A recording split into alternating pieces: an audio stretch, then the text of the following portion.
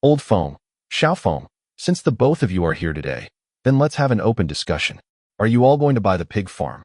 In the meeting of the farm department, the leaders were seated on one side, while Feng Xue and his father were sitting on the other side of the meeting table. Chief Officer, let's be honest with each other. Everyone here should know about the situation of the pig farm. If the pig farm can earn money and I want to buy it, you will not sell to me. We will not do any business that will lose money. Now, we have the animal feeds, technology, money, and we want to help our district. If the district is still having this attitude and making such unreasonable demands, then there is no need for us to negotiate further. After Feng Xue finished, he picked up the teacup and took a sip. Shit, this tea was excellent. A small leader in the farm department and enjoy such tea? This shows where they spent their money on. Even if Feng Xue wanted to rebuild his homeland, he must also control the finances. He will not let the farm department handle the money. They know nuts about managing finances and still like to make decisions.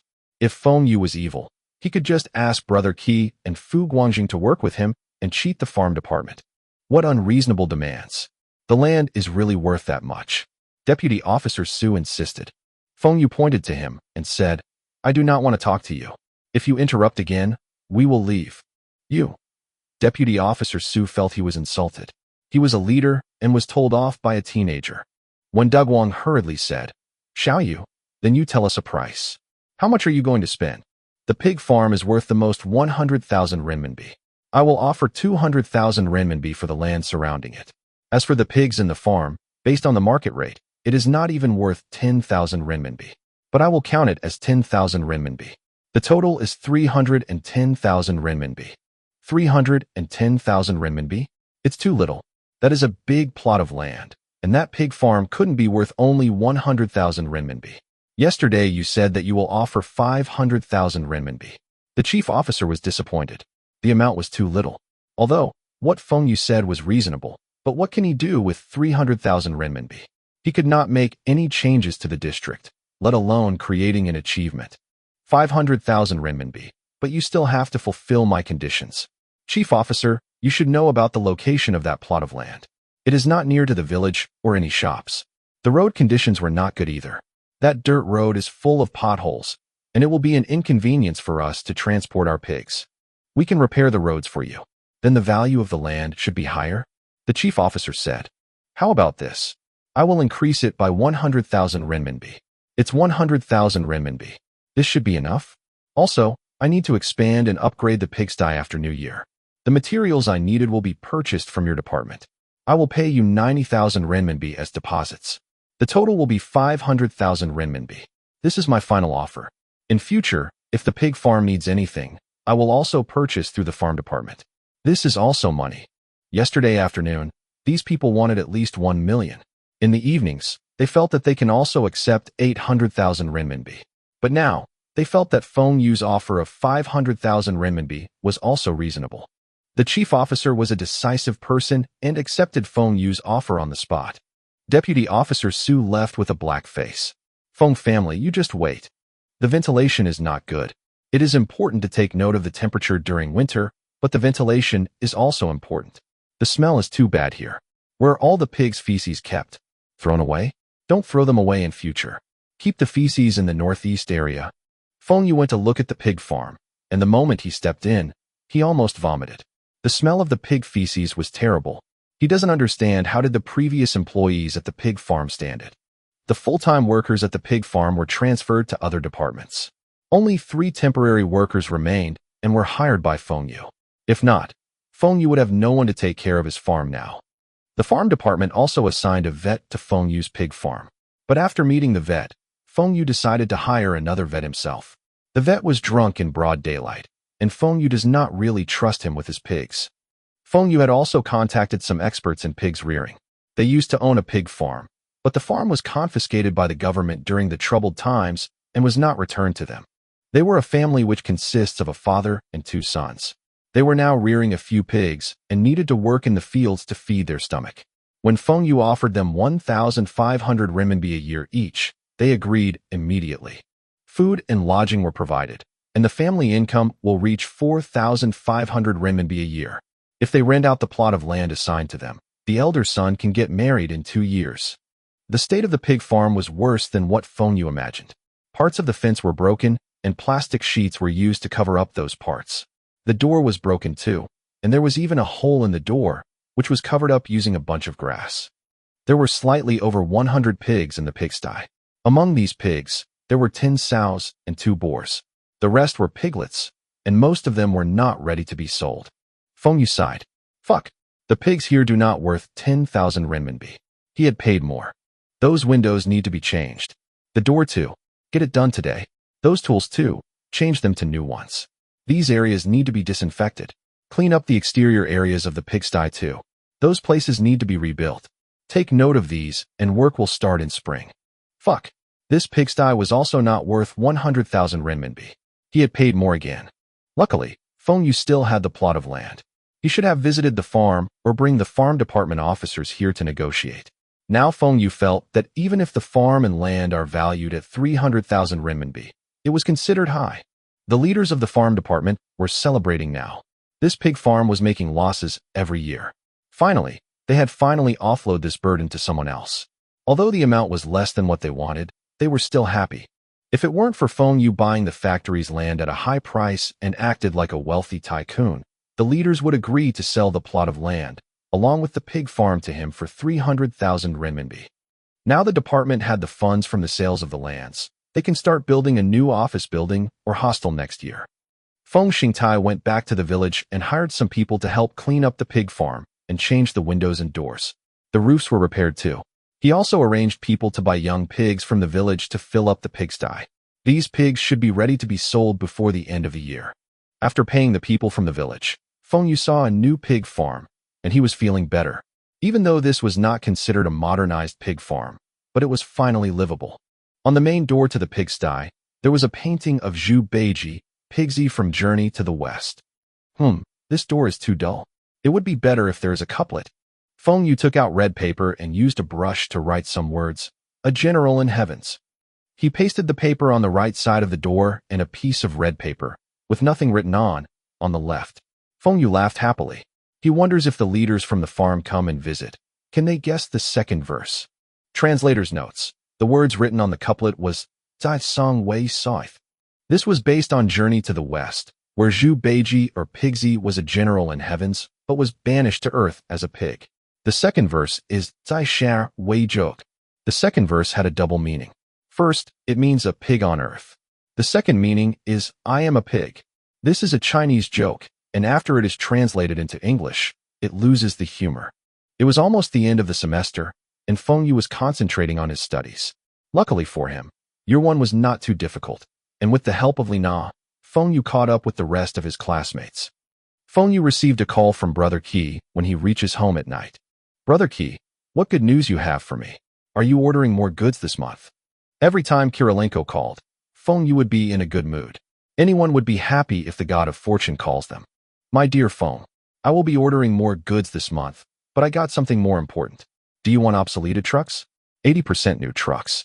I can sell it to you at half price. Trucks? Soviet gas trucks. Feng Xue did think of purchasing a batch of trucks. His father's factory had spent a lot on transportations, and the demand for delivery trucks in Bing City was rising. It would be profitable if he were to set up a delivery company. What's the quantity? You sure these are 80% new? At least 50 trucks. The maximum is 80 trucks. All were produced last year. They were manufactured for the military and were seldom used. They haven't even passed the run-in period. But for some reason, these trucks will be obsolete after the new year. These people were shameless. Manufactured in 1987 and not really been utilized. So fast obsoleted. Brother Qi, I want to work with you for the long term. Will it be risky if you do this? If you need money, I can lend it to you first. I won't charge you interest. Feng Xue does not want Kirilenko to get into trouble. The next 2 years were the best time to import from the Soviet Union. For these measly profits, they might be risking more significant profits in future. It was not easy to build up this relationship with Kirilenko, and it would be hard to look for someone else. Feng, what you said made me very happy. But this time it's not me. It's Ivanovich. He needed a sum of money and asked me to contact you. I can guarantee you that the mileage for these trucks were less than 50 kilometers. This condition is still good. Ivanovich was one of those that came to China the last time with Kirilenko. His father's rank in the Soviet army was higher than Kirilenko's father. Feng Xue was much relieved when he knew that it was not Kirilenko that was taking the risk. These trucks had traveled less than 50 km and haven't even completed the run-in period. Okay, I will take all the trucks. How about this? A few days later, when the river was frozen, just drive the truck over, and this way, the trucks can complete the run-in period. Let me think if I need anything else so you can deliver it at the same time. You have anything good to recommend? I prefer those industrial products. How about refrigeration compressor? These things are very cheap now. There is no market. You can sell it to the south. The quality is not bad. In his past life, Feng Xue had read in the papers that the Soviet Union-produced refrigeration compressor was still in good working condition after 50 years. It had never broken down before. Are these compressors expensive? Of course not. I will send you the quotation later. You can assemble these machines into refrigerators or small cold storage. You will not make a loss. Kirilenko was getting better at doing business. He knew which type of products would be favorite in the China market and what products from China would be popular in the Soviet Union. Fine. You give me the quotation, and I will decide how many units I need. Help me to search for the manufacturing machinery. After the new year, there will be opportunities for us to earn from those. Feng Xue kept painting beautiful pictures for Kirilenko to condition his mind. If he decided not to import these technologies or manufacturing machines now, then it would be more challenging to do this type of trades after the dissolution of the Soviet Union. Feng, I have a problem. If we were to drive the trucks across the river and into China, there might be problems with the paperwork. All this while, I am using the military's carriage when I send goods to you. This time, it might be a bit troublesome for you. Feng Xue also felt that this was a bit troublesome. All this while, he had gotten used to Kirilenko arranging the transportation, and there was very few paperwork as they were using the military carriages to transport these goods. But this time it was a bit troublesome, especially the taxes. The taxes will not be a small sum. Let me think of a way. You send me the prices first. Back at the company, Feng Xue sat in his office in a daze. Wu Jigang had just returned from another province. He had heard that one of the factories in Liao province was looking for a high-temperature steel furnace. High-temperature steel furnace? This thing was not cheap. This factory in Liao province was really willing to spend. At least much better than the machinery factory in Bing City. The high-temperature steel furnace's prices were based on the volume and temperature. It would cost from 5 million rubles to 30 million rubles. China cannot manufacture this type of furnace, and only the US or Europe had the technology. Jigang, rest for a few days. You had worked hard. Tomorrow accompanies me to the city. We need to get the approval to import a fleet of vehicles. A fleet? What fleet? Wu Jigang was curious. The company uses the railway typically to import stuff. Feng Xue explained briefly to him, and he said, Director Feng, I have an idea, but I am not sure if it will work. Tell me about it. We can ask Kirilenko to set up a logistics company to deliver our goods. This way, we only have to pay the taxes for the goods and not for the fleet. After the fleet reaches here, we ask Kirilenko to write us an IOU, stating that he owed us money and was unable to pay us. We can then keep his fleet of trucks as his payment for his debt. This way, we do not need to pay the taxes. Feng Xue's mouth opened wide in astonishment. How come he did not think of this idea? This method was commonly used in his previous life for the property market. All it takes was a few days of legal proceedings and still can avoid taxes. Jigang, you are a great help. Once this thing is over, you will get a reward of 10,000 renminbi. No need so much. Wu Jigang was grinning from ear to ear. That settles it. You had saved so much for the company, and you deserve it. Okay, you can report off today. One cannot be stingy towards subordinates, especially subordinates who are able to think out of the box. This way, these subordinates will be willing to do their best for the company and help the company to achieve higher profits. In the evenings, Li Shiqiang brought back the quotation for the refrigeration compressor faxed over by Kirilenko. Feng Xue looked at the quotation, and indeed, the prices quoted by Kirilenko was very low. If he was able to resell these compressors to the south or manufacture refrigerators, he should be able to make at least 30% profits. Feng Xue immediately called up Kirilenko and told him to take note of how much load the frozen river can withstand. Feng Xue wanted the trucks to carry the maximum amount of compressors. He also wants all the trucks. After that, he told Kirilenko about his idea to avoid taxes and asked Kirilenko to register a logistics company. The money for the compressors will be transferred over first, and the payments for the trucks will be transferred to another account or use other types of goods to barter. After they had finished discussing their plans, Feng Xue asked Li Shiqiang about the procedures to set up a logistics company. Logistic company? Li Shiqiang felt that it was weird. It should not be profitable to run a logistics company. Just the vehicles, it would be a considerable investment. Feng Xue told him that Kirilenko wanted to sell them a fleet of obsoleted trucks which were manufactured last year, and as expected, Li Shiqiang was shocked. Feng Xue had not expected the second generation of the Soviet Union army would dare to do this, let alone Li Shiqiang. But who cares? The more daring they are, the better it was for Feng Xue. If they dare to sell planes or cannons, Feng Xue will dare to buy. Author notes. Remember, there used to be a lot of gas trucks in the Longjiang province which was used to transport goods and ferry people. Before Feng Xue had the time to go to the city to prepare the paperwork, he received a call from the machinery company that there will be a meeting at 10 a.m. with regards to the arrival of businessmen from other places. Feng Xue does not interfere with machinery companies' sales, as their sales channels were more established than what Feng Xue expected. Their sales personnel did not even need to do sales visits. All they need to do was to make some phone calls, and there will be foreign businessmen coming over to visit the company. Li Mingde had instructed his staffs to tell other parties that the machinery company was now manufacturing China's most advanced agricultural machinery. The design and quality were all above average, but the price was only slightly higher. Businessmen knew that these products will bring them lots of profits and came rushing over. This was also considered a big deal for the machinery company and must inform Feng Xue as part of their procedures. Fu Guangjing, on the other hand, was not too bothered by these matters. He was not worried as he had hired someone to monitor and audit the finances. Furthermore, Feng Xue was there to take care of things. Feng Xue wanted to go and look at the development of the machinery company. If there were any problems, he would voice out immediately. This concerned the future of the company. This time, the machinery company had mainly produced plowing machines. It includes the spare parts. These products would be very popular in spring. In the meeting room, all the leaders in the machinery company were beaming with joy. Yesterday, they had shown some samples, and they were surrounded by customers. Their sales prospects were looking good.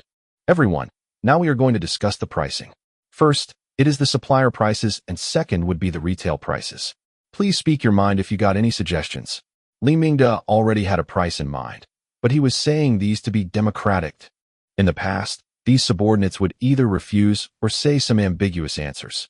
In the end, everyone would use the prices on a piece of paper, which Li Mingde passed around. But today it was different. After he finished asking, someone spoke. I think we can set the wholesale prices, but there is no need to set the retail prices. The market is developing fast now, and if we were to set the retail prices, especially if we set the retail prices too high, it would be hard for us to capture the market share fast. Feng Xue looked at Li Mingde and said. Li Mingde looked at Feng Xue unhappily and said, Xiao Feng, you don't understand the market well. The quality of our machines is better and more durable. Of course, we must price it higher. Feng Xue shook his head. General Manager Li, I feel that these wholesale prices are also very high. What is the most important thing for us now? It's market. If we are able to push our products to the whole China and let our Bing City Machinery Company's brand position in the minds of the consumers, then it's worth it even if we had to suffer some losses now. Furthermore, if we use the old prices, the profits will not be low either. There is no need to raise the prices.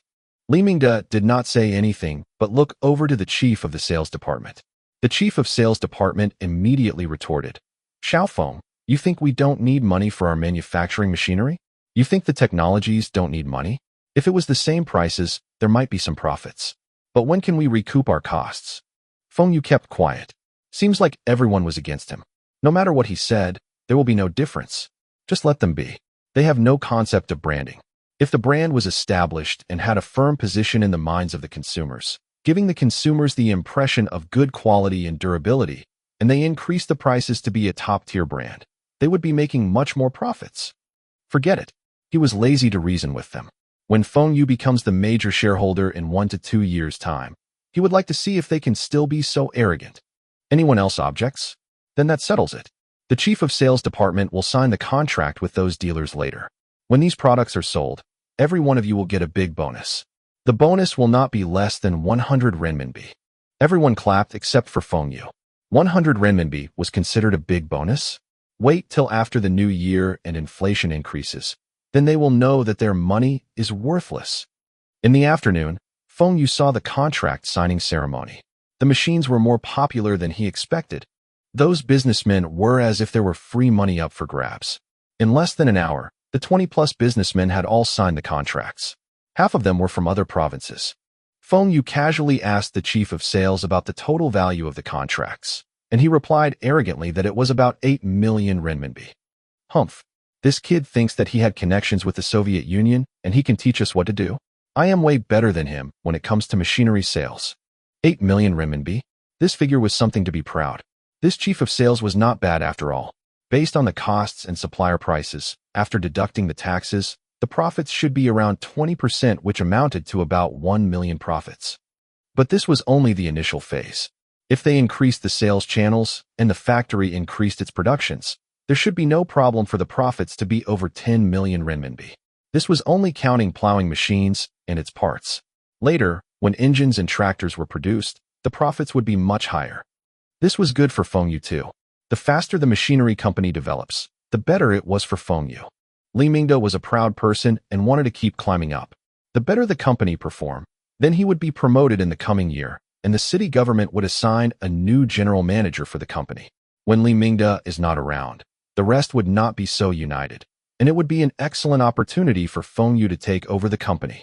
This machinery company in the hands of these government officials might be able to give the city government a significant amount of taxes, but if it were in the hands of Feng Xue, the taxes would be more than 10-folds. Feng Xue do not have the habit to help others for free. Using technologies to buy a stake in the company was part of his plan. He wanted the company to have a taste of success, and then he would use more technologies to increase his stake slowly and dilute the shares. For example, Feng Xue could work with the company using this batch of refrigeration compressors. He wanted the company to set up a new workshop to manufacture refrigerators, ice storages. The profits would be better than selling these compressors by itself. But when Feng Xue mentioned this corporation with Li Mingde, he rejected him. Refrigerators and ice storages? How can these things be sold? It was winter now. Even if it were summer, the sales in the northeast region would not be good either. You mentioned that you want to sell to the south, but there were already refrigerator factories there. Li Mingde was not corporative, and Feng Xue was a bit disappointed. However, he still had his ways. The motor factory missed working with Feng Xue. Although the motor factory's financial situation was better now, who doesn't want to earn more? Feng Xue had just mentioned this project, and the motor factory agrees immediately. It was the same as last time. The motor factory would only manufacture and assemble for Taihua trading, and the brand would not be the motor factory. The profits for the factory was at least 100 renminbi per refrigerator. Feng Xue agreed without any hesitations. He wants to let the machinery company knows that even the products they look down upon would be a success if he was the one managing it. In future, if Feng Xue were to propose any corporations with the machinery company, they would not reject him. How was your revision? Tomorrow is the final exams. When Dongjun looked at Feng Xue listlessly. Not bad. It should be fine. Look at you. You don't seem to be confident. How many positions do you intend to improve this time? Feng Xue raised his eyebrows and asked Wen Dongjun. Didn't you say that you will improve by a few positions every exam and graduate as one of the top students? I will definitely improve and get out of the last 10 positions zone. But I will still be about 10 positions behind the school's mid-range section. What should I do? Wen Dongjun said with a worried look. Feng Xue curiously asked. Uncle Wen wanted you to reach the middle section in this semester. No. Even if I am within the last 10 positions in class, I would still be able to get into a university. It was not my parents, but someone else. Wen Dongjun said, and stole a glance in a direction. Fuck. This idiot is eyeing my girl. Feng Xue was furious. Wen Dongjun was looking at Li Na just now. But he calmed down and thought. Wen Dongjun was not this type of person. Furthermore, he knew Li Na well, and he knows that Li Na was not the type that would quickly change her heart. Don't. Oh fuck. Could it be Wen Dongjun like fat chick? Feng Xue's eyes opened up wide and stared at Wen Dongjun. This was indeed Wen Dongjun, and not some aliens in disguise. His head must have been banged by the door. Wen Dongjun got angry. Why are you staring at me for? You. Like fat chick. Feng Xue felt apologetic for Wen Dongjun. Every time he goes out with Li Na, fat chick will tag along, and Feng Xue will drag Wen Dongjun along to accompany her. But he never expects Wen Dongjun to like fat chick. This is too funny. Why not? What fat chick? It's so disrespectful. Her name is Zhang Han. Fine. So, you like Zhang Han. No wonder you stopped wooing the prettiest girl from next class. You are even studying hard for Zhang Han. But don't you think that Zhang Han is a bit fat? Feng Xue said and used his hand to make a tiny gesture. Feng Xue was trying his best not to burst out laughing. What fat? I was also fat when I was young. Didn't I slim down now? Zhang Han said that she will lose at least 10 kilograms during the winter break. Fine. I wish you good luck. No wonder you are confident of improving your results. With Zhang Han as helping you with your studies, no wonder you are confident that your results will improve. Both of you are quite compatible after all. You are from the sports committee, and she is from the literary committee. Lose 10 kilograms? Even if it really happened, Zhang Han would still be fat. She was at least 80 kilograms now. Sighed. You think she is able to lose 10 kilograms this winter break? When Dongjun asked, it should be impossible in 1 month, but it should not be a problem if it's 1 year. Believe in yourself that she will lose weight for you. Feng Xue tapped on Wen Dongjun back with an, I know you can do it look. It seems that if Zhang Han doesn't lose weight, Wen Dongjun would feel uncomfortable and eventually their relationship would die off. But Feng Xue does not believe that Zhang Han would successfully lose weight. Feng Xue's studies were still considered not bad. He got full marks for his Russian. His scores for languages was considered good too. His math was not regarded as bad, but the rest of the subjects like chemistry, physics, etc. were only so-so. His memory was quite good, so his history and those subjects that required memorization should not be a problem for him. There should not be any problem for him to get into the top 10 positions. As for this exam, it was not a problem for Feng Xue. During the final exams, all the year 1, 2, and 3 students were sitting together to prevent anyone from cheating. Feng Xue did well for the first few subjects, including his 2 weakest subjects, biology and chemistry. Feng Xue stretched himself after the last paper, politics, was concluded. This time, he should get good results and should be able to answer to his parents. As for himself, Feng Xue had always been strict with others and generous to own self. When they came out of the examinations hall, Feng Xue saw a beaming Wen Dongjun. This idiot did well for his exams. Impossible. His chemistry and physics were not bad, but did badly for the rest of his subjects. Why was he so confident this time? I tell you, I am confident to be in the top 10 positions this time. Wen Dongjun said proudly. Feng Xue touched his forehead and said, you do not have a fever. Stop talking nonsenses. Wen Dongjun brushed Feng Xue's hands aside and said, who is talking nonsenses? I am really confident. My Russian improved a lot because I was sitting beside you. My math, physics, and chemistry scores were all better than you. As for history and those subjects that need to be memorized, I met a good person. What you mean? Stupid. I am sitting beside a year 3 student, and he is a liberal arts student. He was able to answer those questions which I couldn't answer. After he finished his papers, he took my papers and practiced. He said that he used to get full marks for history, geography, politics, etc. Fuck. Feng Xue was speechless. Why was this idiot's luck so good? He got to sit together with a year 3 top student who was willing to help him answer his papers. If Wen Dongjun got full marks for those subjects, then he might really be in the top 10 positions. Fine. He can brag all he wants now. Let's see how well he does in the next semester. Let's go. Tonight, we can catch a movie at the Cultural Palace. Drive there. I will pay for the tickets. This time, Lu Kuan had joined them for the movies. Tomorrow was the start of the winter break, and Feng Xue will be driving back. He will give a lift to them, and they don't need to wake up early to get the bus tickets back to their districts. Today, they can stay OU a little later. Lu Kuan was indeed a smart student. Even at the 3rd high school, he was the top student in his class and in the top 3 of the whole grade. He was the good student where all teachers and parents would praise. Of course, the teachers and parents also talked about Feng Xue and Wen Dongjun, but it was for the wrong reasons. Feng Xue kept skipping classes, and there were rumors that his family was with the triads. Wen Dongjun was always on the basketball court playing basketball. This type of students can get into universities. The parents would warn their children not to mix with them. If not, they would break their children's legs. At the Cultural Palace, Feng Xue and Li Na sat together, and Feng Xue held Li Na's hands. Li Na did not avoid Feng Xue but blushed in the dark cinema. She could not concentrate on the movies and kept worrying. She was afraid if Feng Xue turned around and kissed her, what should she do? Resist. But unfortunately for her, until the end of the movie, Feng Xue did not do anything else. Li Na was feeling a little disappointed. There was someone in her hostel who had kissed her boyfriend. Wen Dongjun and Zhang Han were sitting together, but he did not hold Zhang Han's hands. Hang Han had rested her head on Wen Dongjun's shoulders. This made Wen Dongjun's heart beats faster. He felt that Zhang Han was getting prettier the more he looked at her.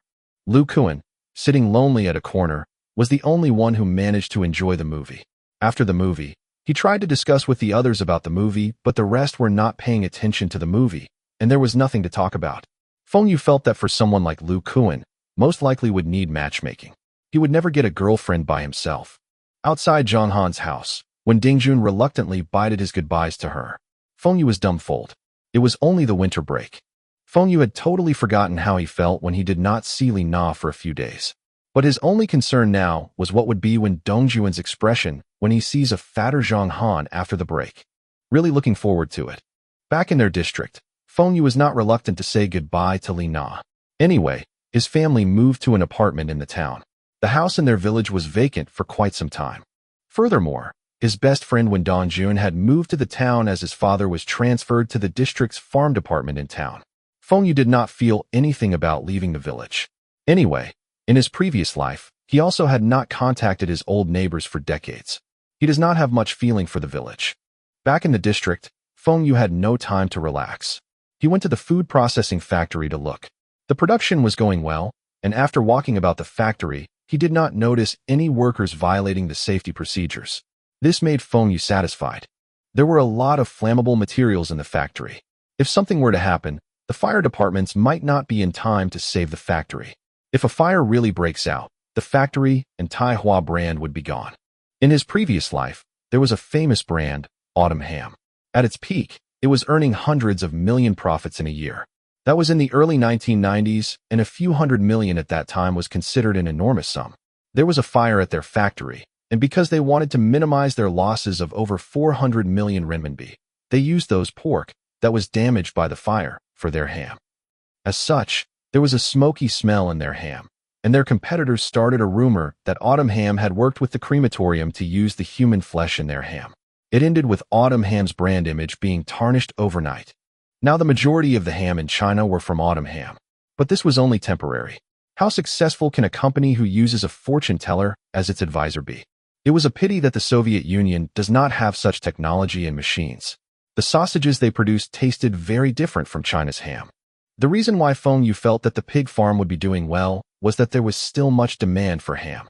If he could get his hands on the production machinery, Feng Xue was confident that he could capture the Northeast market. The profits for ham was at least 10%, and if he sold 100 million hams in a year, that would equate to 10 million renminbi. The main task now was to expand the pig farm. At least now, Feng Xue thinks that there was a need to create a brand for his pigs. For example, there was a brand called Shuang Hui frozen fresh pork in his previous life. They had many stores throughout China. This company was making more than 10 billion RMB a year just by selling pork. Feng Xue might not be as good as others regarding managing, but he had the knowledge of the future. He should not have any problems occupying the market for the Northeast region. The Feng family was in dispute because of the naming of the pig farm. What are you talking about? Pigs also need branding. If this were not his son, Feng Xingtai would have chased him out of his house. It was just pigs. What's the use of branding for pigs? With a brand, the pigs will not be pigs anymore. Dad, after we got the branding done for our soybean oil, coupled with the advertisements on the papers and TV, the sales became much better than the good oil factory. It was the same for our sugar. We had use our brand, change the packaging for our sugar, and the profits are higher than what you expected. The pigs will be the same. With branding, whenever someone wants to buy pork, our brand will be the first brand they thought of. Feng Xingtai scratched his head. It was like what Feng Xue had said. But what's the use to have a brand for pigs? If Feng Xue suggests using Taihua as a brand name, he will slap him hard. Then you say what name is good for our pork? I am warning you now. You better don't say what general in heavens. The last time you wrote the couplet, Deputy Farm Officer said the second verse, and he was hospitalized due to high blood pressure. When Feng Xingtai was saying this, he almost laughed out. He did not think much about the couplet, but when Deputy Officer Su saw the pigsy picture in the couplet, he immediately blurted out the second verse, pig on earth, same meaning as, I am a pig. Everyone around him laughed loudly, and Deputy Officer Su's blood pressure shot up and almost fainted. From then onwards, he never stepped foot into the farm again. But that also saved Feng Xingtai a lot of trouble from entertaining him. We can call our pork young and cheerful? Feng Xue suggested cautiously. Young and cheerful pigsy. Sounds jovial and easy to remember. Young and cheerful? What stupid name is that? No. Feng Xingtai did not know that this name came from a famous TV drama in the future and rejected it straight away. Feng Xue was a bit disappointed, but he could quickly come up with more than a dozen names for his brand. If he can't think of any names, he could also use the names of the brands from his previous life. How about double benefits? It stands for preferential and affordable. We are selling pork. What affordable are you talking about? The things you sell are always more expensive than others. No. Then can we name it using our location? For example, our district. No. Our district's name is not too auspicious. Furthermore, the district was named after a martyr. How can use the name of a martyr on pigs? Feng Xingtai stared at Feng Xue. Feng Xue smiled. He also felt that it was not suitable. Then how about Bing City Pig Farm? Anyway, our targeted market was also Bing City. Our pig farm is also not located in Bing City. How can we name it as Bing City Pig Farm? Feng Xingtai continued to reject the suggestions made by Feng Xue. Then we name it Tian Peng. General Tian Peng was the name of Pigsy when he was still a general in heavens. This name is short and simple. Anyone who heard it will know that we are selling pork, Feng Xue casually said. He was waiting for his father to reject his suggestions a few more times, and then he would suggest golden gong. Gongs will make a loud noise, and golden gongs would symbolize the arrival of riches and wealth. His father would surely like this name. But Feng Xue did not expect that his father liked the name Tian Peng. Feng Xingtai blinked and turned to his wife. What do you think of this name? Tian Peng Pigsy? Can this name really be suitable? She wanted to cry. This father and son pair had discussed for so long and came up with such a name. Since there are no objections, then that will be the name. Tomorrow I will ask someone to register this brand name in Bing City. I guarantee that our Tian Peng pigs will be the most popular in Bing City, Feng Xue said. He was feeling regretful, and he didn't get to use Golden Gong as the name. But the name Tian Peng was not bad either. Feng Xue consoled himself. The chief officer of the farm department looked at Feng Xingtai speechless. What is this old Feng doing? Why would he name his pig farm as Tian Peng Pig Farm? The last time, the couplet on the door had already left people speechless, and this time. Was he doing this on purpose to piss off Deputy Officer Su? Chief Officer, is this against the rules? We did not come up with this name for fun. We had thought about this seriously. The chief officer was trying to hold back the urge to laugh. Serious thoughts? Then what names would Feng Xingtai come up if he was to name the farm casually? Pig Pig Pig or Mr. Strong Pig? Actually, Feng Xue had thought of a better name. General Pig. But this name sounds like the name of one of China's leaders, and he was afraid that people would think that he was insulting that leader. Old Feng, why can't the name of the pig farm remain as Pig Farm? What must you name it as Tian Peng? Chief Officer asked. Chief Officer, pigs also require branding. You look at our soybean oil and sugar. Our sales are good because of branding. These pigs are the same too. There is a big difference between products with brands and without brands. Brands will give consumers a sense of credibility. Feng Xingtai had learned all these from Feng Xue yesterday. Branding? Then why not use our district's name as your brand? The chief officer hopes to get some benefits from Feng Xingtai. If only Taihua Premium Cooking Oil had used the district's name, it could promote their community as well. The name of a martyr to be used on a pig farm? Tian Peng is a better name. When you hear this name, you will know that these were godly pigs. Oh yes, during the new year, our pig farm will donate 10 pigs to the farm department for you all to help the poor families. Feng Xingtai once again used the words Feng Xue taught him. As expected, the chief officer heard this. He did not give any more rejections. From that day onwards, the most famous Tian Peng pork in China was born. The first batch of pigs was ready to leave the farm, but there was no slaughterhouse in the district. In the village, they would just get the help of 1 or 2 men to slaughter pigs. 2 people to hold on to the pig, and 1 person to stab it to release the blood. It was brutal but straightforward. This method was still fine if it was a few pigs. But if there were a lot of pigs, then it would be a problem. When they expand the pig farm in spring, they must build a slaughterhouse too. Just nice Feng Xue decided to sell these Tian Peng pigs in the city. He hired 2 trucks to send all the pigs to the slaughterhouse in the city. Squeak. Feng Xue only took a glance at the pig and turned away. These people do not have any skills when they slaughter pigs. Don't they know how to stab the spine first? Brother Feng, where do you intend to sell these pigs? Do you want me to recommend you some buyers? The person in charge of the slaughterhouse, Gu Dachong, helpfully said to Feng Xue. I had already contacted the buyers. Thanks for asking. Furthermore, in this type of weather, even if I am unable to sell off these pigs, it will also be fine. I can just freeze it and don't need to worry about the pork turning bad. Feng Yu looked at Gu Dachang. In this era, he does not need to worry about getting no buyers for his pork. It was the lunar month, and many people want to buy pork. Gu Dachang smiled and asked, Brother Feng, where did you get so many pigs? My district. XX district. There is a Tianpeng pig farm there. They have another batch of pigs that are going to be sold before the new year. Feng Yu said. He knew that there must be many who had come to Gu Dachang to ask him about where to buy pigs. Just nice. Feng Yu could use Gu Dachang to spread words about his pig farm. Tianpeng. How come the farm has such a name? Thank you, Brother Feng. I will go there to look in a few days' time. Gu Dachang happily walked away. All the pork sellers came to him to ask for pork, but there was nothing he could do. He was only the in charge of the slaughterhouse and not running a pig farm. Director Li, you busy? Oh, it's Mr. Feng. Have the refrigeration compressors arrive. The motor factory's director Li Shiyu saw Feng Yu and was full of smiles. Now, although the motor factory was no longer in financial difficulties, the factory was not running at full operation.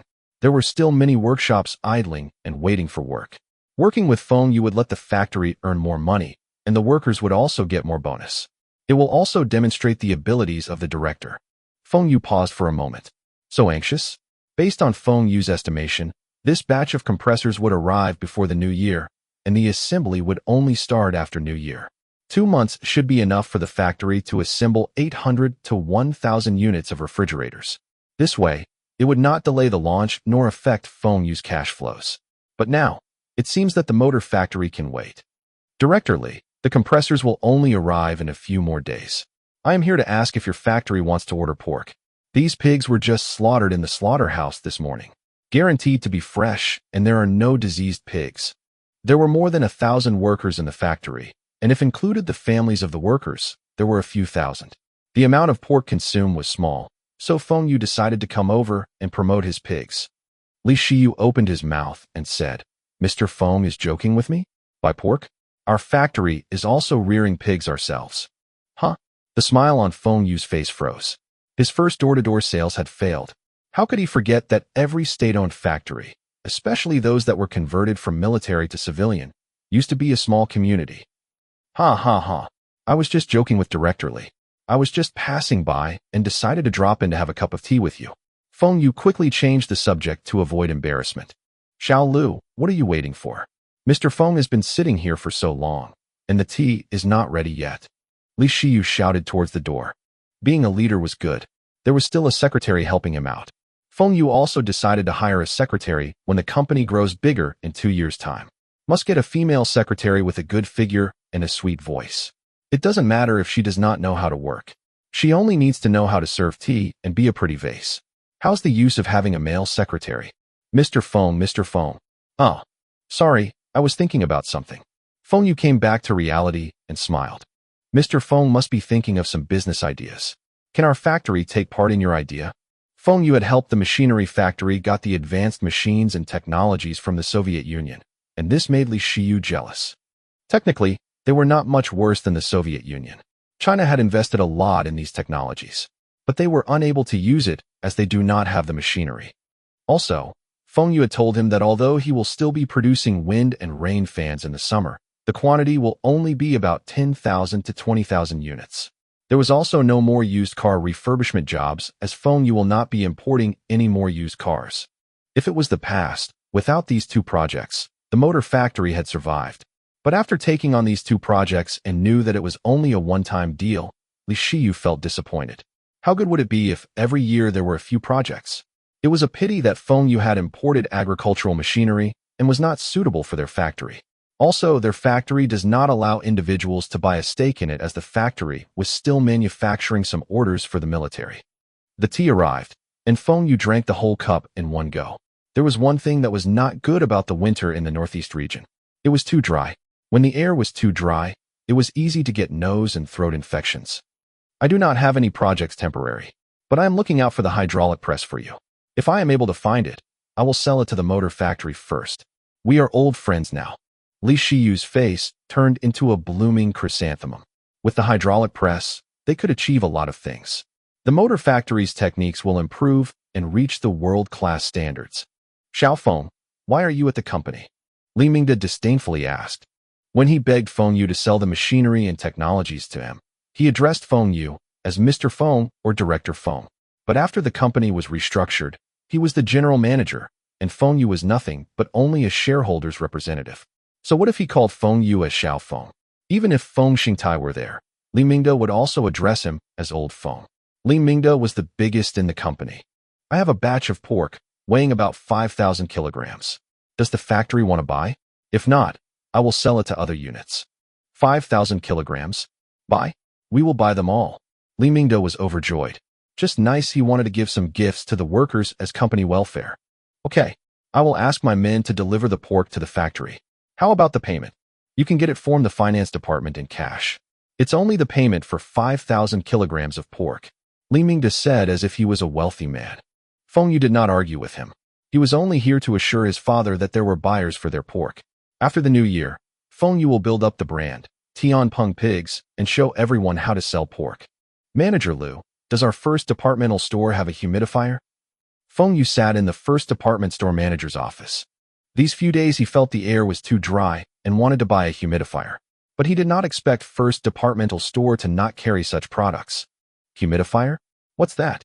I had never heard of it before. Manager Liu replied with a surprised face. Never heard before? Feng Xue's eyes started rolling. The humidifier was not invented yet? No. He remembered that the humidifier had existed for a long time and was used for industrial purposes. But it was not used for household appliances. This was great. This humidifier will bring in lots of money for him. Manager Liu, don't you think the air in your office is too dry? Wouldn't it be more comfortable if the air is not so dry? What can I do? I can't be sprinkling water on the floor. It will be too dirty. Feng Xue laughed and did not say a word. He spoke to Manager Liu about his pork, and Manager Liu will order 1,000 kilograms of pork from Feng Xue if he had the pork before New Year. After leaving first departmental store, Feng Xue returned to the motor factory. What happened? No one is buying your pork? How much pork do you have left? If it is a few thousand kg, we will buy it and give it to the frontline workers. Li Shiyu thought Feng Xue was there to promote his pork and decided to buy some out of goodwill. When Feng Xue was bullied by Song Xiaofeng, the motor factory did not help Feng Xue. If not, that Soviet Union machinery and technologies would be sold to the motor factory first. Director Li, I am not here to sell pork. All my pork was sold. The machinery company had bought it all. I had an idea and wanted to ask if the motor factory is willing to help me achieve it. Li Shiyu became interested when he heard Feng Xue said this. The motor factory had never suffered any losses when they cooperate with Feng Xue. What idea do you have? Our factory is one of the best in China when it comes to electrical motors and products. Feng Xue waved his hands and said, Director Li, the thing I wanted to make is not too complicated. I just want to make a humidifier. Put it simply, it's just using a heating rod to change water into steam to change the humidity of the air indoors. Change the indoor humidity. Yes. Don't you think your office is too dry? The winter in the northeast region is like this. If you are not careful, you can get a respiratory infection and will make your throat hurts. Feng Xue carried on saying, I can just put an electric kettle in my office, and it will solve all those problems. Shit, it was still possible to work. You think it would be suitable to place an electric kettle in your office? I intend to use plastic or glass to make this humidifier. Transparent, beautiful, and we can put some designs on the exterior. Also, this humidifier can prevent colds effectively. You sure? Of course. You try it, and you will know. This humidifier must be at least this big, and one heating rod is enough. Feng Xue start to describe how the humidifier would look like. Please wait a while. Let me call a few people here. Li Shiyu's secretary called a few engineers over to listen to Feng Xue's idea, so they would have a rough estimate of how much a unit would cost. Mr. Feng, you want to use glass for this humidifier, then you have to use heat-resistant glass. But the cost would not be low and glass breaks easily, and it would not be easy for transportation. If you are using plastics, you must also use plastics that can withstand high heat. The cost would not be cheap too. The cost for the heating rods is cheap, and it's not hard for us to produce it. How much is Mr. Feng willing to pay us per unit? One workshop director asked. How much do you all want? The few men looked at each other and softly discussed. It was the same workshop director replied, 30 renminbi. We need to modify our current facilities a bit, and the assembly of the parts was a bit troublesome. So, your minimum order must not be less than 5,000 units. The contractor required 30 renminbi, and the cost of the raw materials would need more than 10 renminbi. This price was higher than what Feng Xue expected, but Feng Xue was confident to be able to sell off all 5,000 units. Worse come to worse, he can export to the Soviet Union. Brother Key, who likes garbage. No, it's novelty products, would not reject. I want the plastic types. 2 models, and the first production is 5,000 units. I can pay 30,000 renminbi deposit? How long would the production be completed? We need to construct the mold first. Our side should be fast, and it will depend on the plastic factory. It should be about 10 days. Fine. 10 days. Director Li, can we sign a contract now? The next morning, Feng Xue returned to the motor factory. The prototype was ready. Feng Xue looked at the prototype. The plastic had no designs at all. The colors were very plain to the point you can consider it ugly. Who would be willing to place such things on the table? Director Li, these 2 pieces are detachable. This piece, make it into white color, and the other blue. This part needs to be transparent. This part needs to have a bit of pattern. Our logo will be printed on this part. Words need to be printed here. Most importantly, there must be no leakage, and it must be convenient to change water. Feng Xue pointed out many changes to the prototype, and the engineers jolted all these. Anyway, the changes were all on the plastic exterior. They were not responsible for the costs. Feng Xue can change all he wants. That should be all. I will be collecting the goods in 10 days' time. If everything is ready, then maybe we can do this for the long term. Imitating an electric humidifier was easy. But what about an ultrasonic humidifier? Those big state-owned factories had the ultrasonic technologies, but those smaller factories do not have the means. If Feng Xue remembered correctly, the state-owned factory, which the state invested heavily into, should be producing humidifier for industrial purposes. The humidifier for the households will only appear in 1990. If Feng Xue was still not able to capture the market when he was 1 year ahead of time, that means he was hopeless. Feng Xue went straight to the newspaper agency and changed the advertisement for the next day. The soybean oil and sugar advertisements were ongoing for a long time. Everyone had remembered Manhwa brand. Now, it's time to remind everyone about wind and rain brand. The advertisement on the first day, there was only a flower pot-sized picture. Many people can't tell what the product was. It looks like plastic and the designs were quite pretty. The second day, there was a short article about the harmful effects of being in an environment of low humidity. For instance, more prone to catch colds and respiratory infections. The third day, the article talks about the benefits of having high humidity. The fourth day, there were a few words in big fonts. Wind and rain electrical appliances is back. The impact of the advertisement on the fourth day was more significant than the first 3 days. Everyone was curious. Wind and Rain Electrical Appliances was the company that introduced the wind and rain fans. The boss of this company is stupid, selling fans in the middle of winter. Wind and Rain Electrical Appliances became the laughingstock for a lot of people. The next day, many people were still discussing the advertisements. However, there were some who guessed that Wind and Rain would be introducing a new product that was related to the articles on humidity. Wind and Rain Humidifier, your best indoor companion. This advertising message had occupied the full-page advertisement for consecutive 5 days. This made everyone to take note of it. Everyone was curious about the humidifier. This was a product that will increase the humidity? Will this product be useful? Where can we buy it? Author notes. The first humidifier in China was introduced by a company called Yudu, and it occupied 70% of the market share. But they started off with industrial humidifier and a subsidiary of a state-owned enterprise in Beijing. The humidifier for households was only introduced in 1990. Later, the company was privatized and converted to a shareholding company. Which location was the best place to place a humidifier? Feng Xue's first choice was the office, followed by home. This was different from his previous life, where the company promoted the humidifier to be placed in homes. Many might have thought that the bosses of private companies at that time were the ones that were most willing to spend money. No, those bosses will only spend money on themselves. The ones that spend the most was the government units. The offices of the government officers, leaders of state-owned enterprises, was more luxurious than those from the private sectors. Feng Xue's humidifier was selling slightly over 100 renminbi, but he believed that the leaders in Bing City would account for 1,000 units.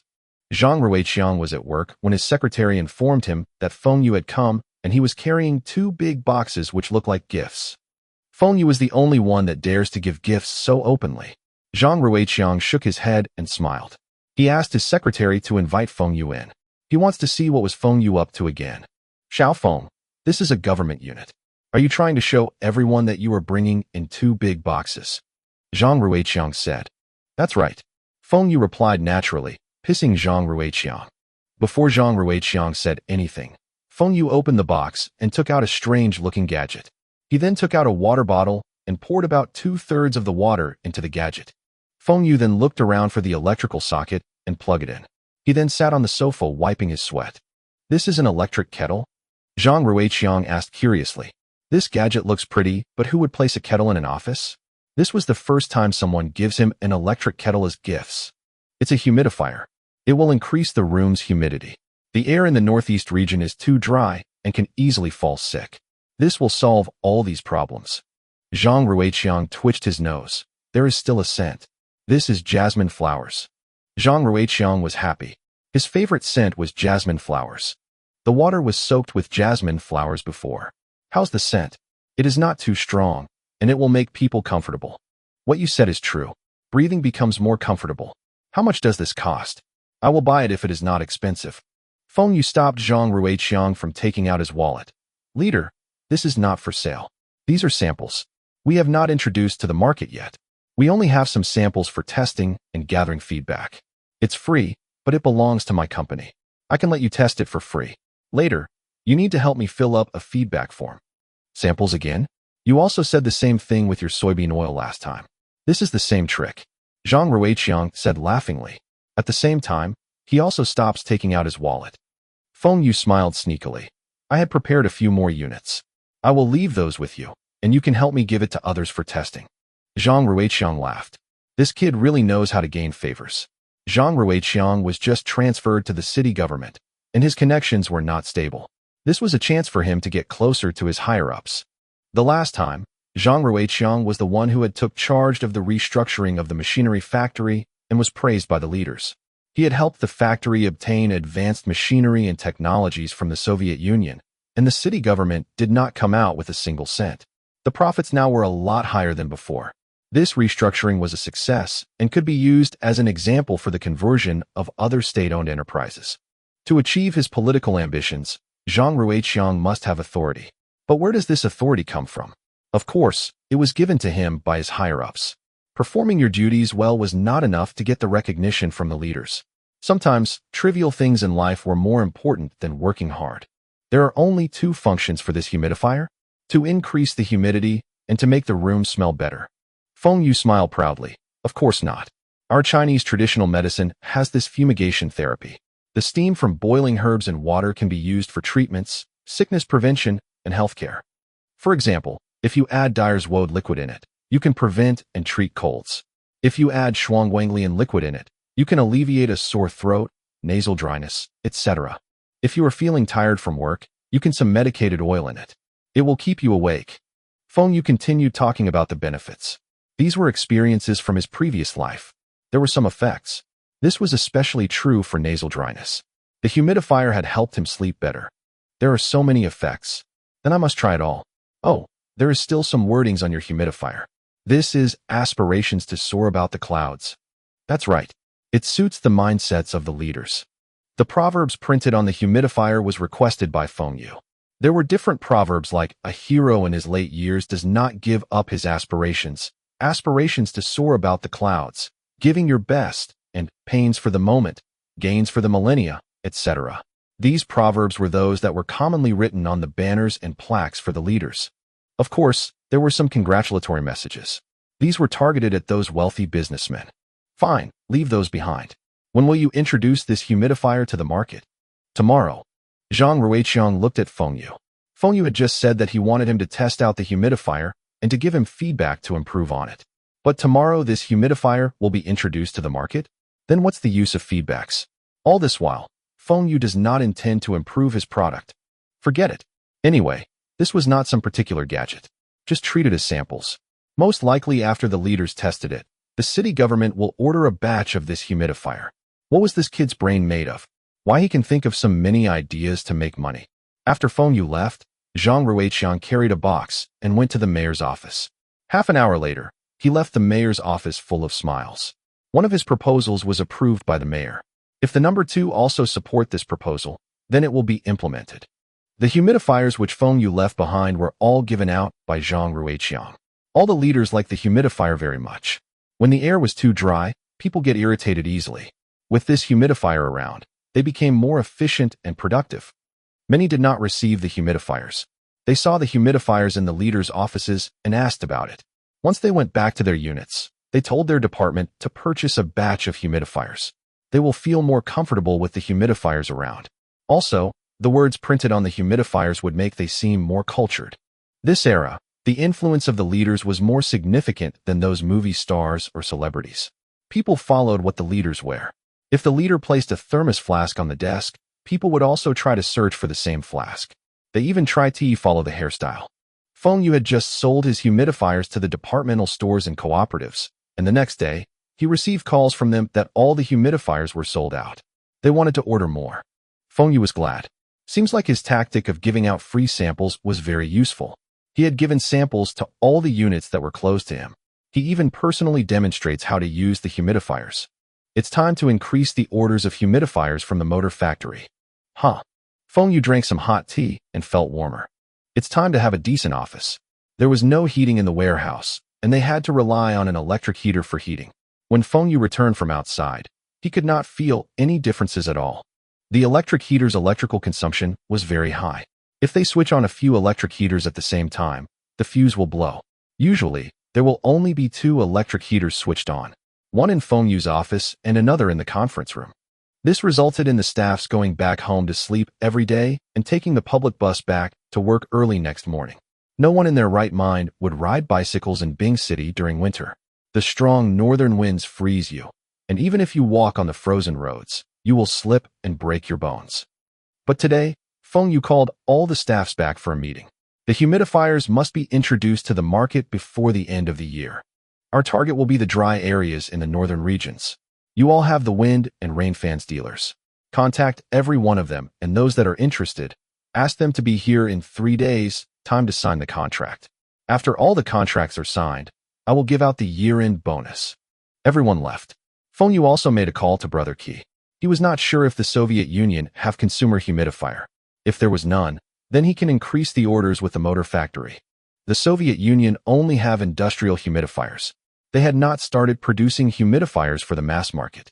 The Soviet Union was still in the arms race with the US, and all their resources were invested in the military. They had no time to develop household appliances. Feng Xue told Kirilenko about his humidifiers, and Kirilenko asked Feng Xue to send a few samples to him. If it were as good as what Feng Xue said, then he would order in bulks. Feng Xue hesitated for a while. This humidifier was the same as his fans.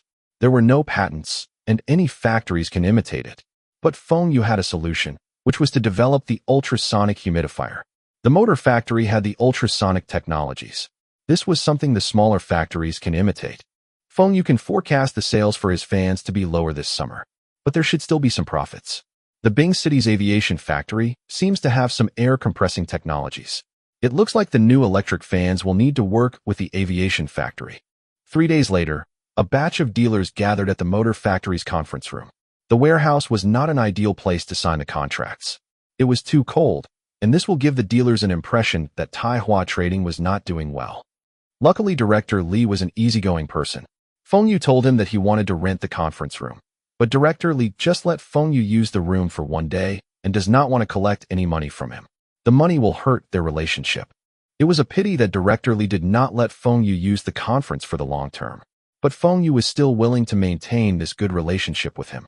Everyone is here today. Prove that you all had trust in Taihua trading and believed in our wind and rain electric appliances. Then I will announce that you all will be our long-term partners. I guarantee that you all will earn a lot of money. After Feng Xue finished, he waited for a few seconds. There was no applause. His words did not excite these dealers. Director Feng, let's talk about the contract. We had seen the demonstration. I am not sure about others, but I am sure to order from you. This time, there is no need for us to fill out the prices. Just tell us the wholesale prices.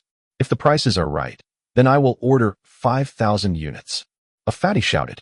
He was the one who handled the markets of 2 provinces in the southeast region previously, and he had earned a lot. Feng Xue showed them the sales for Bing City. The fatty's 2 provinces in the southeast region might not have any market for these humidifiers. The humidity in that area was higher than the north. But who said that he can't sell to other provinces? As long as that other province does not have any authorized dealer, he can sell it in that province. Feng Xue looked at that fatty. This fatty was smart. He thought that if he asked Feng Xue to set the prices, Feng Xue would not fix the prices too high. These humidifiers have two models based on the capacity. One model is the 2 liters model, and the other is the 4 liters model. The space area will determine which model to use. From the exterior, there are also 2 models. One type is the noble model. This model is suitable for enterprises leaders, government servants. The other is called the prestige model. This model is suitable for businessmen. The 2 liters noble model supplier prices will be at 120 renminbi per unit. The 4 liters noble model will be at 170 renminbi. The 2 liters prestige model is at 130 renminbi, and the 4 liters at 180 renminbi. These dealers had a shock. The prices were too high. This humidifier was made of plastics. Why was it so expensive? They thought the most, it would be a few dozen RMB. The average cost of one unit was about 50 plus RMB. The materials cost about 20 renminbi, and motor factories' assembly cost was 30 renminbi. If the profit was not 2 to 3 times of the cost, then it was not worthy of Feng Xue's invention. Director Feng, the price is too high. 1,000 units will cost us over 100,000 renminbi. All our funds will be invested in these humidifiers. We still must mark up the prices for profits. Who would buy if it is so expensive? Someone asked. Feng Xue glanced over at that person, and that person immediately lowered his head, pretending that he was not the one who said it. Director Feng of Taihua Trading had a bad temper. If he were not happy, he would just chase that person out. Our humidifier must be sold at high prices. Are televisions expensive? Are refrigerators expensive? Are there still many people who buy them? You all will be taking charge of the same province's market as the previous time. Same rules.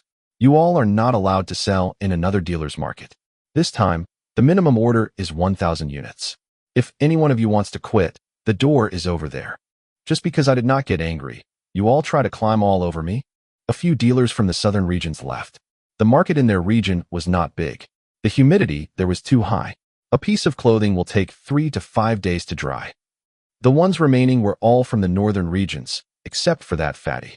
The fatty was persuading others to quit, but he stayed. If these people leave, then he will be able to control the whole market himself and use it against Taihua Trading. But not everyone wanted to quit, especially the dealers from Beijing and Hebei. They even ordered 4,000 units each. In the end, there were no dealers for the northwest region. The dealers for the central and northern areas all agreed to order. The fatty still ordered 2,000 units, but he could take over the remaining provinces. This was considered a concession given to him by Feng Xue. With a total order of 30,000 units, there was not enough stock. A few days ago, Feng Xue had already asked the motor factory to speed up the production. So, it was the same as last time. The dealers will receive half of their goods and the remaining 1 week later. In a week's time, there will be a profit of 2 to 3 million renminbi in Feng Xue's pocket. Goods first and pay later? Impossible. Feng Xue knew that it was not easy to recover debts in this era. Even if they go to the courts, it was also no use. It was only possible to give our goods and collect payments later after the trust was built. Just like Feng Xue and Kirilenko, they would deliver goods to each other first and make payments later. This humidifier was just to occupy the market first and to create the brand awareness. When Feng Xue get his hands on the technology of the ultrasonic humidifier, then he will be the market leader in the humidifier industry. That will be the time where he will get the real profits. Director Li, have you considered what I told you the last time? Feng Xue sat on the sofa and crossed his legs. Beside him was a frowning Li Shiyu. Feng Xue had mentioned to him about using the ultrasonic vibrations technology for the humidifier. It will be safer and the effects will be better. But the motor factory does not have this technology. The motor factory was a military factory in the past, but their primary focus was still electric motors and electrical-related products like batteries, generators, and electrical wirings. They had the best technologies for these products in China. This ultrasonic technology had nothing to do with electric motors. But Li Shiyu knew which factory had this technology. He wanted to get this technology, but to no avail. Now, Li Shiyu was also interested in branding. If the electric fans had used the motor factory's brand, then they would have enjoyed higher profits. Li Shiyu discussed with the other leaders of the factory, and everyone agrees to this proposal. Although the government was encouraging the development of electric generating facilities, The technology for hydropower was still weak. The primary source of electricity was still from thermal generators. The motor factory main strength was always in hydropower. Thermal power and wind power was still lacking. They also just started researching on solar energy. As for others, they were still in the theoretical stage.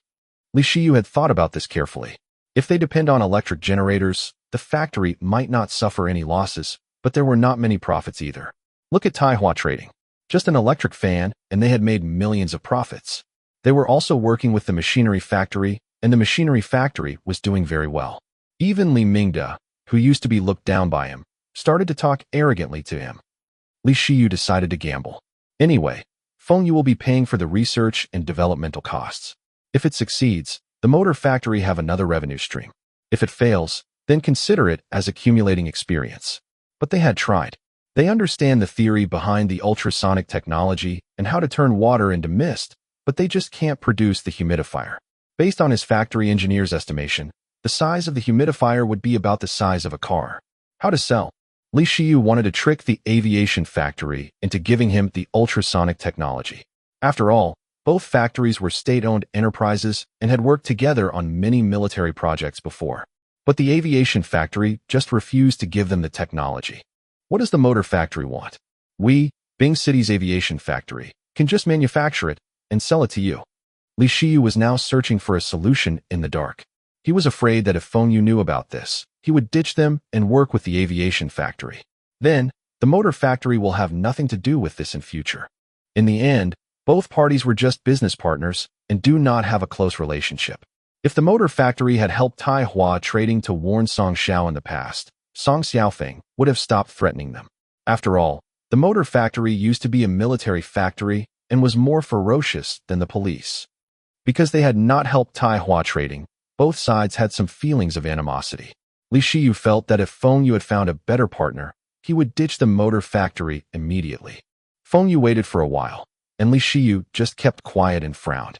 Feng Xue knew that something was wrong. Director Li, what happens? You don't intend to work with me anymore? It's fine. Actually, the machinery factory can also manufacture this humidifier. Feng Xue stood up and wanted to leave. The machinery company indeed can produce the humidifiers, but the machinery company will never produce it. Although all the critical decisions in machinery company were not decided by Li Mingde alone, it was Li Mingde was controlling everything from behind. Even if Feng Xue could persuade Li Mingde to produce the humidifiers, he still has to split the profits with them. Once the machinery company found that the earnings for the humidifiers were high, then they will want to get the more significant share, and Feng Xue will be getting the lesser share. It would not be like with the motor factory, where they just accept the contractor fees. Li Mingde was also more despicable than Li Shiyu. Before Feng Xue becomes the major shareholder of the machinery company, he would not put all his eggs in the machinery company basket for them to reap the benefits. Since the motor factory was not willing to cooperate with him, Feng Xue had another option, which was the university. No matter if it was a technological university or a shipbuilding university, they were strong in research and development. This ultrasonic technology was not considered complicated, and the university lab should be able to complete it. The only problem for Feng Xue was the patent for the technology. The university will not hand over the patent to Feng Xue. Wait, Director Feng. It's not that we do not want to work with you, but our ultrasonic vibrations technology was still in the theoretical stage, and it will take at least 1 year to put it into practical use. Feng Xue finally found out that Li Shiyu was bluffing when he said that they had the ultrasonic technology. The motor factory had only started researching on it after Feng Xue's suggestions. Director Li, let's be honest with each other. The motor factory does not have any engineers that know the ultrasonic technology. You all tried to research about it now and discover that it was impossible for you all to succeed. Since you all dared to agree to work with me last time, then you must know where to get this technology. Which factory is it? Or which university's professors? Li Shiyu looked at Feng Xue in astonishment. He could guess so much with so little information. How can a teenager be so shrewd? He must be at least a few decades old. I know that the Bing City's aviation factory have this technology and even have the experts in this, but they do not want to sell the technology to me. I had tried to meet Director Ho a few times, but never got to see him. Experts from aviation factory? Why not you try to ask Director Ho of the aviation factory out? We can discuss for a three-way corporation. They can come out with the technologies, I can come out with the capital, and you can do the production. The profits will be split between the three of us. Another partner? Feng Xue was happy to have another partner. Furthermore, Feng Xue wanted to know Bing City's aviation factories. Director Ho. His next business idea will need to partner with the aviation factory, and it will be even more profitable.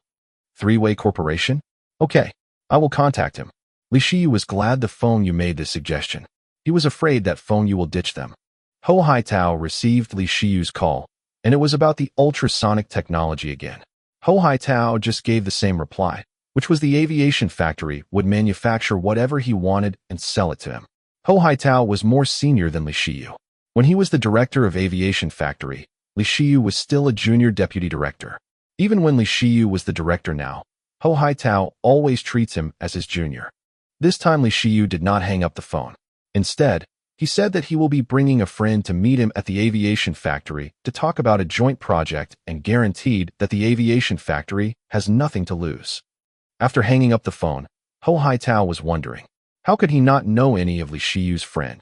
Feng Xue had already decided that no matter how they cooperated and how much money he had to fork out, the patented technology and brand must be under his control. These were the most important things. Ho Haitao's disdain for Li Shiyu grew even more when he saw Feng Xue. This teenager should be still schooling, and he was Li Shiyu's friend? This Li Shiyu was getting worse. Director Ho, this is my friend which I told you about.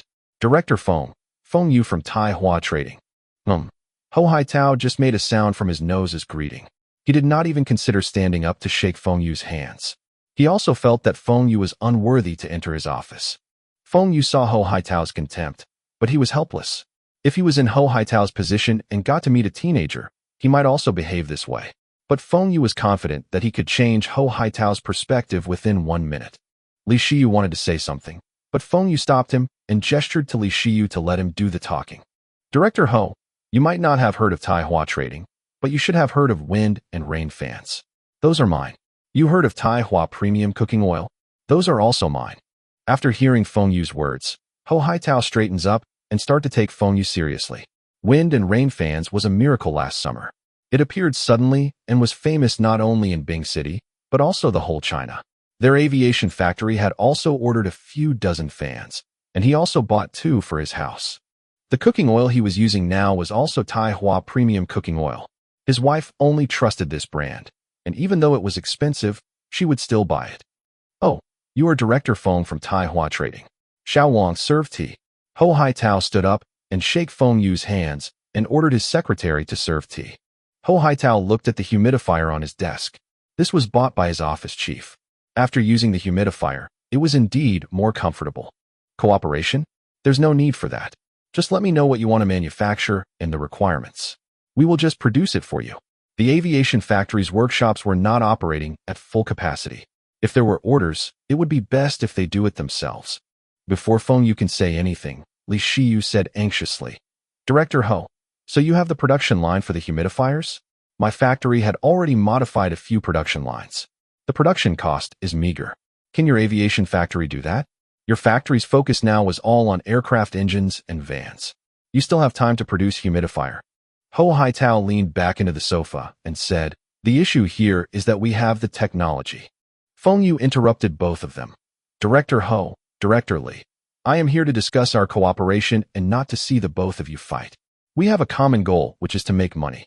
Now, the aviation factory have the technology, the motor factory have the production line, and I have the funds and the sales distribution channels. I think we can have 3-way cooperation to develop and manage the new humidifier. The money earned will be split between the 3 of us. Cooperation. Fine. But to develop a new product, technology is the most important. So, the aviation factory should be getting half of the profits, and the both of you should share the rest. Impossible. You are putting in the least efforts. How can you take half the profits? My factory is doing all the production work, so I should be getting half of the profits. Li Shiyu retorted. Feng Xue had a headache. It seems that he had belittled the appetite of these state-owned enterprises leaders. Both wanted half of the profits. Feng Xue was the one coming out with the funds and sales channels. Does that mean he will be doing this for free? Li Shiyu and Ho Haitao continued arguing, but Feng Xue noticed something was wrong. They both were making eyes at each other. Fuck, these 2 old men were acting. They were going to work together to kick out Feng Xue. Director Ho, Director Li, are you done? From what I see, the The both of you wants to do this alone. Why not both of you do this on your own? My family has a stake in the machinery company. They can also manufacture humidifiers. As for technology, I think that other than aviation factory, the technology university should have it too. There are a lot of experts there also. Hi, what are you saying, Director Feng? Aren't we now discussing our three-way cooperation? Li Shiyu starts to calm things down. Humph, really? This is the way to discuss? You wanted half of the profits, and he also wanted half. Then I am coming out with the funds and sales channels for free. Why not I give my company to the both of you? Feng Yu looked at these two sly foxes. Then what does Director Feng suggest? Ho Haitao asked. All the while, the one who is coming out with the capital should be taking the biggest share. Furthermore, I am the one who designs the outlook of the humidifier. The market positioning, sales channels, brand, and even this idea are mine. So, I want 80% of the profits and the both of you will share the remaining. Impossible, Ho Haitao and Li Shiyu said at the same time. One party taking 80% share and the two state-owned factories sharing the remaining 20%? It's ridiculous. Fine, I will take a step back. I want at least 30%, Li Shiyu said. It's the same for me. I want 30% too. You will be getting the biggest share, 40%. Is it fine this way? Feng Yu sneered and looked at these two sly old men. The both will be getting 60% share. If they work together, they can override whatever decision Feng Yu make. I will also give in. Each of you will be getting 15% the most. I want 70%. Since everyone was making unreasonable demands, Feng Yu wanted to see if they dare to kick him out of this project and do it themselves. Director Feng, don't be too greedy. This is three-way cooperation, and the shares we wanted are already below 1/3. Ho Haitao said coldly. Really? But your efforts are not worth 1/3 at all. 25%. I want 25%. Li Shiyu said. He added, I am unable to answer to the others in the factory if we are getting less than this.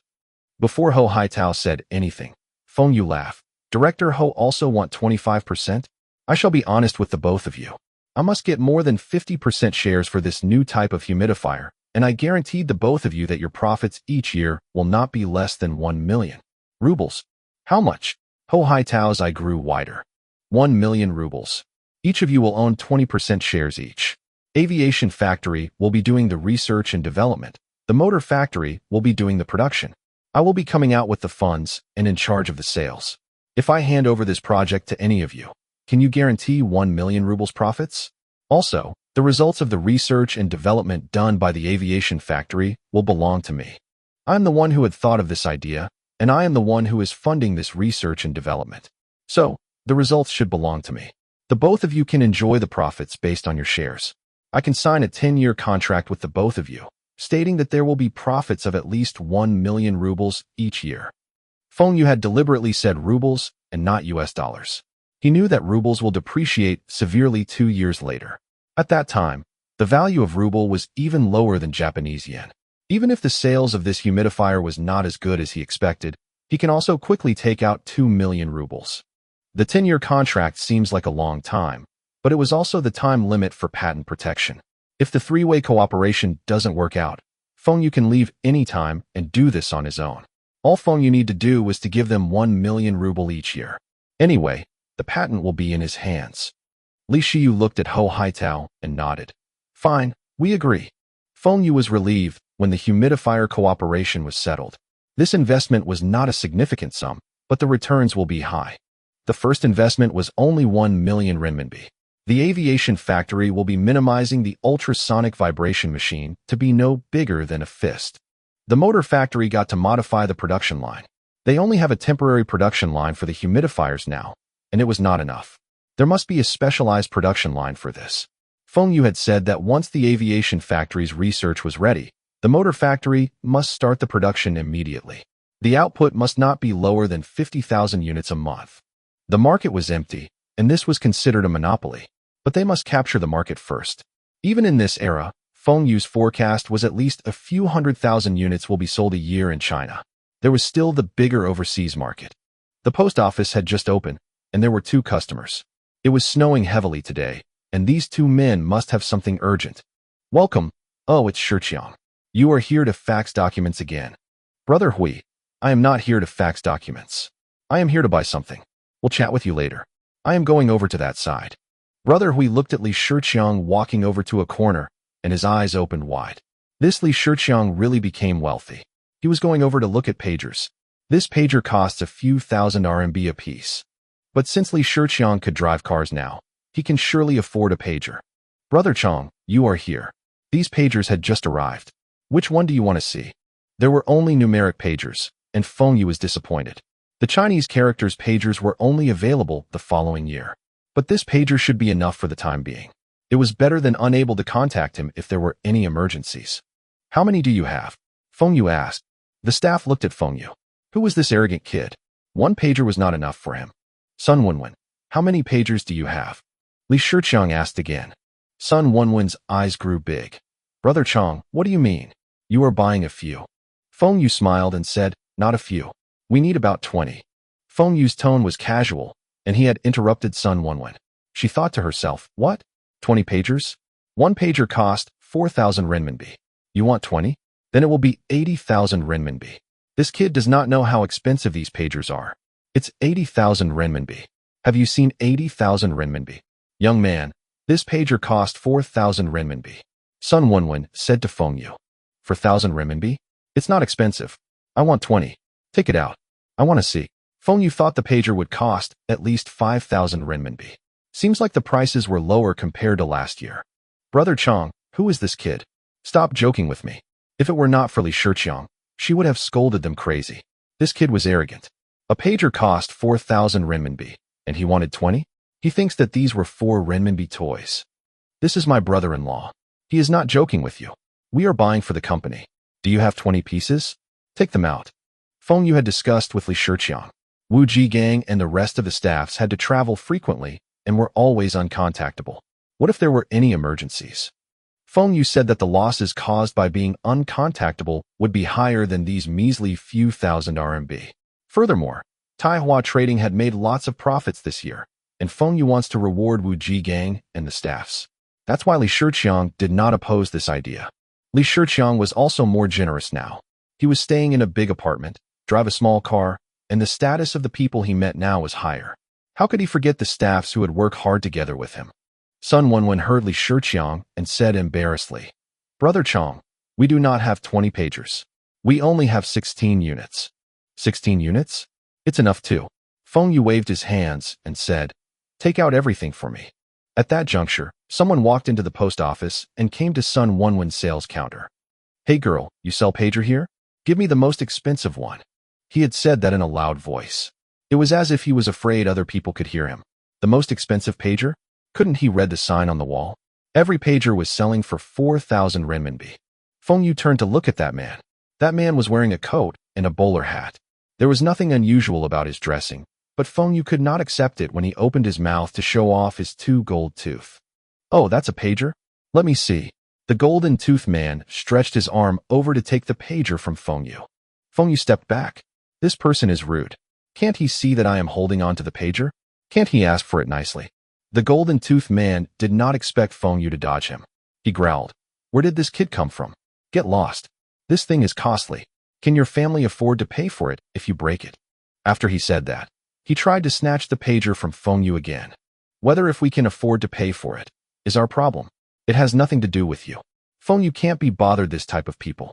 He turned to Sun Wenwen and said, okay, these pagers are fine. Who you think you are speaking to? Hey, salesgirl, I want that pager. Bring it over. The golden tooth man shouted at Sun Wenwen. Then get me another one. Hurry up, stupid. The golden tooth man said impatiently. He had made 30,000 renminbi from his business this year. If he had a pager clipped to his belt, then even if that pretty girl from the village does not want to marry him, her parents would also force her to marry him. Sorry, there are no more pagers. Sun Wenwen replied. Little girl, you are treating me like a fool? There are so many pagers in your counter, and you are telling me there's no more? Where's the manager? Ask him out. I want to ask him, how did he train you? Golden Tooth Man shouted angrily. Li Shiqiang could not stand it anymore and said, Mister, these pagers were all sold. It is no use even if you look for the manager. If you have the time to shout here, why not go to other post office? Also, it's better for you to not speak so loud in public. It just shows how uncultured you are. Who are you calling uncultured? I am here to buy things, and have you heard of the saying, customers are gods? Golden Tooth Man said, and tried pushed Li Shiqiang. Li Shiqiang sidestepped and grabbed the Golden Tooth Man's wrist with his right hand and twisted it hard. The Golden Tooth Man immediately kneels on the ground. Li Shiqiang was in the military for 3 years, and it was a piece of cake for him to handle thugs like him. Ah, you dare to hit me? Help! Someone is hitting me. The post office manager came running in. What happened? Shaoli, let him go first. Li Shiqiang released his grip, but the Golden Tooth Man remained on the ground. Humph, this guy thinks that he had a bit of money and tried to create trouble here.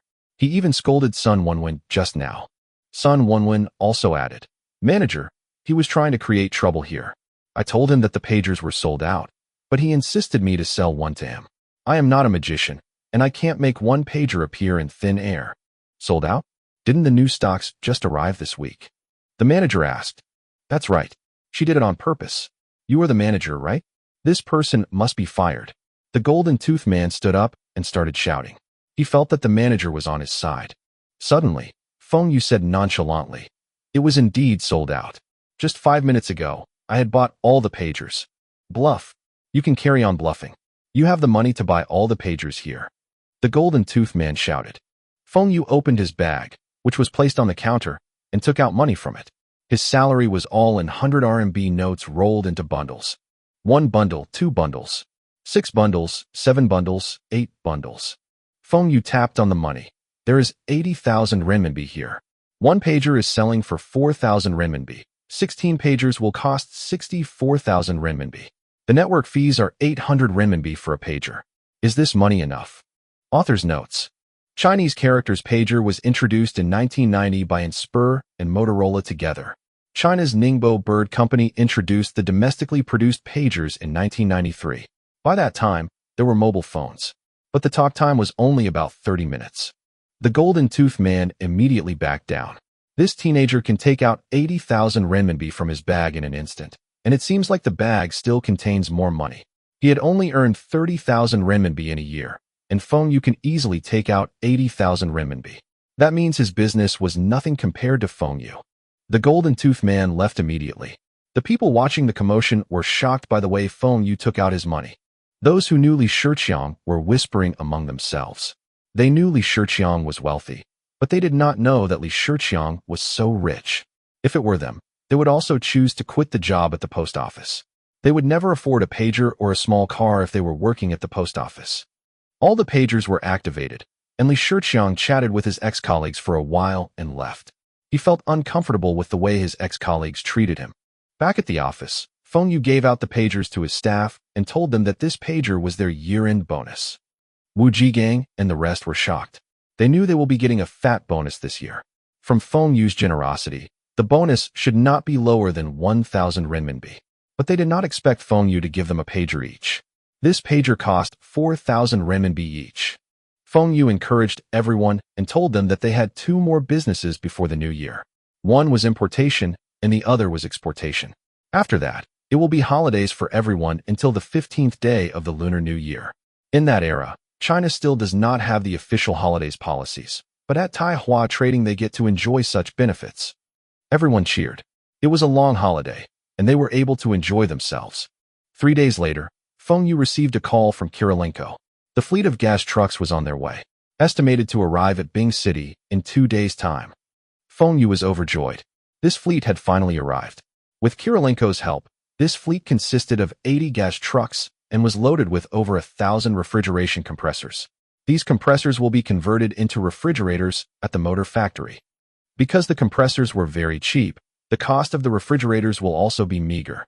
As such, the retail prices will also not be high. Feng Xue had estimated that the profits should be about a few 100,000 RMB. This day, there was a long convoy of gas trucks in Bing City streets. The convoy was very long and attracted a lot of attention. These trucks seemed like they were transporting goods from the Soviet Union. Which unit was this wasteful to use vehicles to transport goods and not buy freight? Later, everyone noticed that these trucks went to the motor factory. It was the motor factory that ordered goods from the Soviet Union, but no one heard anything from the motor factory. Director Li had instructed the factory to keep this as a secret. It was a disgrace for a state-owned factory to be a contractor for a private company. They did not admit being the manufacturer of wind and rain fans. let alone this Taihua refrigerators. Feng Xue had registered these refrigerators under the Taihua brand. He did not intend to expand this refrigerator business. Feng Xue knew nothing about refrigerators except for the different types of refrigerators. There will not be another batch of cheap compressors again. The factory that produces these compressors were in a semi-shutdown state when Kirilenko contacted them. However, Feng Xue was interested in that factory's production line. Maybe he could import those production machines and sell it to those factories that were manufacturing refrigerators. Because Feng Xue did not want to affect Wind and Rain brand image and value, he chose to use Taihua brand. Initially, Feng Xue wished to use Shiqiang brand, but Li Shiqiang rejected. Feng Xue's design of the refrigerators was too weird. It was a 2-door fridge. Who would buy such a big refrigerator? One must buy how many things to fill that fridge up? It was a waste of electricity too. These were not important.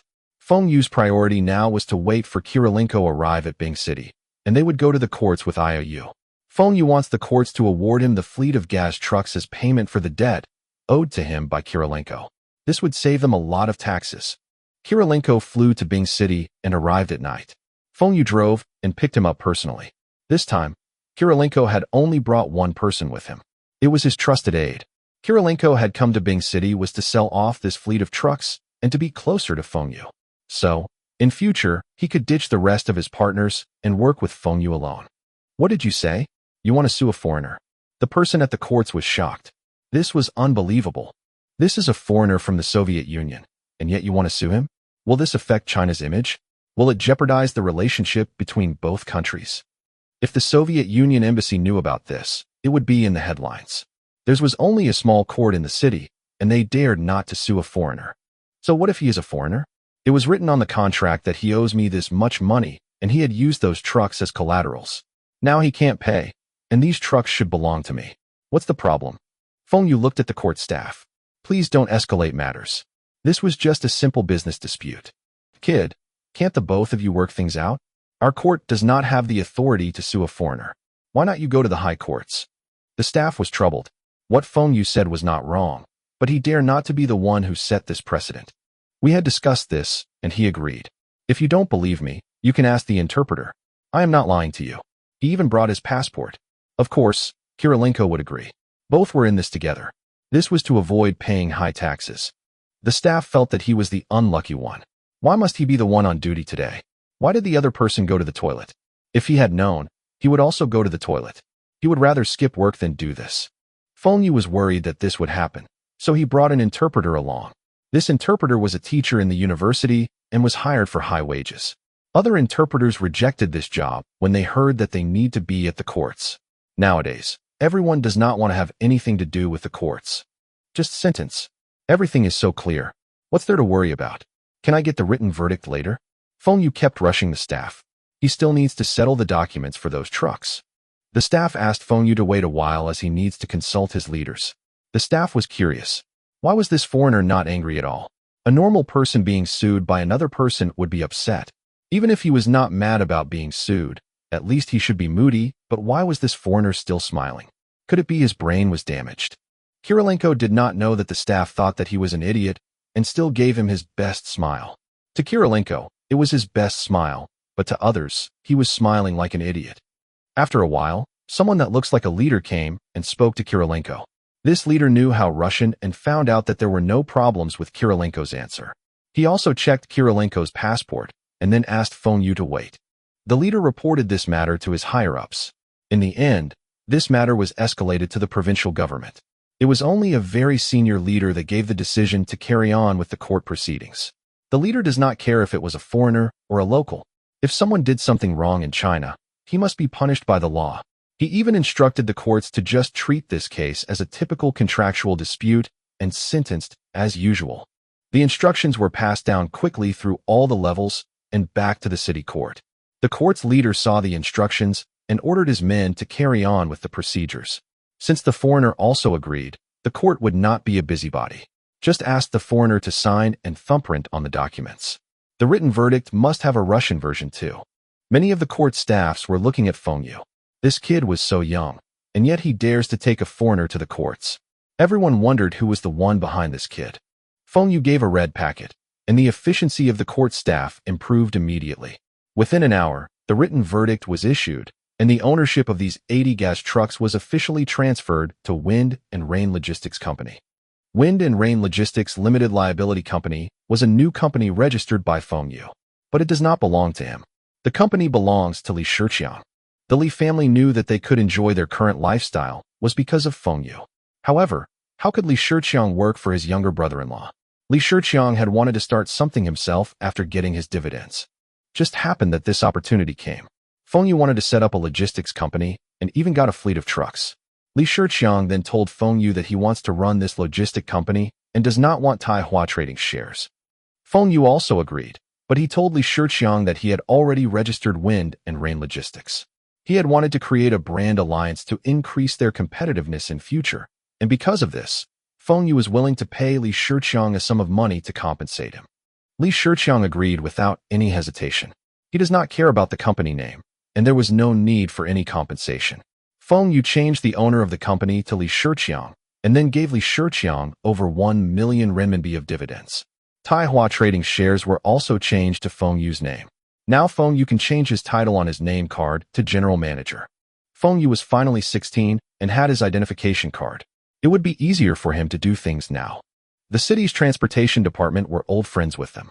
They gave a red packet to the chief, and the documentation was quickly completed. All the vehicles' number plate will be ready in a week's time.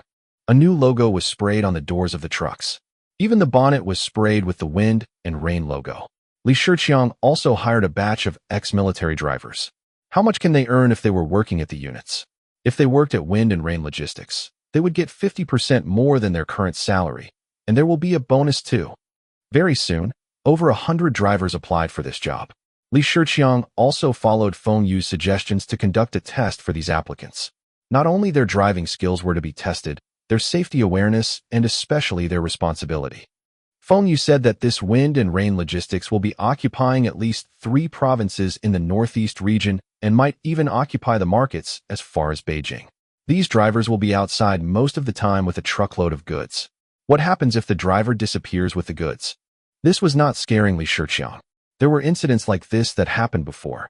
Feng Xue had read the news of such cases on the internet in his past life. It was many years later when the culprits were caught. But Li Shiqiang was better than what Feng Xue had thought. Not only he tested the drivers on the things Feng Xue told him, but he also tested their familiarity with the roads. After these screenings, the remaining 80 drivers and over 10 salesmen were hired. Li Shiqiang knew the importance of salesmen when he was at Manhwa Trading. If there were no salesmen getting sales and the company was just there waiting for customers to go to them, the company would close within 1 to 2 years. Feng Xue also helped him with the advertising. Feng Xue had advertising contracts with the newspaper agency and their local TV station. He helped Wind and Rain Logistics do few advertisements to create awareness and let more people know that there was a logistics company in Bing City with 80 gas trucks. Wind and Rain Logistics, delivering regardless of rain or shine. Everyone knew about this advertising slogan in less than 3 days. Wind and Rain Logistics became well known in Bing City. Manhwa Trading's office was in the warehousing area, and Li Shiqiang was familiar with many companies there. Li Shiqiang visited every company in the warehousing area. When they knew that Li Shiqiang had just set up a logistics company, had 80 trucks, and was able to take on jobs from Bing City to Ji City and Shin City, many companies signed contracts with him. They will let Wind and Rain Logistics handle their deliveries in future. Feng Xue had also helped Li Shiqiang to get some deliveries orders from the motor factory and machinery company. Coupled with Manhwa Trading's deliveries, Wind and Rain Logistics will not lose money in future. However, if a truck was traveling with a full load to a destination and returning with an empty load, they might not lose money, but they are not maximizing their profits either. Feng Xue reminded Li Shiqiang to set up branches in Ji City and Shin City. This way, the trucks can travel to and fro more efficiently. They must also build a good reputation and get more customers now. Set up branches? Li Shiqiang was troubled. One company was enough to keep him busy, and now he still got to set up branches? Feng Xue's idea was to set up offices in Ji City and Shun City first, and later set up offices in all the cities in the province. Then slowly expand to the 3 provinces in the northeast region and even Beijing. This was to create a complete logistics network. Although this will not create a monopoly, with the complete logistics network, the business would be better. Now there were more and more private companies in the 3 provinces of the northeast region. There will be a lot of delivery orders for just the mountain areas and the farms alone. Li Shiqiang became nervous when he heard all these. How many branches must be set up in future? Then he must hire at least more than 100 salesmen? One truck must generate enough to pay for at least 2 to 3 people? How can he make profits if this was the case? Feng Xue patiently explained the pros and cons to Li Shiqiang. The situation now was considered the initial stage, and it was fine if he were to lose some money. The demand for logistics was growing, but he won't feel it even if there were a lot of orders. But 2 years later, others will also set up logistics companies, and at that time, it would be difficult for him to expand his market share. Also, with the logistics network set up, anyone who needs delivery would think of wind and rain logistics first. That would be the time when he can reap the profits.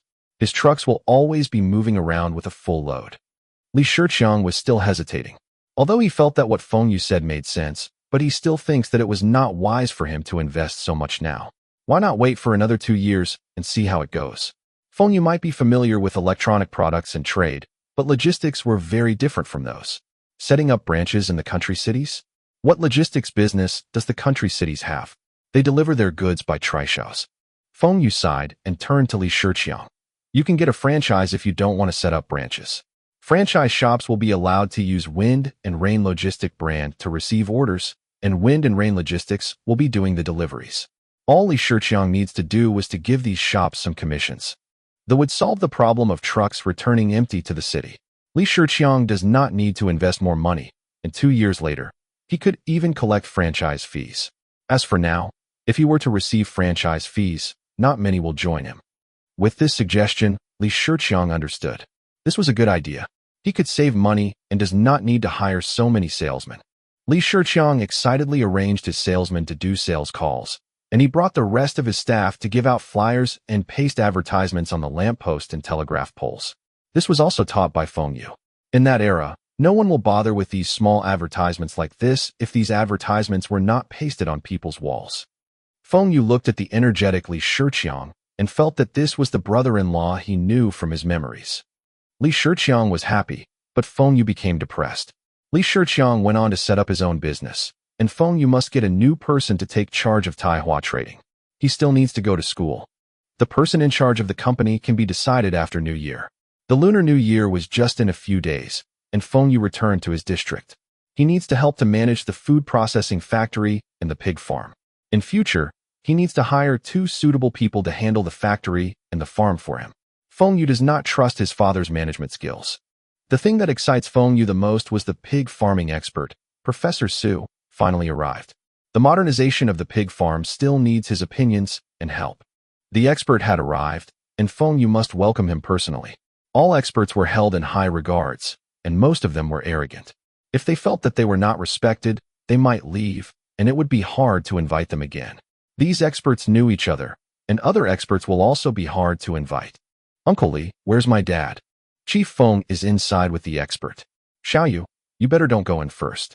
I am afraid that you will have no appetite for dinner later. Uncle Li's expressions were weird. It was as if he had seen something scary or disgusting. What? They're slaughtering pigs inside. Didn't I said all the pigs must be slaughtered at the city's slaughterhouse? Feng Xue was feeling a bit helpless as he thought that his father wanted to save money by doing the slaughtering himself. It's not slaughtering pigs. It's the expert. What's wrong with the expert? Feng Xue was alarmed. Did the expert do something? He's eating. Feng Xue smiled and jokingly said, It's normal for someone to eat now. Could it be he is eating something that will cause me to lose my appetite? I even dare to eat pig's innards. What's there to be afraid of? Have you ever seen people eating in a pigsty? He is holding a bowl of rice with vegetables and eating heartily in front of the pigs. There are pig excrements all around him, and the smell of urine and feces is overpowering. I don't want to talk about this. Anyway, I will be skipping dinner today. Uncle Li said. Feng Xue was surprised. Who in the right mind would eat in a pigsty? Just imagining it made him feel like vomiting. He spits on the floor, but he still has to discuss some things with the expert. So, he can only bite the bullet and enter the farm. In the pigsty, he saw a crowd of people there. Only one of them was holding a bowl, and the rest were desperately smoking cigarettes. They were trying to suppress the nausea feeling. Feng Xue endured the nausea feelings and walked over. The ventilation at the pig farm was not inadequate, but there was still an overpowering stench of pig feces. There was really someone who could eat in this type of places. Professor Xue, you are here. Xiaofeng, this is your family's farm? You had done a good job. The cleanliness is good, and the partitions are built well. You are also feeding these pigs with pellet animal feeds. This is quite rare. After Professor Xue finished his sentence, he ate another mouthful of rice. Feng Xue immediately had an urge to vomit, but he pinched his thigh hard. He used the pain to suppress the nausea feeling. He turned his head to the side and spat on the floor. Professor Xue, why are you eating here? You can come to my house or the canteen in the pig farm. No time. I got to leave for a while. I still need to visit a few other pig farms later. I need to sort out many things before the new year, and that will make my job easier later in the year. Professor Xue said and hurriedly finished the rice in his bowl without a hint of nausea. Everyone breathed a sigh of relief when they saw Professor Xue finally finish eating. They were very impressed with Professor Xue's professionalism, but they could not accept him eating in the pigsty. If you are busy, you can eat in the car. You might be used to the smell here, but not us. From this day onwards, Feng Xue never use a big bowl for his meals as it will remind him of the events at the pigsty. Professor Xue, what other improvements does our pig farm need? Have you seen the floor plan of our pig farm? What do you think of it? Feng Xue asked anxiously. Your farm is not bad, and you can still rear a few hundreds more pigs. I had seen the floor plan. You cannot expand your farm base on that as the air circulation will be very bad, and there will not be sufficient lighting. This is not good for the pig's growth. I will help you edit it, and you can build it based on the new floor plan. The automatic feeding and watering system is also not bad. Other countries, especially the US, had already started this type of farming methods. Your concept is considered the first in China. Why did Professor Xue here? It was because he was researching on this subject, and he needs to set up a modernized pig farm. But the university does not have the funds for him to set up one, and there were no bosses that will invest in his research. Just happened Feng Xue wanted to look for an expert in pig farming and met Professor Xue. They both chatted for a while, and Feng Xue left a deep impression with Professor Xue. But he felt that Feng Xue was bragging a lot. How can someone who owns a small pig farm have the funds to modify and create a modernized pig farm? Feng Xue still mentioned that he wants to import the Soviet Union machinery to produce ham and create a range of meat products under the same brand. He even wanted to let everyone in the city to be able to buy fresh pork every day. How was this possible? It was tough for people in the cities to purchase fresh pork. But after he arrived here, he noticed that this farm was much better than the farm assigned to him by the university. It was cleaner, and the workers were all very experienced and even knew of some traditional pig rearing methods which he was unaware of. There was also a deputy officer from the farm department who told him that the pig farm had signed a contract with the farm department, stating that they will be investing a few million RMB in the next 2 years to buy a modernized pig farm and will be able to produce at least 30,000 pigs each year. Since then, Professor Xue starts to treat this pig farm seriously. He asked around about this farm and postponed his trips for him to visit this farm. That's why he was eating his lunch in the pigsty. But he was a bit unhappy when the deputy officer from the farm department left as he started eating. He was a professor in the agriculture university, and his salary and benefits were on par with the city's deputy mayor. How can a deputy officer from the farm department be so disrespectful to him? Wen Deguang wanted to accompany Professor Xue to tour the farm, but he could not stand looking at someone eating in a pigsty. It was a miracle that he did not vomit on the spot. But now, Professor Xue was happier. Feng Xue really had the intention to construct a modernized pig farm, and if the farm was to be built under his guidance, he could publish his thesis on the papers and might be China's #1 expert in pig farming. He could also be promoted to the vice dean of the university. Feng Xue said the things that Professor Xue wanted to hear most. Professor Xue, after the new year, please revisit us to guide us on the construction of the pigsty, the installation of the automated feeding and cleaning systems. Ha ha ha. Sure. I still need to visit other places now. I will contact you when I sorted out this information. His research had finally taken the first and most important step, which was from theory to reality. This was significant to him. Everyone walked Professor Xue to the car, and Feng Xue saw his mother walking to the farm. You are back, and why don't you come home? What are you doing here? Zhang Muhua looked at Feng Xue, complaining. What's good for hanging around in a pig farm? One must be a university student to have a good future. A professor came to understand more about our farm. It seems like our farm will be doing well in future. Feng Xue was in a good mood. Professor Xue had agreed to be their consultant and give them technical advice. This was way better than asking the experts from the farming department. All Professor Xue wanted was to have his name mentioned. Even Professor Xue did not have this request. Feng Xue will also publicize that it was Professor Xue who had helped created this modern pig farm. This will be useful publicity for the farm. He had just left in that car. Have the both of you eat? I had cooked your favorite braised pork intestine. Zhang Manhwa was at the farm to call Feng Xingtai home for lunch. When the father and son heard braised pork intestine, their face turned green. Feng Xingtai hurriedly said, "Your mom had prepared lunch. You go home and eat now. I still have something to do and will not be eating lunch. Just prepare some congee and salted vegetables for me in the evenings." Feng Xue looked at his father sadly. His father was using him as a shield.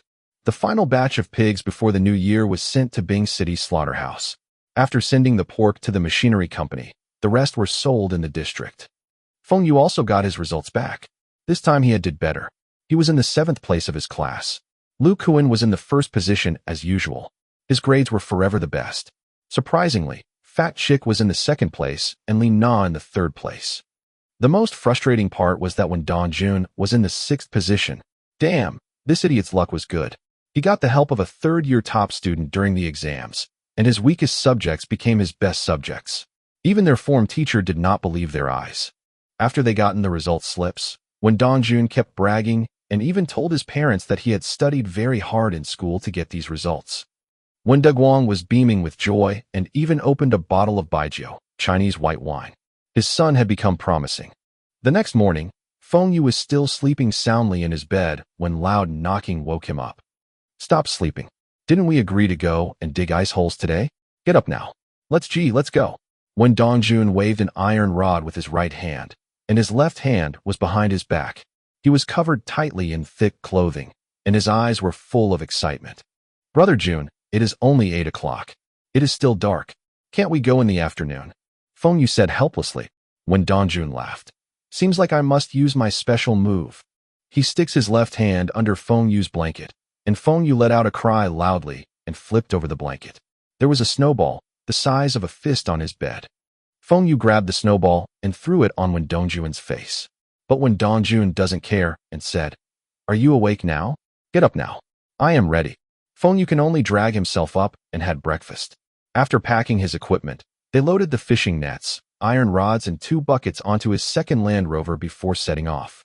Yesterday Feng Xue had suggested to ice fishing. He had wanted to ask Li Na along, but Li Na was not interested, and Lu Kuan was not free. So, he was left with Don Jun. They both did not choose to go to the river. It was not easy to walk on the frozen river, and it was very dangerous. They decided to go to a pond, where they had previously gone before.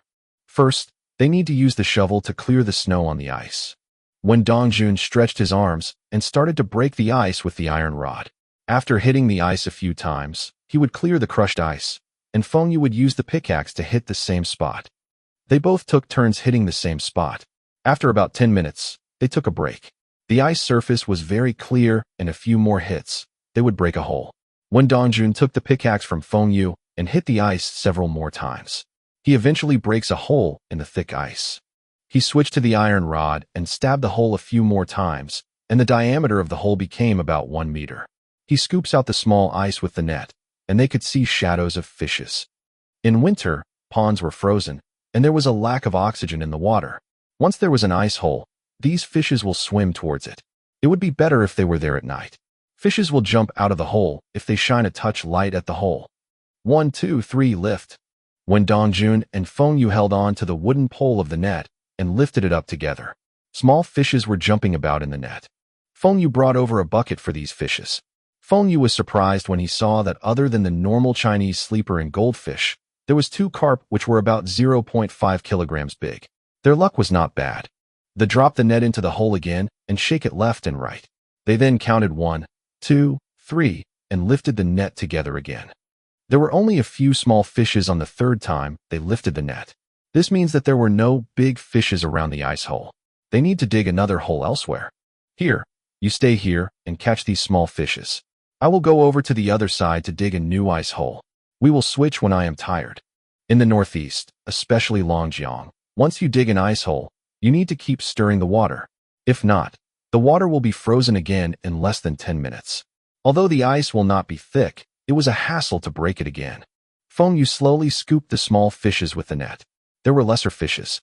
Every time he lifted the net, there were only a few tiny fishes. These small fishes were used to feed chickens and ducks. No one would eat these fishes. Although this was past the time when fishes were abundant, it was not as bad as the future years. People only eat fishes that were at least 0.5 kilograms. After a while, when Dongjun came over panting to switch with Feng Yu, Feng Yu went over to the new spot to continue digging a hole in the thick ice with the ice pick. He would change to the iron rod when he is tired. Before Feng Yu could break the ice, when Dongjun ran over. Let me do it. You are too slow. There are no more fishes over there. You had picked that spot. There were only 3 fishes that were over 0.5 kilograms. I will show you this spot I pick. Later when we lift the net, it will be filled with big fishes. When Dongjun stabbed the ice with the iron rod while bragging. Feng Yu was immune to when Dongjun's bragging now. He transferred the 3 big fishes to another bucket and carried the bucket of small fishes back to the Land Rover. He poured the small fishes into a sack and walked back with the bucket. When Dongjun had broken the ice surface and was scooping out the crushed ice from the water surface. When he saw Feng Yu walking slowly, he asked him to hurry. All the fishes will be gone by the time Feng Yu reach. 1, 2, 3, lift. Ha ha ha, what did I just say? I knew I will pick the best spot. Look, we only lifted the net once, and there are 4 big fishes in it. Each one of them is also bigger than your catfish. You must depend on me when it comes to picking the right spot for ice hole fishing. I have the experience and the luck. Feng Yu did not expect this ice hole to be so good. The second they lifted the net, there were 2 more big fishes. There must be a fish nest below the ice. They lift the net 7 times. The first 5 times had big fishes, but the final 2 times were all small fishes. Just the first 5 times of raising the net, they caught 11 big fishes. 2 fishes were at least 1.5 kilograms big. When Dongjun was bragging non-stop beside Feng Yu. Feng Yu could endure when Dongjun brags the first time, the second time, third time, 10th time, and Feng Yu could not take it anymore. He also wants to look for a right spot. If he could net a fish that was bigger than 2 kilograms, when Dongjun should keep quiet. This time, it was Feng Yu's turn to look for the next ice hole spot. When Dongjun carried the fishes back to the car. Author's notes. This was one of the happiest things when I was young. In the middle of the pond, you can scoop fishes, and near the edges, you will be able to scoop frogs. Throw everything together into a pot over a fire, and some baijiu. Feng Yu wiped his sweat on his forehead. He was sweating in this cold weather. This shows how hard he worked. Feng Yu could not stand when Dongjun's showing off his superiority over him for consecutive 2 days. Yesterday was his results, and today was the fishing result. When Dongjun was not ashamed of cheating in the exams, and was even proud of the result. Today's ice fishing, both of them were on the same starting line, and Feng Yu do not believe that he will still lose to when Dongjun. If Feng Yu really lose when Dongjun, he could imagine the consequences. From then until school reopens, and even this time next year, when Dongjun would be talking about what happened today, Feng Yu would become a side character in all his stories. I am someone who was reborn and will be someone that will leave a name in history. How can I lose to you? When Dongjun returned with the empty bucket, Feng Yu was almost done with the ice hole. Even when Dongjun was shocked by Feng Yu's efficiency. Let me take over. You take a break now. No need. I will be done in 5 minutes. I don't believe that there will be no big fishes at this spot. When Dongjun shrugged his shoulders and helped to clear the crushed ice. 5 minutes later, a new ice hole was completed, and Feng Yu was sweating buckets. 1, 2, 3, lift. Feng Yu shouted. The net was filled with small fishes. The biggest was only about 50 g. Ha ha, you are going to feed your pigs with these. When Dongjun laughed at Feng Yu. After lifting the net a few more times, Feng Yu gave up. The water must be shallow here. That's why there were no big fishes. Must look for a new spot for the ice hole. When Dongjun and Feng Yu decide to dig ice holes separately, he carried the pickaxe to 10 meters away and started digging. Usually, he was better at these kinds of physical activities, but today, Feng Yu was faster than him. Come look at this. I don't believe that there are no big fishes here. But the result was still disappointing. Although not all fishes were small, there was only one carp that was 0.5 kilograms. After when Dongjun's ice hole was completed, they caught a few carp that were over 1 kilogram. This made when Dongjun even more proud. Okay, the sack and buckets are all full of the big fishes I caught. Let's go back. When Dongjun said, no, one more try? I don't believe that I can't catch any big fishes today. Feng Xue was furious. They had lifted the net together, and how can he say that those fishes were caught by him? There were big fishes, but all of them were caught by me. You start digging. I will load the fishes onto the car. This will be the last hole, and we will leave after this. Feng Xue started swinging the pickaxe hard. Snap! The wooden handle of the pickaxe broke. Damn, why am I so unlucky? Luckily, I still have the iron rod. Feng Xue covered his eyes and squat down. Fuck, the broken ice pieces got into his eyes, and his tears were flowing.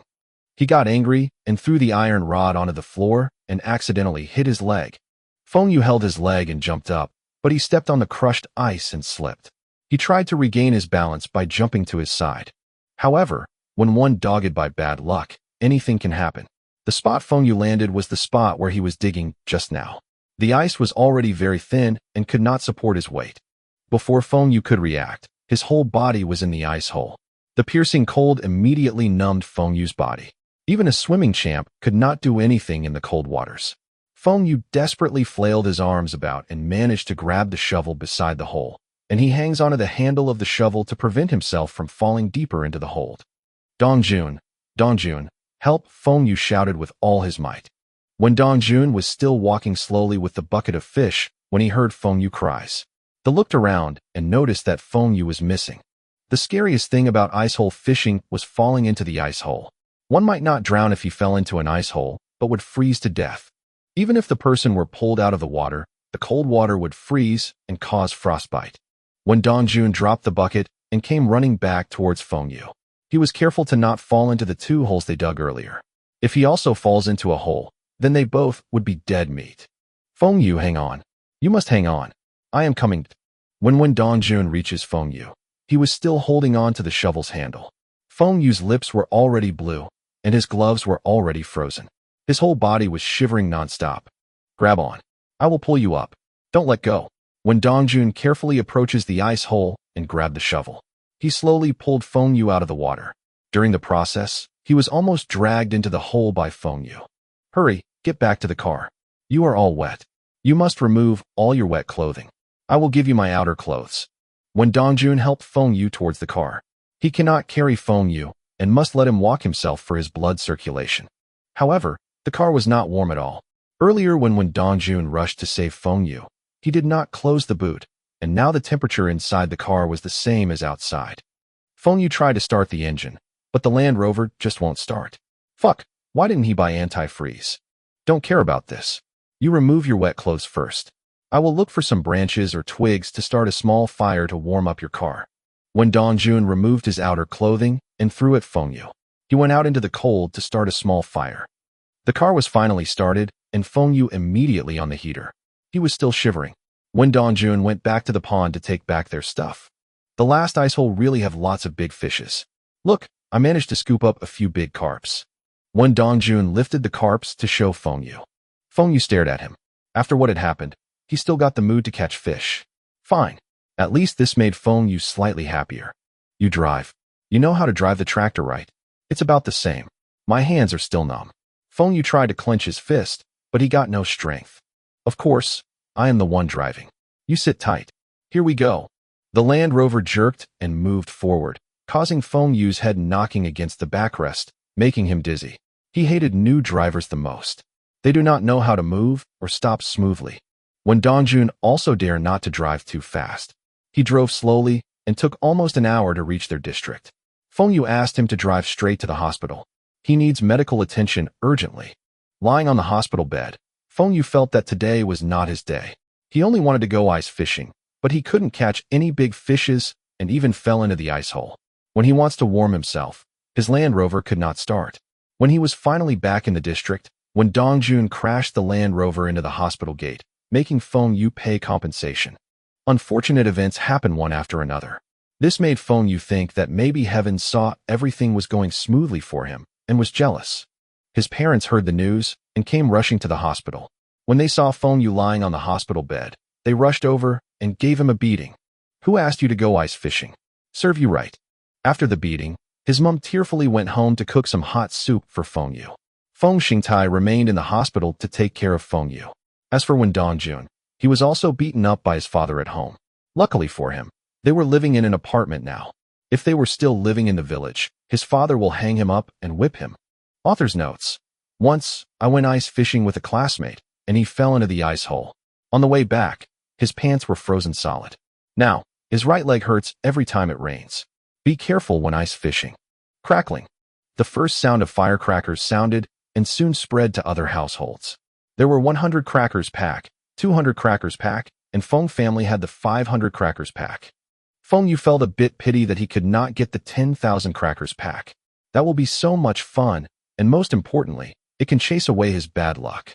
After the ice hole incident, he was hospitalized for 2 days, and Feng Xingtai doesn't allow him to drive after that.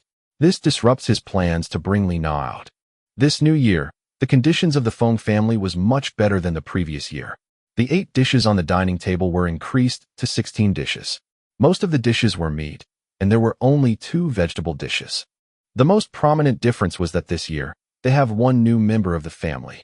Li Shiqiang had come over to the Feng's family to celebrate the new year. He and Feng Danying will be getting married on the 7th day of the Lunar New Year. This was the last year Feng Danying would be spending New Year Eve at home. In future, she will have to spend the New Year Eve with the Li family home. The Feng family had bought a new apartment in the district. This building was built last year and was the district's 2nd apartment building. 3 stories, 3 bedrooms, and a living room. The floor area was huge, and even the chief officer of the farm department did not get to live in such big apartment. This made Feng Xingtai very proud. The furniture and electric appliances in the house was the best, the old ones. All the old furniture and appliances were sent to the pig farm. Feng Xue had said that they were not short of money, and there was no point selling this old stuff for that little money. They might as well let their workers at the farm use them. As such, the father and son's living quarters at the pig farm received colored TV, refrigerator, and even a washing machine. The father and sons only had a black and white TV at home. They were very grateful to Feng Xingtai and promised that they will work hard and make sure all the pigs are healthy. They will not let Feng Xingtai down. The results had shown that they really put in the effort in taking care of the pigs. Tianpeng Pig Farm's pigs grew faster compared to other farms. Now the farm starts to rear sows. The male piglets were all castrated to prevent inbreeding. They will be buying a batch of male pigs from other places to breed. The food processing factory's development was going well too. The sales of the soybean oil and sugar were good, but the animal feed was not selling and stored in their warehouse. However, after the expansion of the pig farm, they will be consuming about 1/3 of the animal feed production. Feng Xue had already contacted some dealers. The coming year should not have the same situation again. Feng Xue forecasted that the output of the animal feed will not meet the demands in the following year. After the wind and rain logistics was transferred to Li Shiqiang, Taihua Trading's assets still have more than 10 million renminbi. Even if they only do trading with the Soviet Union, the assets will also increase to at least 20 million by summer, and within a year, Feng Xue can increase this 20 million renminbi by a few times. Furthermore, Feng Xue had spoken with Kirilenko, and he might be able to get his hands on some cheap Soviet Union's advanced machinery later this year. Once these machines were sold, Feng Xue will earn another sum of profits. The development of the machinery factory was not bad either. After the launch of the new products, they showcased it at a trade fair in the south, and it shocked the whole nation. No one had expected this Bing City machinery factory to produce such high-quality farming machines. The number of new orders that came in made Li Mingda very happy. Because of this, Li Mingda became famous in Bing City, and he also had a change of mind. Now, he does not want to return to the agriculture department. He wanted to stay in the machinery company. Here, he was the one with the highest authority, and everyone had to listen to him. The benefits here was also better than agriculture department. Take now, for example. The tractor's engine produced by the machinery company was the best in the country. Li Mingda decided to focus their production on tractors. The demand for tractors was huge, and the profits were the highest. Of course, when the machinery factory earns more profits, that would mean that the Feng family would also get a share of it. Before the new year, they just received 1 million dividends. As usual, Feng Xue transferred this money to Taihua Trading. Feng Xingtai had no idea how to spend such a big sum of money, so he let Feng Xue do what he wants. Even if he loses the money, they still have the food processing factory and the pig farm. They can still live comfortably and remain as the wealthiest family in the district. This year was different from the last. Last year, only Feng Danying and Feng Xue got 1 new set of clothes and shoes. This year, everyone in the Feng Xue got a few sets of new clothes. They are rich now, and of course, they should wear new clothes. But Feng Xue does not agree with his father's taste. His father does not like suits and prefers mouse suit. Fine, but why did he have to get 3 sets of the same color? Feng Xue chose his clothes himself. His coat was tailored, and he was the one who decided the style. Come, try this fish. I caught it from the pond. Feng Xue pointed to a braised fish dish on the table. Humph, you caught it. You are so capable. You used yourself as bait, and the whole district knows about it. You really make me proud, Feng Xingtai said sarcastically. Feng Xue smiled. It was an accident. Dad, try it. This fish is very delicious. If you all are not eating it, I will finish it myself. Have some ribs. These are our pigs. The taste is good. Zhang Muhua passed a piece of pork ribs to Feng Xue and stared at Feng Xingtai. It's New Year, and can't he say something happy? Thanks, Mom. Mom, have some fish. Feng Xue also did not expect that news of his accident will become known throughout the whole district. It was because of that idiotic Wen Dongjun. He went around telling everyone he met about how he saved Feng Yu's life. His story was Feng Xue almost disappeared into the hole, and he managed to pull him out. He even took off all his clothes and passed to Feng Xue. He also warmed up the car bare-bodied and drove over 200 kilometers per hour to send Feng Xue to the hospital. He made it in time by crashing through the hospital gate and finally saved Feng Yu's life. Anyway, it was all positive things about Wen Dongjun. News spread fast, and soon the whole district knew about this. Thus, Feng Xue became the bad example used by parents to educate their kids. Feng Xue was crying inside. He was supposed to be a good example to all the kids in the district and have a good image. Why did it end up like this? Xiaoli, how is your logistics company going? Feng Xingtai asked. It's fine. I followed Xiao Yu's suggestions, and now we have more than 10 companies joining our franchise. Business was good before the new year. Mostly were deliveries for New Year goods. When they talk about this, Li Shiqiang's was beaming with joy. He did not expect his business to be so good. He should be making a few million RMB this year, and soon he will be able to cover the cost of the fleet of trucks. That's good to hear. Don't tire yourself out. You must also take care of your family, Feng Xingtai said. I know. I will promote a few capable people from my staffs in 2 months' time and let them oversee the daily operations. I will just take care of the company's finances, Li Shiqiang said, smiling. He had learned this from Feng Xue. As long as he controls the finances and everything must be signed by him, there will not be any big problems in the company. He can also relax. How's the preparation for your new house? Everything is ready. I had sent out the wedding invites. Please rest assured. Li Shiqiang, will never let Dannying down. I will treat her well forever. Li Shiqiang gave his assurance. He looked at Feng Dannying lovingly. Feng Xingtai looked at Li Shiqiang for a long time and nodded. He then raised his glass. Come, let's toast and hope that our lives will get better every year. Cheers. It was the 7th day of the Lunar New Year. The International Hotel was beautifully decorated, and there were many cars parked at the entrance. From the number plates, these were all the leaders' cars. Many people were curious. Which senior leader had come to Bing City, and so many people were here to welcome him. Being a senior leader is so good. Wherever he goes, there will be so many people welcoming him. Firecrackers sounded. The onlookers became more resentful. What type of leader is this? There are still firecrackers to welcome him. A luxury car appeared in a distance, driving slowly towards the hotel. The car had a flying goddess on the bonnet and looks better than the FAW cars, China's domestic car brand, aka red flag car, used by the country's leaders. This car was decorated with flowers. Where did they find flowers in this cold winter? Look, there a happiness word on the car. Could it be someone is getting married? Someone shouted. The others did not believe. Weddings can just be hosted at any hotel. Who would host their wedding here? This is the International Hotel, the best hotel in Bing City. This hotel is used to entertain the top leaders and foreign guests. Can someone even book this venue for the wedding? Li Shiqiang had put in a lot of efforts to book this international hotel. Even if you had money, you also can't book it. There were a lot of foreign guests staying there. In the end, Feng Xue asked Zhang Ruiqiang for help. With the help of the vice mayor, they managed to book the international hotel, but the price was very high. It's real. It looks like a wedding. What car is that? Have you all seen it before? It is beautiful. It's nicer than the mayor's car. I know. That is a Rolls-Royce. The Queen of England uses this type of car. Ho! All the onlookers gasped in shock. Queen of England used this type of cars? Whose wedding was this? They even used this type of car as a wedding car? This car cost at least 1 million renminbi. They couldn't even finish spending this much money in their lifetime. Oh, look, it's more than one car. There's a convoy behind. All are golden deer cars. In that era, it was not common to see wedding car. It was even rarer to see more than one car used for a wedding. Friends and relatives had to make their way to the venue by themselves, or maybe they will rent a bus to ferry them. It was very rare to see a convoy of cars like Li Shiqiang. Golden deer, the Soviet Union call it the Volga, convoy was the best cars Feng Xue could find. The logo of the vehicle was a jumping stag, and it was similar to the flying goddess. These cars were borrowed from the machinery company, aviation factory, and the motor factory. Feng Xue personally borrowed these cars from the leaders for his sister's wedding. The leaders agreed, but the three factories only had 10 Volga. Feng Xue does not want the remaining Lada or Jeeps. Feng Xue also drove his brother-in-law's Bentley at the end of the convoy, making it a total of 12 vehicles.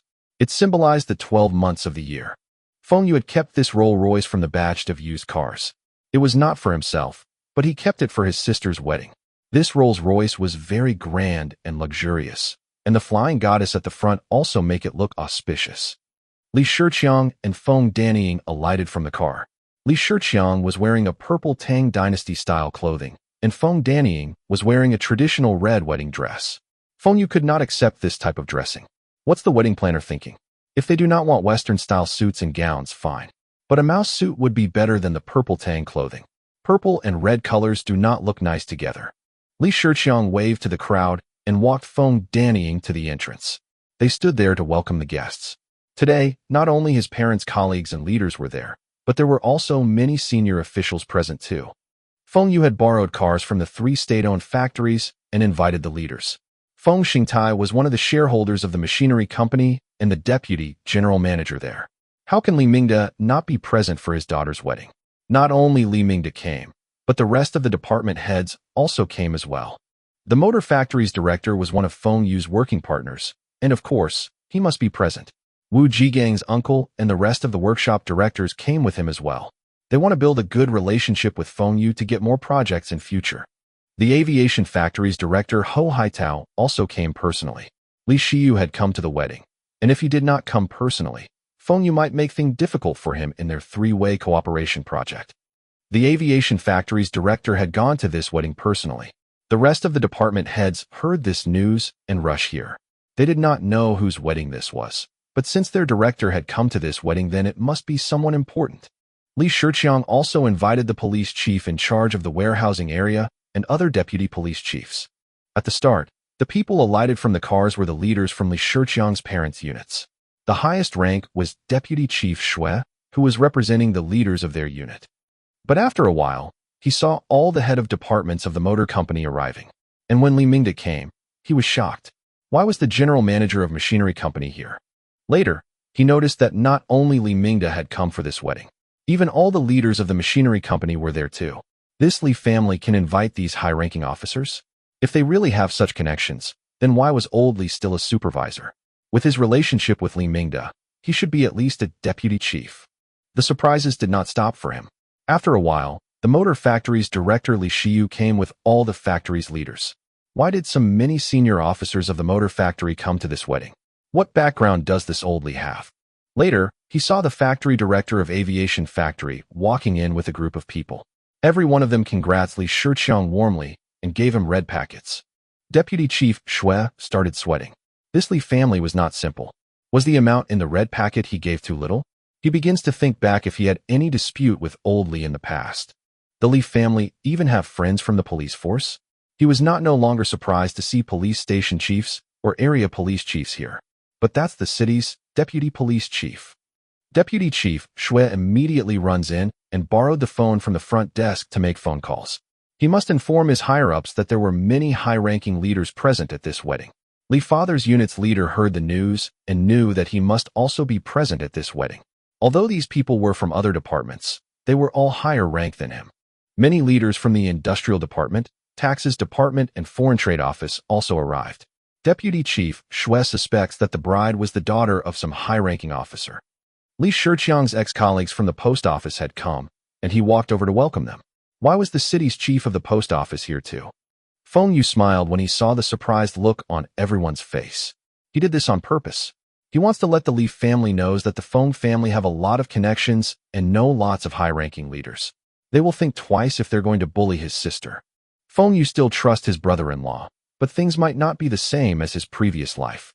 The brother-in-law in his past life was just a typical worker, but in this life, he was the boss of a big logistics company.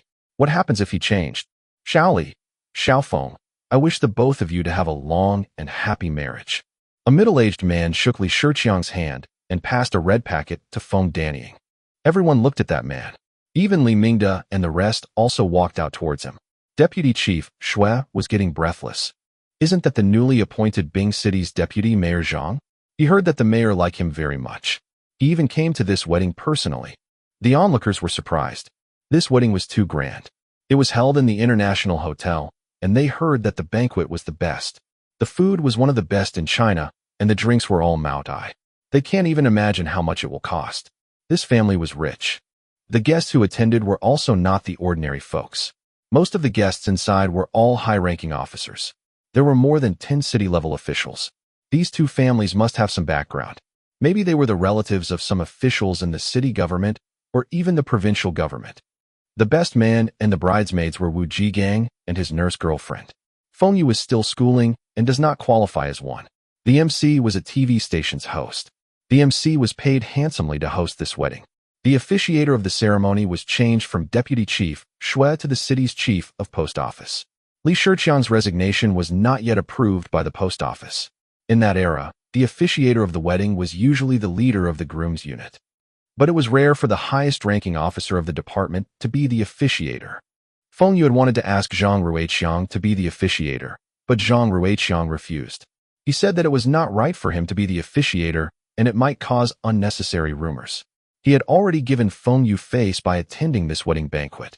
As such, Feng Xue did not insist. The city's chief of post office as the officiator was good enough. That day, Li Shiqiang's father was drunk. He did not expect so many top officers from the city government attending this wedding banquet.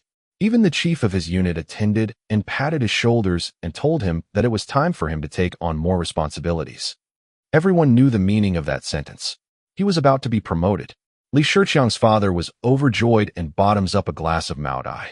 Li Shiqiang's father still needs to drink with Li Mingda, Li Shiyu, Ho Haitao, etc. These were all leaders which he never got the chance to speak to before, especially Zhang Ruiqiang. Li Shiqiang's father's hands were shaking when he was drinking with him. This was the deputy mayor of Bing City. He had never sat at the same table with a deputy mayor before in his life. The post office manager told Li Shiqiang to remain in the post office, but on indefinite unpaid leave. He can come back to the post office anytime he wants. Even the chief of post office attended his wedding banquet. How could he let Li Shiqiang resign? Furthermore, he and Li Shiqiang's father were former comrades in the military. This was the time to be closer to them, and he might even be promoted because of their relationship. If Li Shiqiang were not from his post office, the post office manager would never get to sit at the first table. Everyone sitting at that table was all city-level heads. Feng Xingtai was calmer. Today was his daughter getting married, and it was the groom's side that was hosting the banquet. It should be Li Shiqiang's father to entertain the guests. According to their customs, 3 days later, Feng Xingtai will host another banquet in their district. That will be the time when Feng Xingtai got to entertain the guests. Feng Xingtai only drank with the people at the first table, and he listened to his wife to eat more. The food there was delicious. Not only there were poultries, but there was also seafood. There were even some dishes that Feng Xingtai had never seen before. All the leaders were also enjoying the food. Feng Xue was seated at the table for Taihua trading staffs. He does not want to be seated at the first table. If he were sitting there at his age, he would attract the attention of everyone. Toast with the leaders? Of course not. He was still a student and should not be drinking. Li Mingda and the rest chatted and drank happily at their table. Zhang Ruiqiang was apparently the one leading there. Although Zhang Ruiqiang was the deputy mayor, regarding of rank, he was still slightly lower than Li Shiyu and Ho Haitao. But after the motor factory and aviation factory were converted from a military installation to a civilian factory, the area government had more authority. Furthermore, Zhang Ruiqiang was heading the reformation of state-owned enterprises. From a particular aspect, Zhang Ruiqiang had the authority over them. Also, all of them knew that Zhang Ruiqiang was specially appointed by the mayor to be the deputy mayor. Zhang Ruiqiang also had no heirs and chatted with Li Xiyu and Hou Haitao about their factories. When he heard that they were in three-way cooperation with Feng Xue, he became very interested. Li Xiyu and Hou Haitao looked at each other and briefly told Zhang Ruiqiang about this project. They did not go into the details as the research was still going on, but this made Li Mingde uncomfortable. Feng Xue was working with the motor factory and the aviation factory to develop a new humidifier? Why Feng Xue did not look for the machinery company? Li Mingde also has a humidifier in his office and was useful. He had asked his engineers and was told that the technology behind this humidifier was straightforward. It was just a heating rod and heat-resistant plastic. Their machinery factory can also produce these. But such a simple product can bring in so high profits. Feng Xue's father had a stake in the motor factory, and shouldn't he work with the machinery factory for this business? Why work with those two factories? Li Mingde had not taken into consideration that the orders for the agricultural machines were lined up to May. The machinery company does not have the capacity to manufacture this humidifier. Nevertheless, he still felt that this money should be earned by the machinery company. Zhang Ruiqiang changes the topic to Feng Xue. He asked the two factory directors if they had ordered Soviet Union's advanced machinery or technologies from Feng Xue. Both nodded, but Feng Xue told them to wait a while more. It was still quite tricky to get it now, but he guaranteed that he will get it for them within a year. Feng Xingtai heard this. What? His son was still getting machines for them? Where is his second production line for his soybean oil? Helping others instead of his own father. He needs to give Feng Xue a good beating when he gets home. Zhang Ruiqiang nodded. This Xiao Feng was really capable, but likes to use loopholes. He had scolded him about the used cars business, and he stopped doing that. But now he got this fleet of gas trucks, and without paying a single cent of tax. Everyone knew what was going on when Feng Xue sued that Russian. It was evident that Feng Xue wanted to escape tax, but what he did was perfectly legal. No one could do anything about it unless they were able to prove that IOU was fake. But never mind. Zhang Ruiqiang also does not want to make things difficult for Feng Xue. He even knew that if he confronts Feng Xue, he would just deny everything and claims that it was the other party that owe him money and using these trucks as repayment to him. Zhang Ruiqiang only hopes that Feng Xue would do something for Bing City and not just make money for himself. What's the use of earning so much money? Can he finish spending? Mr. Feng, I heard that you had set up a factory in your district. The Taihua Premium Cooking Oil was a product from your factory. You have become an entrepreneur from a farmer. Zhang Ruiqiang smiling said. When he heard the deputy mayor praising him, Feng Xingtai was full of smiles. Ha! It's not worth mentioning. Although he said that, his expression said otherwise. He was still waiting for more praises. Li Shiqiang's father returned to the first table drunk. Before he could even eat anything, his wife helped him to a corner to rest. The banquet was over, and most of the guests left.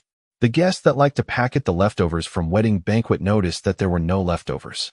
All the food was finished. Many guests were so full that they couldn't walk properly. They said that this might be the only time they get to eat at the International Hotel, and they must eat more. Many years later, people still talk about this wedding banquet. After the banquet at their district, Feng Xue returned to Bing City. There were lots of things for him to settle at the company. For example, he needs to look for a new office location, the company needs a new person in charge, and he needs to check if these fridges require any changes. First, he must rent a new office. He cannot keep borrowing the motor factory's conference room. There was a 3-story building near their warehouse, and it belongs to the railway department. Taihua Trading uses freight to transport their goods most of the time. Although they always use Kirilenko's military carriages, they also worked with the railway department frequently. Feng Xue wanted to buy that building, but this was rejected. How could the department sell its fixed assets? So, Feng Xue requested to rent the building, but the rent was not cheap, and the tenure was 30 years. The total amounted to over 1 million renminbi. This amount was about the same if he bought a similar building at that location. After bargaining, they settled at 20 years tenure, and the total rental amount would be 1 million renminbi. If the building was to be demolished during the tenure, the railway department needs to compensate Taihua Trading based on the market rate at that time. Feng Xue was pleased with the contract. Within 5 years, the rental for this area will increase by at least 3 times. Also, 10 years later, his company would have shifted to a high-rise building, and he can sublet this building out and earn back a few times more. Taihua Trading had too few people to occupy the whole 3-story office building. So, Feng Xue rented out the second floor to Wind and Rain Logistics at a low price. This was to prevent them from operating in that cold warehouse. The building was cleaned up, and all the furniture were changed. This was completed in 2 days by Wu Jigang and the rest of the staffs. The sound of firecrackers announced the opening of the new office.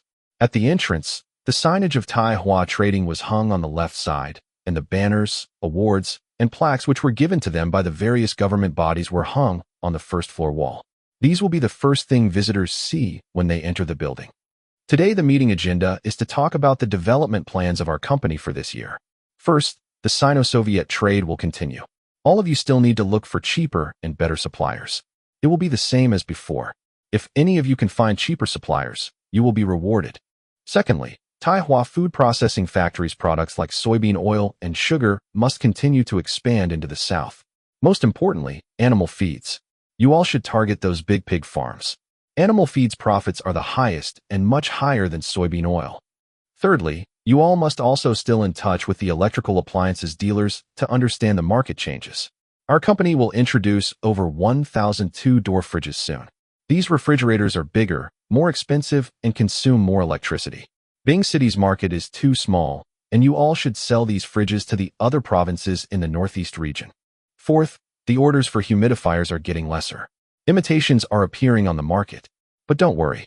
We will introduce the second-generation humidifier, which no one can imitate, to the market soon. You all can reveal this news to those dealers. Ask them if they still want to order wind and rain fans. Tell them the prices for plastics had dropped and our supplier prices for them will be lowered by 5 renminbi. Fifth, continue to contact those big factories and find out what type of facilities they need and what is their budget. This will be our focus for this year. Lastly, my brother-in-law had set up his own logistics company, and most of the time, I am busy with other matters. So, we need a deputy manager. Any one of you wants to volunteer for this position? Wu Jigang and the rest gasped in surprise. Volunteer for this position? Shouldn't Feng Xue be asking who does not want to be in this position? Taihua Trading was very famous, and even other provinces had heard of this company because of wind and rain fans and humidifiers. This deputy general manager position was very prestigious. Swish, swish, swish. Everyone raised their hands and looked excitedly at Feng Xue, hoping Feng Xue will choose them. Everyone wants to be the deputy manager? This is tough. How about this? All of you tell me how you will sell this batch of refrigerators and still guarantee the highest profits. Feng Xue still had not thought of how to market these fridges yet. He felt that he was the first one to introduce two-door refrigerators, but these two-door fridges were already launched 2 years ago.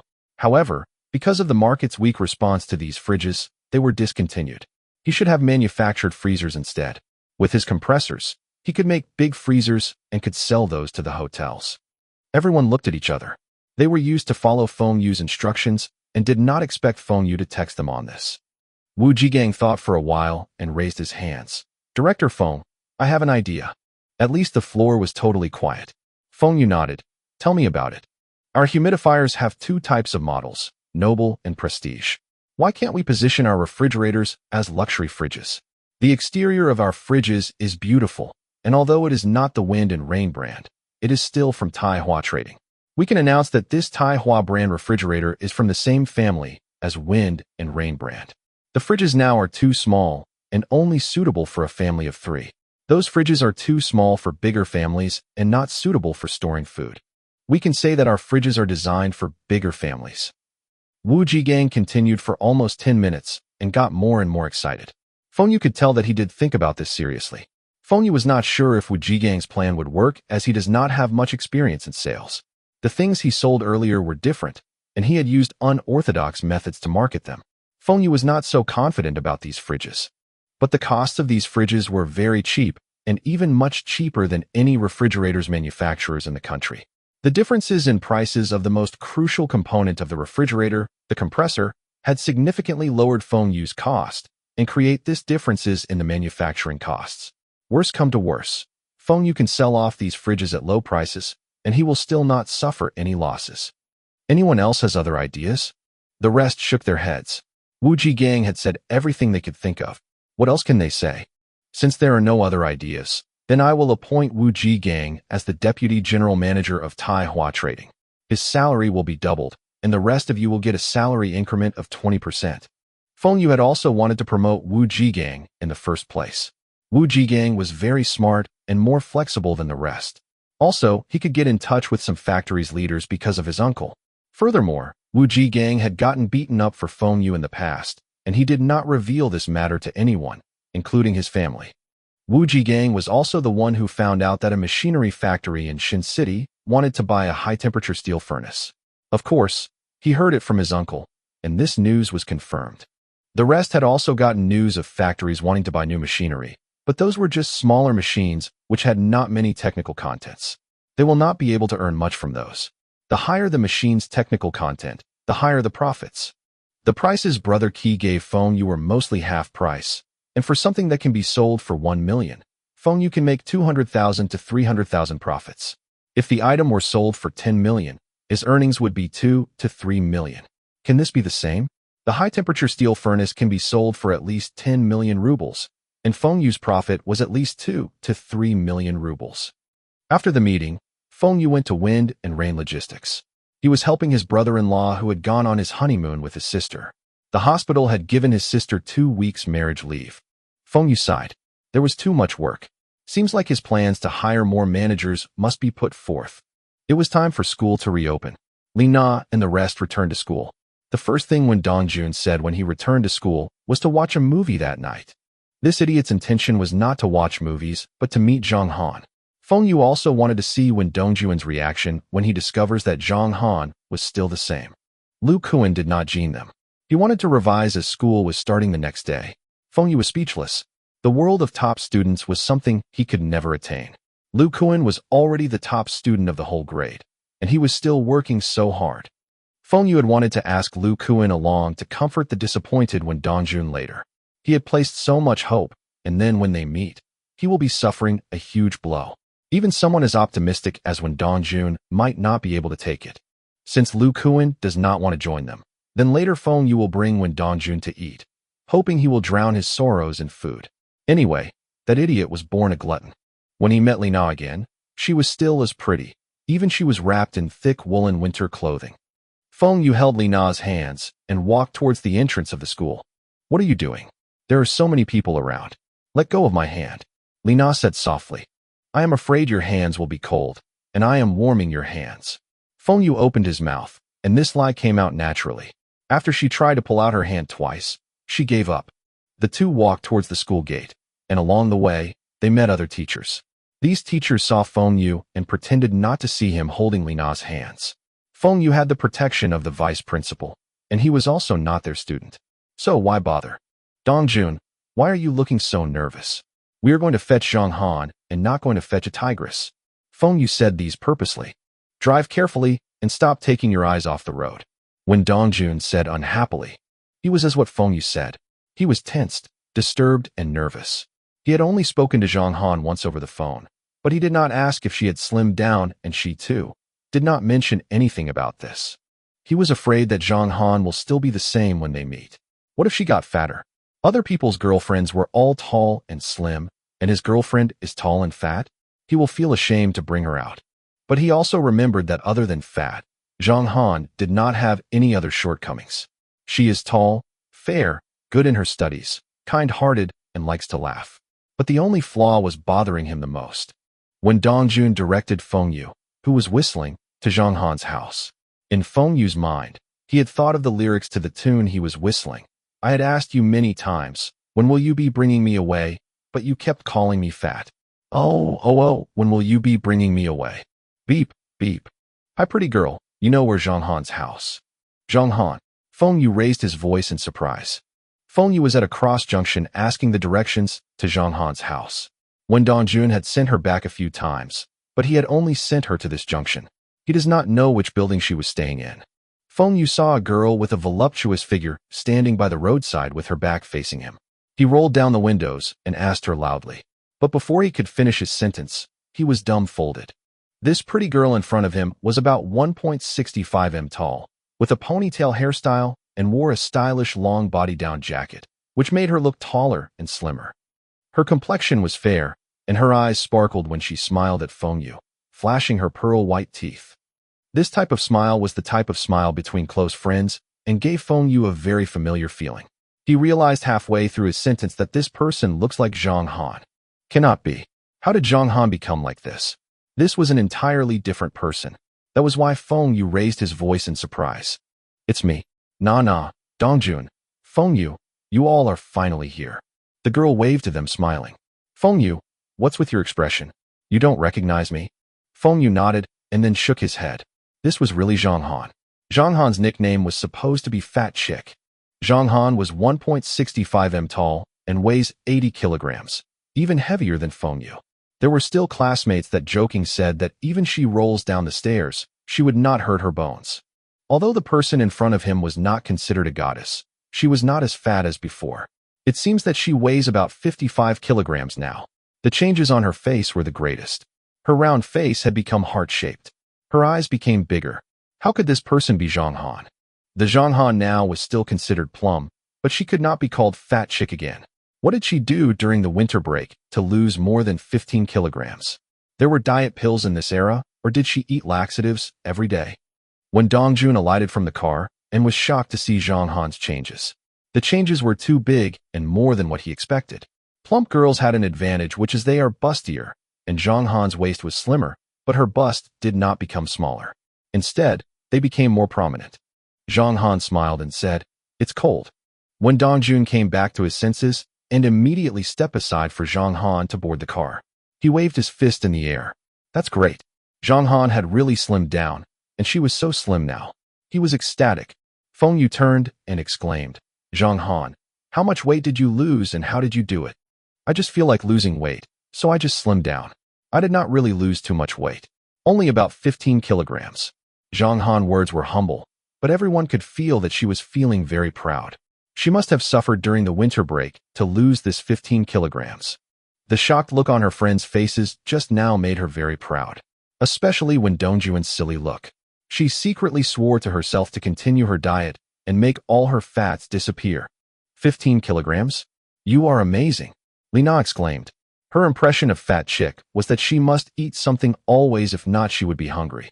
The Lunar New Year had just passed, and there were many goodies everywhere. How could she possibly lose weight? Feng Xue looked at the rearview mirror and said jokingly, You must know what the reason to lose weight is. If someone has a firm target and determination, those things that seemed impossible might become a reality. Am I right? Zhang Han secretly looked at Wen Dongjun and said, No, I just feel like losing some weight. Being too fat will affect my physical lessons grades. This semester, I will carry on with my diet until I reach 55 kilograms. Feng Xue nodded. That's right. If your physical lessons grades are too low, it will make our class's sports representative look bad. When Dongjun was their class sports representative, he was tall and fit and well-versed in all types of sports. He was one of the few which the vice principal gave special instructions to look after. Of course, the form teacher must give him some title. When Dongjun scratched the back of his head and smiled, Zhang Han, you look good now. Although Zhang Han was still plump when Dongjun was able to accept her now, he did not expect Zhang Han to lose so much weight in one winter break. No, I want to be as slim as Lina, and I will be prettier than the prettiest girl from next class, Zhang Han said stubbornly. When she mentioned the prettiest girl from next class, when Dongjun kept quiet, but Feng Xue laughed loudly. This idiot had liked that girl in the past. Someone had said previously that every fatty has potential, but Feng Xue does not believe. But from today onwards, he can be sure this statement is true. Translator notes, losing so much weight in a short time is not healthy, and also what's wrong with being fat. The reopening of school also gave Feng Xue time to take care of his businesses. The research and development of the second-generation humidifier had entered the final phase. The engineers from the aviation factory had said that the research would be over after a few more tests, and there should be no problems. Within a week, he could send the research results to the motor factory for them to start production. Feng Xue was pleased by this news. The earlier the development was completed, the earlier he could capture the market. Seems like in a few days' time, he got to invite Fu Guanjing over to discuss the exportation contract. The machinery company also had good news. Their first batch of new tractors was sold out, and they also attracted a lot of new orders. Their tractors' performance was better and cheaper than the Dongfang Han tractors. Even fools knew which tractor to buy. The orders for plowing machines and seeder were also increased, and their market share was growing. This made the machinery factory from Lin province to be semi-shut down, as no ones were buying their products. Based on this development speed, the sales for the machinery company would be over 300 million, and they will have profits of at least 60 million. This amount of profits was something that they don't even dare to dream of in the past. Even the machinery factory no longer belongs to the city government, but the city was still the major shareholder of the company, and the dividends would be much higher than previous year's profits. There was even a significant amount of taxes too. Zhang Ruiqiang had used the machinery company as a pilot project to import high-tech machinery and technologies from the Soviet Union and get the investments of a Hong Kong businessman. This was considered a significant achievement, and his status in the city government improved. Now, he can implement the reformation of some state-owned enterprises, and there will be lesser objections to his plans. Feng Xue was not satisfied with the 300 million renminbi sales and profits of 60 million renminbi. The machinery company was being myopic now and did not care about the research and development of the new technologies to be the leader in this industry. If this carries on, the motor company would be back to square one after 5 years. Of course, Feng Xue would not let that happen. Within 5 years, he wants to be the major shareholder of this machinery company, and when that happens, he will call the shots and do what he likes with the company. And this was not too far away. This year, Feng Xue will have the opportunity to increase his family's stake by more than one time. Feng Xue was so confident because of Kirilenko, who was in Moscow. Kirilenko had called Feng Xue yesterday and told him that he had news about the high-temperature steel furnace. This piece of news really excites Feng Xue. High-temperature steel furnace was just a furnace used to produce refined steel, which was used to make molds. In China, there was similar furnace too, but this furnace could not withstand such high temperatures and could not produce many kinds of specialized steels. In China, at least 3 big factories wanted this high-temperature furnace, and the motor factory was one of them. Feng Xue could only import one furnace, and Kirilenko had quoted him 3 million rubles. This type of large high-temperature steel furnace was using the technologies that were few years old, but a brand new furnace was priced at more than 10 million rubles. The price for a second-hand furnace would also be more than 30%. Feng Xue immediately contacted the motor factory and asked them if they wanted this furnace for 5 million rubles. Li Shiyu agreed without any hesitations. So what if this was a used furnace? So long it was still in a working condition, they would be able to produce products which they could only imagine before. The material costs would also be lower, and they would be able to recoup this amount within 2 years. Feng Xue had wanted the motor factory to absorb part of the taxes, which amounted to about 300,000 rubles. But what surprised Feng Xue the most was that Li Shiyu said that he will take care of the taxes. The taxes could be waived off as he will import it under the name of the military. Feng Xue was shocked by the authority of these state-owned enterprises. Having a military background was too useful. Even the motor factory was no longer a military installation. They still can waive off the taxes. What Feng Xue wanted was the ultra-high power electric furnace. This type of furnace had high technical content and was priced above 40 million rubles. But because it was so expensive, Kirilenko dared not to sell it to Feng Xue. For items that cost a few million, Kirilenko could easily collaborate with the factory's manager to sell it. But it was too tricky for high-tech machinery that was more than 10 million rubles. Especially this type of furnace was used to manufacture military products, and the risk was too big for Kirilenko to illegally sell it to Feng Xue. He said he got to wait a while more. In fact, Feng Xue wanted to tell him that he was willing to pay more for that furnace and the technology behind it. China does not have the technology to build this type of ultra-power electric furnace. It can be said that any factory that owned this furnace, the factory would be the most high-tech in China. After spending tens of millions of rubles, even if the technique were not known, the factory would also be willing to waste materials to figure out the technique and technologies. Feng Xue told Kirilenko that he was willing to buy the technologies even if there were no machines. He does not want those military technologies. Those technologies used for non-military purposes will do. But the technologies must be considered advanced internationally, and he will give Kirilenko a right price for it. In that era, the industrial technologies in China were too backward. Don't say being compared to Europe or the US. They can't even be compared to their neighboring countries. Many types of machinery in China at that time were imported from Korea and Taiwan. If Feng Xue could purchase those technologies, he would keep those that were useful to him and sell off those that were useless to him. Not only he could benefit himself, but he could also increase China's industrial technology standards, killing 2 birds with 1 stone. Most importantly, Feng Xue could increase his status in the leader's eye. It would be better if he could get to meet up with the senior leaders because of this. There was no harm knowing more people. The motor factory paid 10% deposits and signed the contract. Feng Xue then informed Kirilenko to deliver the furnace and send at least 3 experts over. The salary will still be the same as the ones before. Of course, if more experts were willing to come over to work for Feng Xue will also welcome them. The more, the merrier. Talents are hard to find. If there were a few dozens of senior engineers from the Soviet Union working for Feng Xue now, his status would be different. With these experts, he would be considered a prestigious guest of the provincial government. Kirilenko told Feng Xue that this time, he would at least send a dozen industrial experts into him. The previous 3 experts were living comfortably in China, and their meals and lodgings were even provided for by the motor factory. Every month, they were still able to receive salaries much higher than what they were getting in the Soviet Union. The last time, Kirilenko had contacted more than 10 experts, but most of them had a wait-and-see attitude. With the 3 experts doing so well now, the rest were willing to come over to work. They could make a lot of money and still be doing what they do best. They would be able to send money back to their families. Their lives would be much better than working in the Soviet Union. But these people had one condition, which was if the Soviet Union needs them, they will return immediately. The salary would be prorated to the day they left. This made Feng Xue unhappy. Leaving work unfinished and returning to the Soviet Union? Then why should we still give them such good benefits? Feng Xue countered-offered to them that they would at least need to give a 1-month notice before they returned to the Soviet Union. If not, they would have to pay a compensation of their 3-month salaries. Everything will be written in the contract.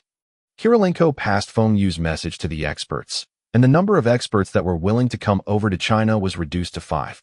The rest wanted to monitor the situation longer. Feng Xue told Kirilenko to contact those experts that were in poverty. Feng Xue don't believe that these experts could resist the temptations of high wages. 1 week later, the first prototype for the ultrasonic humidifier was developed. Although the humidifier was still not up to Feng Xue's expectations, it was the right size. He can change the exterior design, and if that doesn't work, he could always hire a product designer to do it for him. Product designers were not expensive in that era. The humidifier was switched on, and mist came out of it immediately. This was much faster, more efficient, and uses lesser electricity compared to the older version of the humidifier. Those that did not experience that era could not imagine what it was like to have a shortage of power. Even in the cities, the residents had limited electrical supply and priority were given to the state-owned factories and government agencies. Feng Xue had thought of manufacturing air conditioning. Air conditioning would have higher profits than electrical fans. But because of the electricity shortage issues, he shelved this plan. Now, there were only 2 kinds of air conditioning, which were central air conditioning and vertical air conditioning. Those hanging small air conditioning had not yet appeared. Those from the future era would know how high the electricity consumption was for vertical air conditioning. There were air conditioning factories in China, but their sales were pathetic. That was because the government had a regulation that if a household wants to install an air conditioning, they must meet the energy-saving standards. Many factories do not meet this requirement. So, most of the air conditioning in the market were imported, and their primary markets were those senior leaders and the wealthy businessmen. To install an air conditioner, one would have to pay a sum of about 3,000 to 5,000 renminbi electrical bills first. This was somewhat like a tax. There were not many people who use air conditioning in the whole of China, and how could Feng Xue, who only have a brief knowledge of how air conditioning works and how one looks like, manufacture one? Even if he gets experts to research on it, the investment will be massive. It was not worth the efforts. So, Feng Xue chose to manufacture electric fans at the start, and the profits from the fans made him smile for a long time. This new humidifier let Feng Xue seize the next pot of gold. There were not many humidifier factories in China, but some state-owned factories started to research and develop humidifiers, and were successful. But those humidifiers were used for industrial purposes and not used by the civilians. Furthermore, the size of those humidifiers was not small. Overseas, there were household humidifiers, but those were also electrothermal humidifiers. These humidifiers were not imported to China yet. That's why if the humidifiers were produced domestically, it would be able to capture China's market fast and create a monopoly. Feng Xue was also confident that if he exports this ultrasonic humidifier, it would also be popular in markets like Europe and the US, and countries in the northern hemisphere where the environment was drier. The only issue Feng Xue was facing now was the threat of imitation. The humidifier imitations that appeared affected wind and rain humidifier sales significantly. Even though wind and rain humidifier was still the market leader, but it was only a matter of time when the imitations take over the position. Finally, They had a new product which was more high-tech, safer, consume lesser electricity, and look classier. But this technology was also not too complicated. The aviation factory was able to develop this humidifier in a short period of time. That means that other factories might also be able to do the same too. The factories that produce imitation fans and humidifiers were mostly state-owned enterprises. They had no concept of branding, and if you can produce this product, they will also produce the same thing. Even the designs will be the same. Some were shameless enough to even print wind and rain logo on their products. No one could do anything to these factories as they had the protection of the local government. These factories were not afraid of getting caught, and if they were really caught, the most they would do was to remove the logo. The design would remain the same. When Feng Xue first knew about this, he was frustrated but could not do anything. The issue of counterfeits exists even in his previous life. Even though the copyrights laws in his past life were adequate, but it still does not deter people from manufacturing counterfeits as the profits were huge. But all these were in the past. This time, Feng Xue will not let these factories imitate his humidifier. He was going to apply for the patent. Feng Xue was to have the ownership of this patent, and this was discussed with the motor factor and the aviation factory. Within 10 years, all three parties will split the earning based on the agreed proportions. They had thought that there will be new products launched to replace this humidifier after 10 years, and this patent was not important. But what they did not expect was Feng Xue could authorize other factories to use his patent to manufacture similar products, and the profits from this would belong to him alone. To apply for patents in China was very troublesome in that era. It will take at least 6 months, and if it was applied by individuals, it could take 3 to 5 years for the approval. Luckily, the aviation factory and the motor factory used to be military factories, and although they were converted, they still had the connections. Feng Xue made use of their relationships, coupled with the help of Zhang Ruiqiang, and calling his own contacts to request the patent office to expedite his application. The approval was estimated to be ready within 1 month. The patent issue for China was considered settled. Feng Xue now got to apply for the overseas patent. This, Feng Xue could only ask Fu Guangjing for help. Applying for Europe and US patent from Hong Kong was more convenient and faster than China. Also, Feng Xue needs to set up a sales office for the overseas market, and it was much more convenient to set up the office in Hong Kong. Of course, Feng Xue would not let Fu Guangjing help him for free, and he got to share some of the profits with him. After receiving the phone call from Feng Xue, Fu Guangjing flew to Bing City. It was almost the end of winter, and this time, Fu Guangjing was not as cold as the last time. The both of us will set up a company in Hong Kong, and the sales for the overseas market will be handled by this company. Then how do we split the profits? Fu Guangjing asked Feng Xue. Fu Guangjing knows about humidifiers, and humidifiers were sold in the South too. However, the sales of humidifiers were not fantastic in the South. But Fu Guangjing was the same as Feng Xue. He knew that there would be a market for these humidifiers in the Northern Hemisphere as the environment was drier there, and there were more inland cities. This business would not fail. Feng Xue smilingly asked, "How much does Brother Fu want?" Although there are no proper sales distribution channels set up, my family has. My family sales channels cover the whole Southeast Asia, and we have partners in Europe and the US. We can guarantee that we can cover the whole Europe and the US within the shortest period. You should know the importance of distribution channels, so I will not talk much about this. I want 40%. Fu Guangjing stretched out his hand and put up 4 fingers. Damn, so high? Feng Xue had wanted to give him only 20%, but he knew what Fu Guangjing said was true. The Fu family was a big family. Even though Fu Guangjing was not very capable and Fu Rongjing's company was not very big, but the head of the Fu family's company was big. If Feng Xue were to sell the humidifier by himself, he could make $10 million in a year. But if he let the Fu family sell these humidifiers, he would get at least $30 million in a year. They were more professional and was able to control the market better than Feng Xue. Feng Xue hesitated for a while and said, "Brother Fu, 40% is a bit high. I admit that the Fu family have the ability, but other families in Hong Kong also had the same abilities. Furthermore, I own the patent, and this is a constant flow of profits. 30% profits. The earlier you agree, the earlier we can earn money. This would also help with your status in the Fu family, right?" Fu Guangjing looked at Feng Xue. He felt that Feng Xue knows a lot about his family. Could it be there was someone powerful behind Feng Xue, like what his father told him? He was quite satisfied with 30% profits. Feng Xue was right. With this company, his status in the Fu family would rise to be on par with his elder brother or even surpass him. He agreed to this term. Today was an important day for Li Shiyu. He was rated as a provincial advanced worker. There will be an interview with the TV station, and this interview will be aired together with other advanced workers on the news. The whole interview would also be broadcast on a talk show in the evenings. He got at least 10 minutes of airtime. When Feng Xue heard this news, he immediately rushed to the motor factory.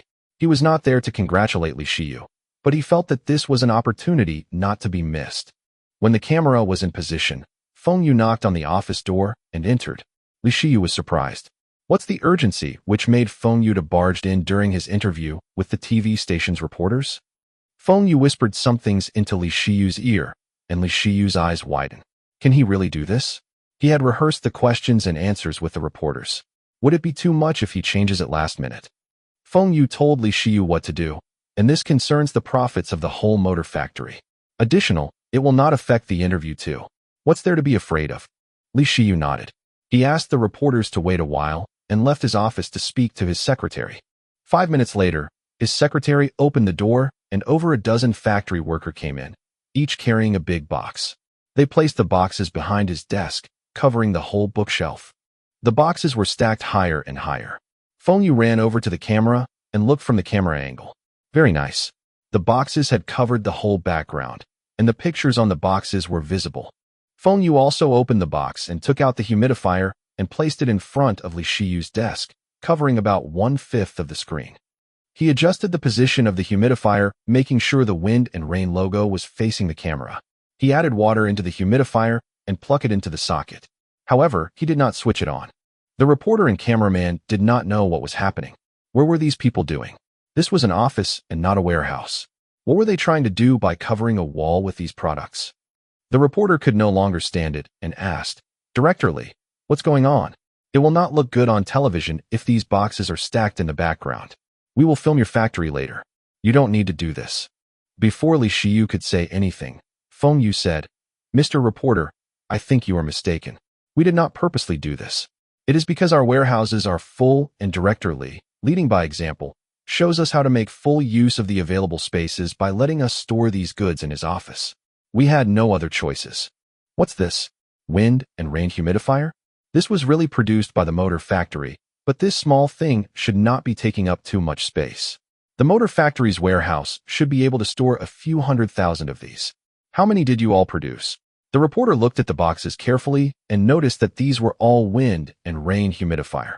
In the past, there were rumors that it was the motor factory that manufactured the wind and rain electric fans and humidifiers. The rumors were true. Feng Xue continued saying, Too many. There were other products in the warehouse too.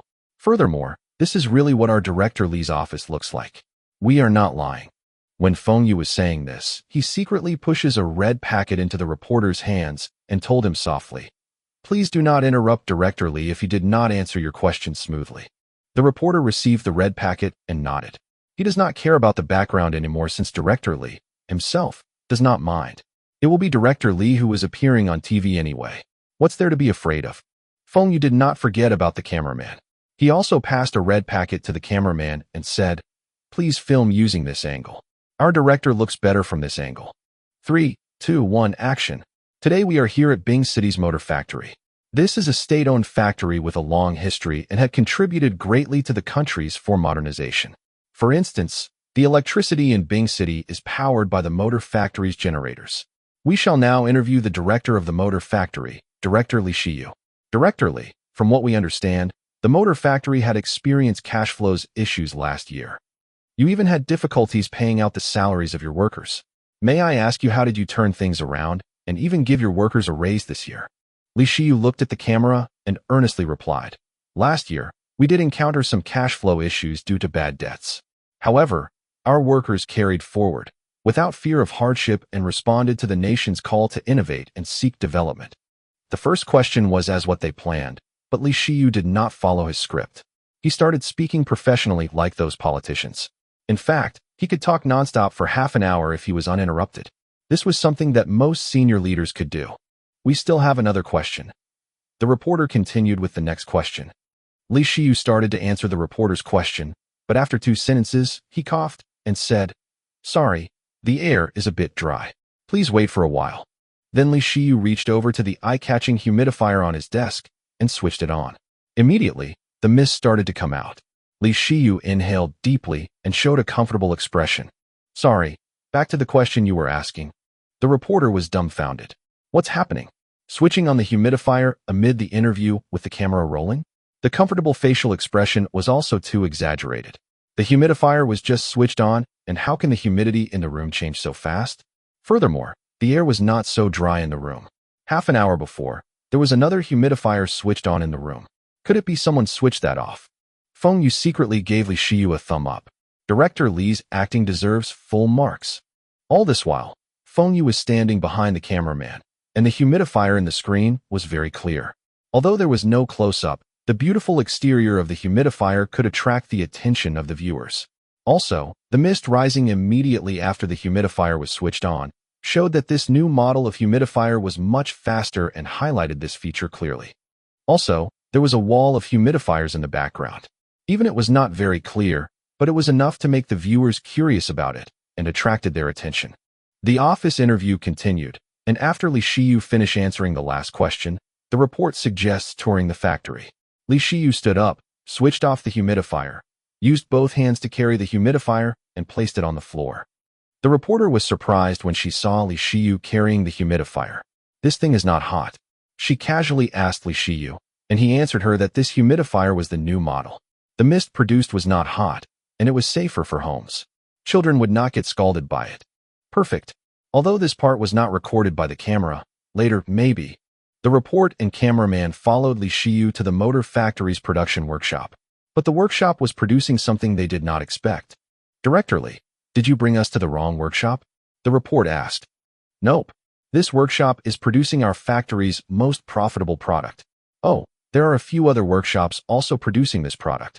You want to look at those workshops? Li Shiyu was asking the obvious. Feng Xue said to show the reporter this workshop, and this part must be aired, even if leaking the technology. They were not afraid of leaking this technology, and could also make use of this to promote their humidifier. Most importantly, Feng Xue told Li Shiyu that this would be considered an advertisement for their humidifier, and he would pay the motor factory a handsome sum of advertising fees. The reporter was speechless. Forget it. This was the factory director. He can show whatever he wants. Standing in the workshop, Li Shiyu continued to answer the reporter's questions. But his answers start to stray from the script. Wind and rain humidifier was mentioned a lot of times in his answers. This second-generation humidifier was the result of a cooperation with the aviation factory. It uses state-of-the-art technology, and we had applied the domestic and international patents for this technology. This humidifier would produce mists almost immediately once switched on. It is more efficient and saves the time of heating up the water. It also uses lesser electricity and water. You do not need to refill the water so many times. The mist produced is cold mist. It will not scald you and is much safer. The reporter quickly signals to the cameraman to stop the camera. This was no longer an interview, but an advertisement. Director Li, can we stick to script? Why do you keep promoting your factory's products? The reporter had a helpless look. They had limited videotapes with them. I'm sorry. I kept thinking about these humidifiers in my head, and subconsciously we'll talk about this. Fine. We will stick strictly to the script from now on. Let's go to the warehouse. Li Shiyu glanced at Feng Xue and saw Feng Xue giving him a thumb up secretly. When they stepped into the warehouse, not only the reporter and cameraman were shocked. Even Li Shiyu was also stunned by what they saw. This was the motor factory's warehouse. Earlier, the warehouse was not like this. Now this was a picture made by stacking the humidifier boxes. Feng Xue indicated to Li Shiyu to stand in front of the boxes for the interview. He also asked the cameraman to film from a distance, making sure the full warehouse was captured in the film. The cameraman was cursing in his heart. This warehouse was not full at all. There were a lot of empty spaces, and who the hell would stack their products this way? Even a layman like him knew that this was a waste of space. This time, Li Shiyu answered the reporter's question according to what was planned. But the reporter and cameraman had a troubled expression. How were they going to explain to their bosses, and which part of the interview should they use for the evening news tomorrow? The first part, it showed Li Shiyu switching on the humidifier, and there was a wall of humidifiers in the background. The second part was illustrating the production process of these humidifiers, and Li Shiyu kept talking about the humidifiers. Lastly, there were no issues with the answers given by Li Shiyu for the last part. But what's in the background? The workers at the motor factory likes to play with Lego. Forget it. Let the leaders solve this problem. It seems like Director Lee would not agree to redo the whole interview, and they also do not have enough videotapes. If they reshoot the interview tomorrow, it might not be in time for the evening news. They just hope that their leaders would not notice about this interview, so they will not be reprimanded. Before they left, Feng Xue also placed some souvenirs in their car. These souvenirs were the second-generation humidifier. These humidifiers were not even introduced into the market, and even the city government leaders do not have them yet. The motor factory was more generous than the other leaders they interviewed. They received red packets and souvenirs when they were here, so they were fine even if they were reprimanded by their leaders. When they opened the red packets, they were surprised to see they gotten 500 renminbi each. They thought there were only a few 10 RMB notes in the red packets as it felt quite thin, but to their surprise, it was a few pieces of 100 renminbi notes. 500 renminbi was their few months' salaries. This appeased their dissatisfaction with Director Lee.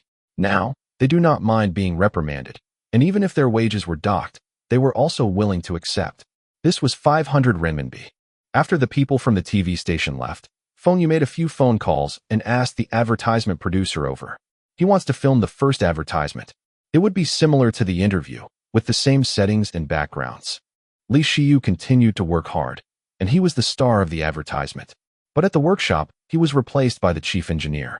Having the chief engineer to introduce the manufacturing process was more convincing. Feng Xue was most satisfied with the picture created from the stacked boxes in the background. It was the same as those product displays seen in supermarkets in his past life. Li Shiyu's interview was aired during the evening news the following day. Many footages were cut, but what surprised Feng Xue was the footage of Li Shiyu switching on the humidifier was not removed. This made it look more realistic, and the footage at the warehouse was also aired.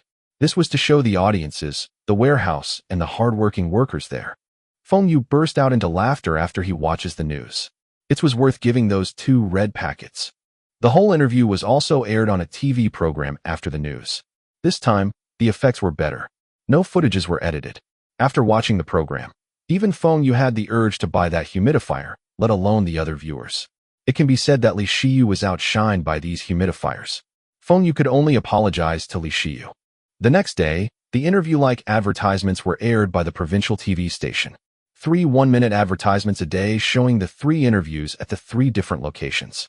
This time, Feng Xue used high prices to secure a 1-year advertising contract with the provincial TV station. He used Manhwa Trading to sign the contract, and one of the contract terms was the flexibility to change the products and advertisements anytime he wants. For instance, these humidifier advertisements will be added to the humidifier costs. Once again, the Bing City's residents had something interesting to discuss.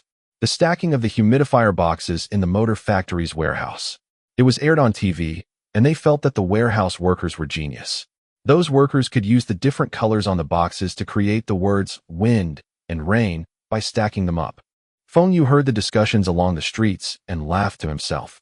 This was nothing compared to the supermarket display staffs from his previous life. Those staffs were able to create Optimus Prime using supermarket products. Nevertheless, the second general humidifiers were the talk of the town even before they were launched. Everyone was talking about the advertisements, and Feng Xue believed that this humidifier would be a success when they launched the application for the patent was approved.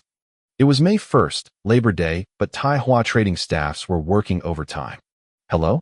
You want to order 100 units of Prestige model?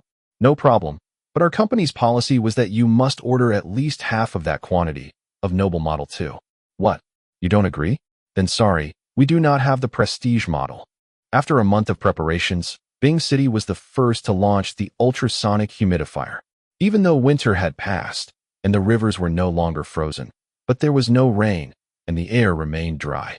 Coupled with effects from the TV advertisements, everyone was looking forward to getting this humidifier. On the first day of launch, there was a buying frenzy. This was also because Feng Xue had used hunger marketing strategy. He told the departmental stores and cooperatives that there were limited stocks. This was even announced in the advertisements. After Bing City's residents got wind of this news, all the humidifiers at the departmental stores and cooperatives were sold out before noon. The residents had the mindset of getting one before it was sold out. Actually, there were still tens of thousands of humidifiers sitting in the motor factory's warehouse, but Feng Xue just did not want to release them. The advertisements had highlighted the new features and made comparisons between the new humidifier against the older version. Those leaders and bosses also took note of this new product. Since there was a newer version, why not get it since they had spare cash? Feng Xue also sent some second-generation humidifier samples to the government agencies that were close to him. The leaders then distribute the older humidifier samples to their subordinates. The price of this new humidifier was twice of the older ones. It was the same for both wholesale and retail prices. Feng Xue said that those that were willing to spend 200 renminbi for a humidifier would also not mind paying 300 renminbi for one. Those that were not willing to spend 200 renminbi for a humidifier would also not waste 150 renminbi for one.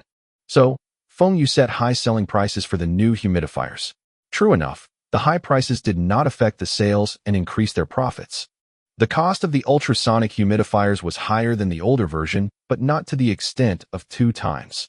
This time, it was stated clearly that the humidifier was manufactured by the motor factory. This would make those factories think twice before producing counterfeits. If they get involved with a large state-owned enterprise, their local government might not be able to offer them protection.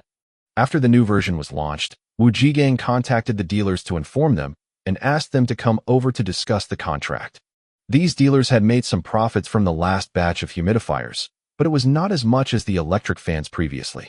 Also, the humidifiers were easily imitated. A few dealers expressed that they were not coming over. Wu Jigang followed what Feng Xue did previously and blacklisted those dealers. Taihua Trading would never work with those people or their companies again. Feng Xue had said before, there can only be people begging him to sell his products and not the other way around. Taihua Trading can afford to be so arrogant as they had the patent and had monopolized the market. Feng Xue promised those dealers that stick with him will earn lots of money. But if there were those that want to sell counterfeits and grab the market share, then that will depend if they had the ability. Feng Xue planned to buy advertising slots at CCTV a few days later. CCTV at that time was not as powerful as the later years. Last year, CCTV was given the approval to air commercials, and the advertising fees had risen since then. But other than the prime time in the evenings and the timings, before and after, the news, all other advertising fees were still not high. There were still many empty advertising slots. Feng Xue believed that CCTV would give him the good slots, higher frequencies, and extended advertisement length if he buys the advertising space for 1 year. Feng Xue does not care whether if others believe in the advertising effect of CCTV. He had absolute trust in this TV station. Fu Guangjing also brought good news to Feng Xue regarding the patent applications.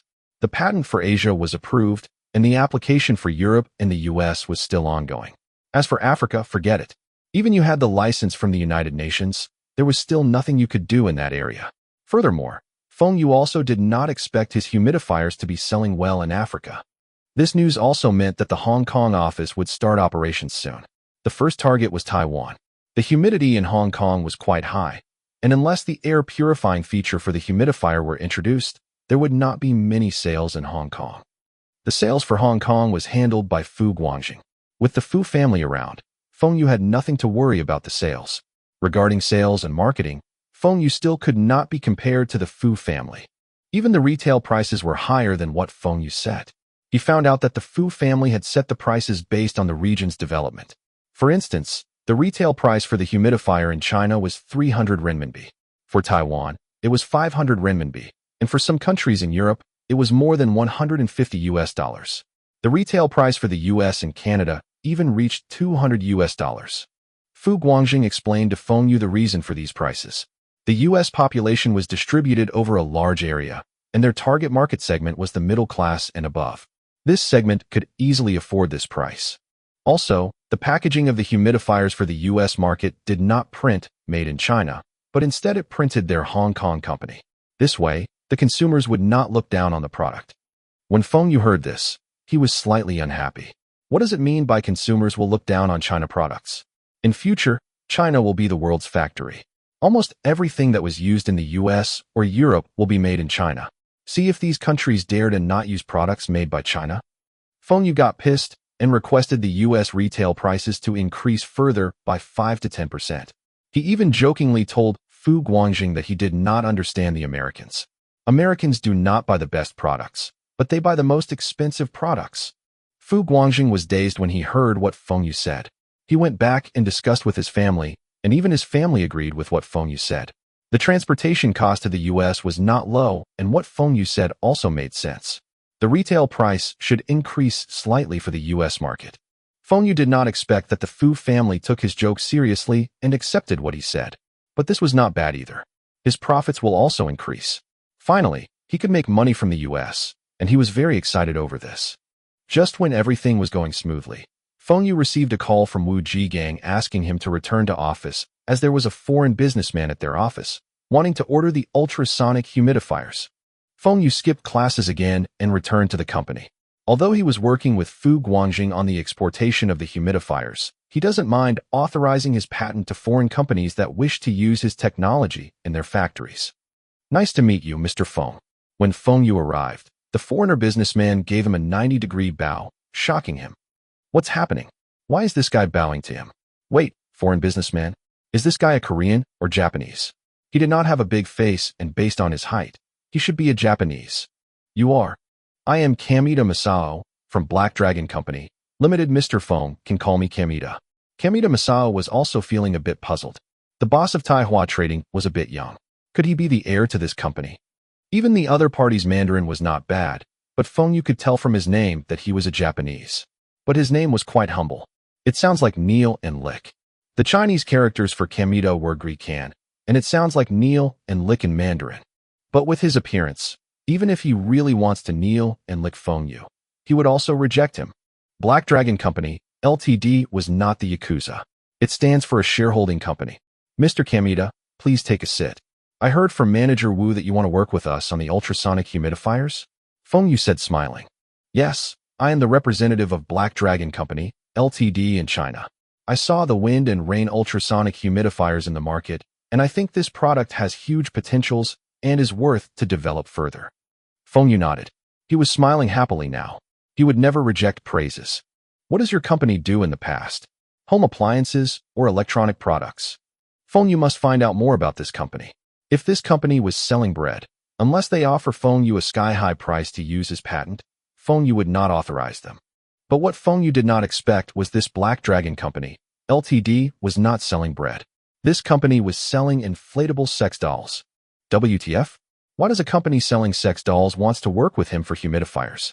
If people found out that the company producing humidifiers was also producing sex dolls, it would be a disgrace for Taihua Trading Company.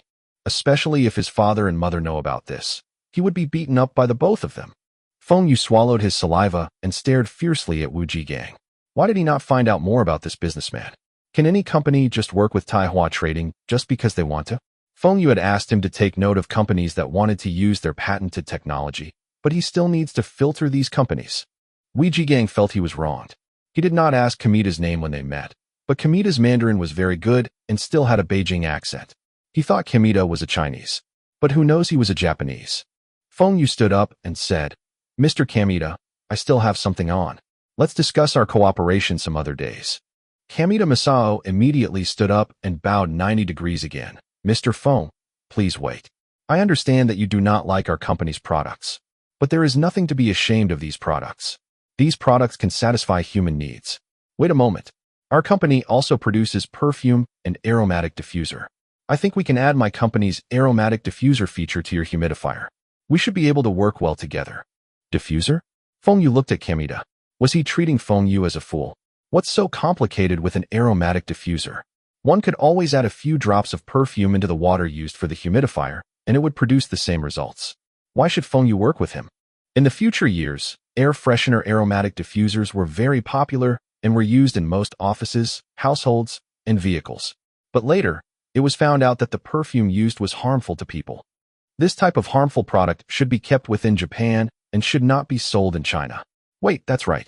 Since this idea was suggested by a Japanese, then Feng Xue could authorize this Japanese company to use his patent to produce the humidifier with air diffuser feature, but they can only sell those products in Japan and cannot export to other countries.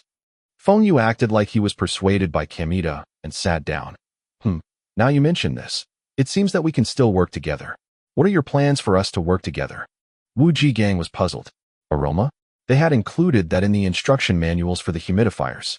Why should they work with this Japanese? Cooperation. We will use our aromatic diffusion technology, and you will use your ultrasonic technology. Together, we will invest and produce the humidifiers and split the profits equally. Kamita Masao said. Damn this guy. Using that lousy aromatic diffusion technology to compare with the ultrasonic technology and even want to split the profits equally? Why doesn't he go and rob the bank? Feng Xue glanced at Kamita and said, I will authorize your company to use the ultrasonic technology in every aromatic diffusion humidifier produced. Your company has to pay me $30. I am more comfortable with this type of cooperation. Kamita Masao said with a surprised look. Mr. Feng, I think you are mistaken. We want to work with you and not by your patented technology. Feng Xue replied calmly. Mr. Kamita, you are also mistaken. I am not selling you the technology. I am only authorizing you to use it. This is the only choice I am giving you. You can discuss with your boss. Before Kamita could say anything, Feng Xue stood up and shouted, Manager Wu, show the guest out. Kamita Masao still wanted to say something, but Wu Jigang and his men had already chased Kamita Masao out. Wu Jigang was already unhappy with this Japanese. After Kamita left, Wu Jigang went to apologize to Feng Xue. Director Feng, I'm sorry.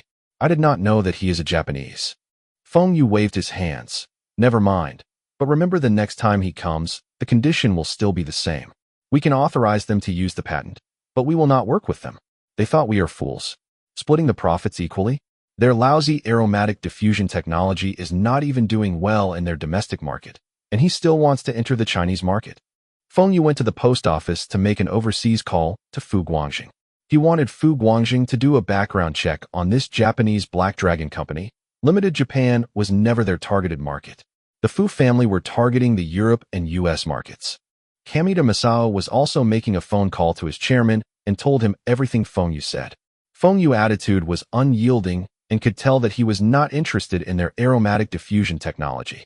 There was no room for negotiations. The chairman hesitated for a while and told Kamita that he can agree to Feng Xue's condition, but try to lower the authorization fees. Every dollar Kamita saved, he would be rewarded with $1,000. Kamita was overjoyed. He decided to think of a good plan that night. Tomorrow he must get this contract. When that happens, he can use Black Dragon brand of humidifiers to grab a slice of this vast Chinese market. But he did not know that Feng Xue does not plan to let them export their humidifiers to China. They cannot even export to other countries. They can only sell their humidifiers in Japan. This Kamita was still dreaming of getting a promotion and a pay raise. The next day, Kamita Masao was dumbfounded when he heard from Feng Xue that they were not allowed to export their humidifier out of Japan. Kamita Masao had targeted the China, Europe, and the US market. Humidifiers were used mainly in inland cities where the air was drier. Southeast Asia was the same as Japan. There will not be many people who were willing to buy humidifiers in these areas. The market was too niched. Kamita immediately informed his chairman and was scolded by him. Kamita had promised his chairman that he would help the company get the most out of this deal. Not only he did not achieve that, but they were also assigned to a small Japan market. But even though Feng Xue's conditions were harsh, they still agreed to it. They had calculated that the humidifier's retail price can be set above $100, and they would even have a 30% profit after the materials costs and authorization fees. Japan had a population of about 120 million, and even if 0.1% of the population were wealthy families and bought their humidifiers, their profits would still amount to $3 million. $3 million was their company's last year total profits. If they factor in the market growth for the coming year, their earnings would be higher. But Kamita was not satisfied. For every dollar he lowered from the authorization fees, he would get a reward of $1,000, and Feng Xue does not relent on the authorization fees. Thus, their negotiations went into a deadlock. Take it or leave it. When Feng Xue's Hong Kong companies shift their focus to the Japan market, then Feng Xue would not even authorize them. Let's see who can afford to drag. Just after the Labor Day's holidays, Feng Xue applied for leave from school again. He brought Wu Jigang to Beijing. Feng Xue was at Beijing to purchase the advertising slots from CCTV. Last year, after CCTV got the approval to sell their advertising slots, there were more advertisements on the television. There were rumors that a 15 seconds advertisement slot during the prime time cost almost 1 million renminbi. But in Feng Xue's heart, he thought that this was cheap. In another 5 years, from 1995 onwards, the advertisement slots for the news will be based on auctions. The first time, the rates reached more than 30 million renminbi. The advertisement fees increased by over 20 times. 10 years later, This advertisement slot cost more than 200 million renminbi. No choice. CCTV had the most extensive coverage, and as long as there was an antenna anywhere in China, it can receive CCTV channels. The more people watch the channels, the better the advertising effects. Also, CCTV had news broadcasts and weather reports. These were some things that most people watch. Can the advertising effects be the same for other TV stations? Feng Xue's budget was 5 million renminbi for multiple time slots. Every day, there must be at least 5 slots for him to use the advertising bombardment strategy. Although it will not reach the frequency of repetitive advertising of the future years, it was because there were not much TV programs now. These 5 slots will be sufficient. Additionally, CCTV might not agree to sell him too many slots. To contact the advertising division was not an easy task. CCTV's advertising division was still a small department now and considered a not-so-important department. Despite this, it was not easy for Feng Xue to meet up with the chief. Luckily, Zhang Ruiqiang had a friend that was working in CCTV. To show his support for Bing City's industries, he helped Feng Xue to contact his friend. He asked Feng Xue to look for his friend at CCTV when Feng Xue arrived at Beijing. His friend could arrange a meeting for Feng Xue with someone from the advertising division. Having lots of connections was great. Feng Xue and Wu Jigang quickly met up with the CCTV advertising division section chief, Cheng Baojun. Hi, section chief. Hi, manager Feng. Cheng Baojun shook Feng Xue's hand, and the surprised look was all over his face. This kid was the boss of Taihua Trading? Is this kid over 18 years old? He looks too young. I heard that your company wishes to advertise on CCTV for 1 year. Which time slots do you want? Cheng Baojun was very direct and went straight to the point. His position as the section chief was not easy. Many local TV stations' advertising revenue was much higher than CCTV. His leaders wanted him to increase the advertising revenue, but there were not many people willing to advertise on CCTV. The only ones were all local businesses in Beijing, and the advertising fee was pathetic. Damn, isn't this the same as royalty treatment? I still get to choose the time slots. Feng Xue thought back to the previous few days when he monitored CCTV channels. He noticed that there were not many advertisements, and the frequencies were even worse than Longjiang Provincial TV Station. Many corporations still did not know CCTV's potential yet. This meant that the CCTV now was still very poor. That's right. We want to advertise for 1 year. If the price is right, we can purchase the advertising slots for some years. Feng Xue had thought of an idea. He wants to take advantage of the low rates now and get the advertising slots for the next few years. With the advertisements on CCTV channels, he might get to earn more from his wind and rain fans. Few years, Cheng Baojun was surprised. If it weren't for Division Chief Xu's recommendation, he would have thought that Feng Xue was joking with him. Who in the right mind would spend so much on advertising? That's right. What are the rates now, and what are the available time slots? Feng Xue replied smilingly. We still have slots any time of the day. Which time slots do you want? But we can't sell you the slots for the next few years. We can only sell you the slots annually. Cheng Baojun shook his head. He also wanted to sell more slots, but his leaders would not approve. Feng Xue felt some regrets and said, How about this? We can sign a letter of intent. If next year, there are no other competitors for the same time slots, CCTV will still sell me those slots. If there are competitors, then we will bid for that slots. This way, will it still violate your regulations? This seems like it is not against the rules. Cheng Baojun had some hesitations. This was not against the rules, but no one had ever done this before. Since it is not against the rules, we have reached a consensus on this part. Let's talk about the timings. Do you still have the advertisement slots before and after these programs? And Feng Xue hurriedly changed the topic. The slots before and after were sold. The one slot after the and each was also sold. Cheng Baojun said. Was a program host by China's top broadcaster and host, Shunli. It was the first fixed program, and current this program had the highest ratings.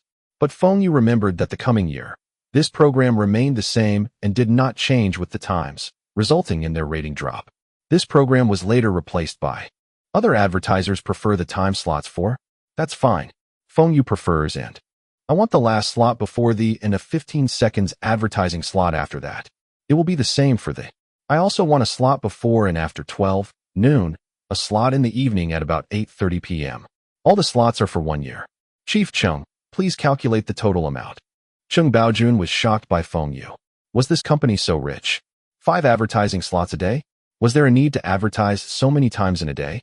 It would cost at least over 1 million RMB for a year. But anyway, he would be able to achieve his targeted advertising revenue this year. Cheng Baojun immediately arranged his staffs to calculate the total. In the end, the total cost was a sky-high price. 5 advertising slots every day, for 1 year, would cost Feng Xue 2.73 million renminbi. It was too expensive. Cheng Baojun was not sure if Feng Xue would accept this amount. Cheng Baojun was a bit nervous when he told Feng Xue about the total price. He was waiting for Feng Xue to bargain with him or removing 2 slots. His staffs were just not smart enough. It was 5 advertisement slots. Why can't they give some discount? Do they want to scare this customer away? Can he still achieve his target this year?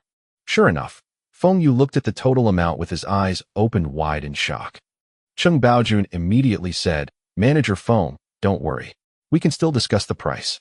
I can give you some discounts." Feng Xue was shocked not because it was expensive, but it was because this was too cheap. The 5 slots he chose were all primetime slots. He thought it would cost at least 1 million renminbi each, and the total would be at least 5 million renminbi.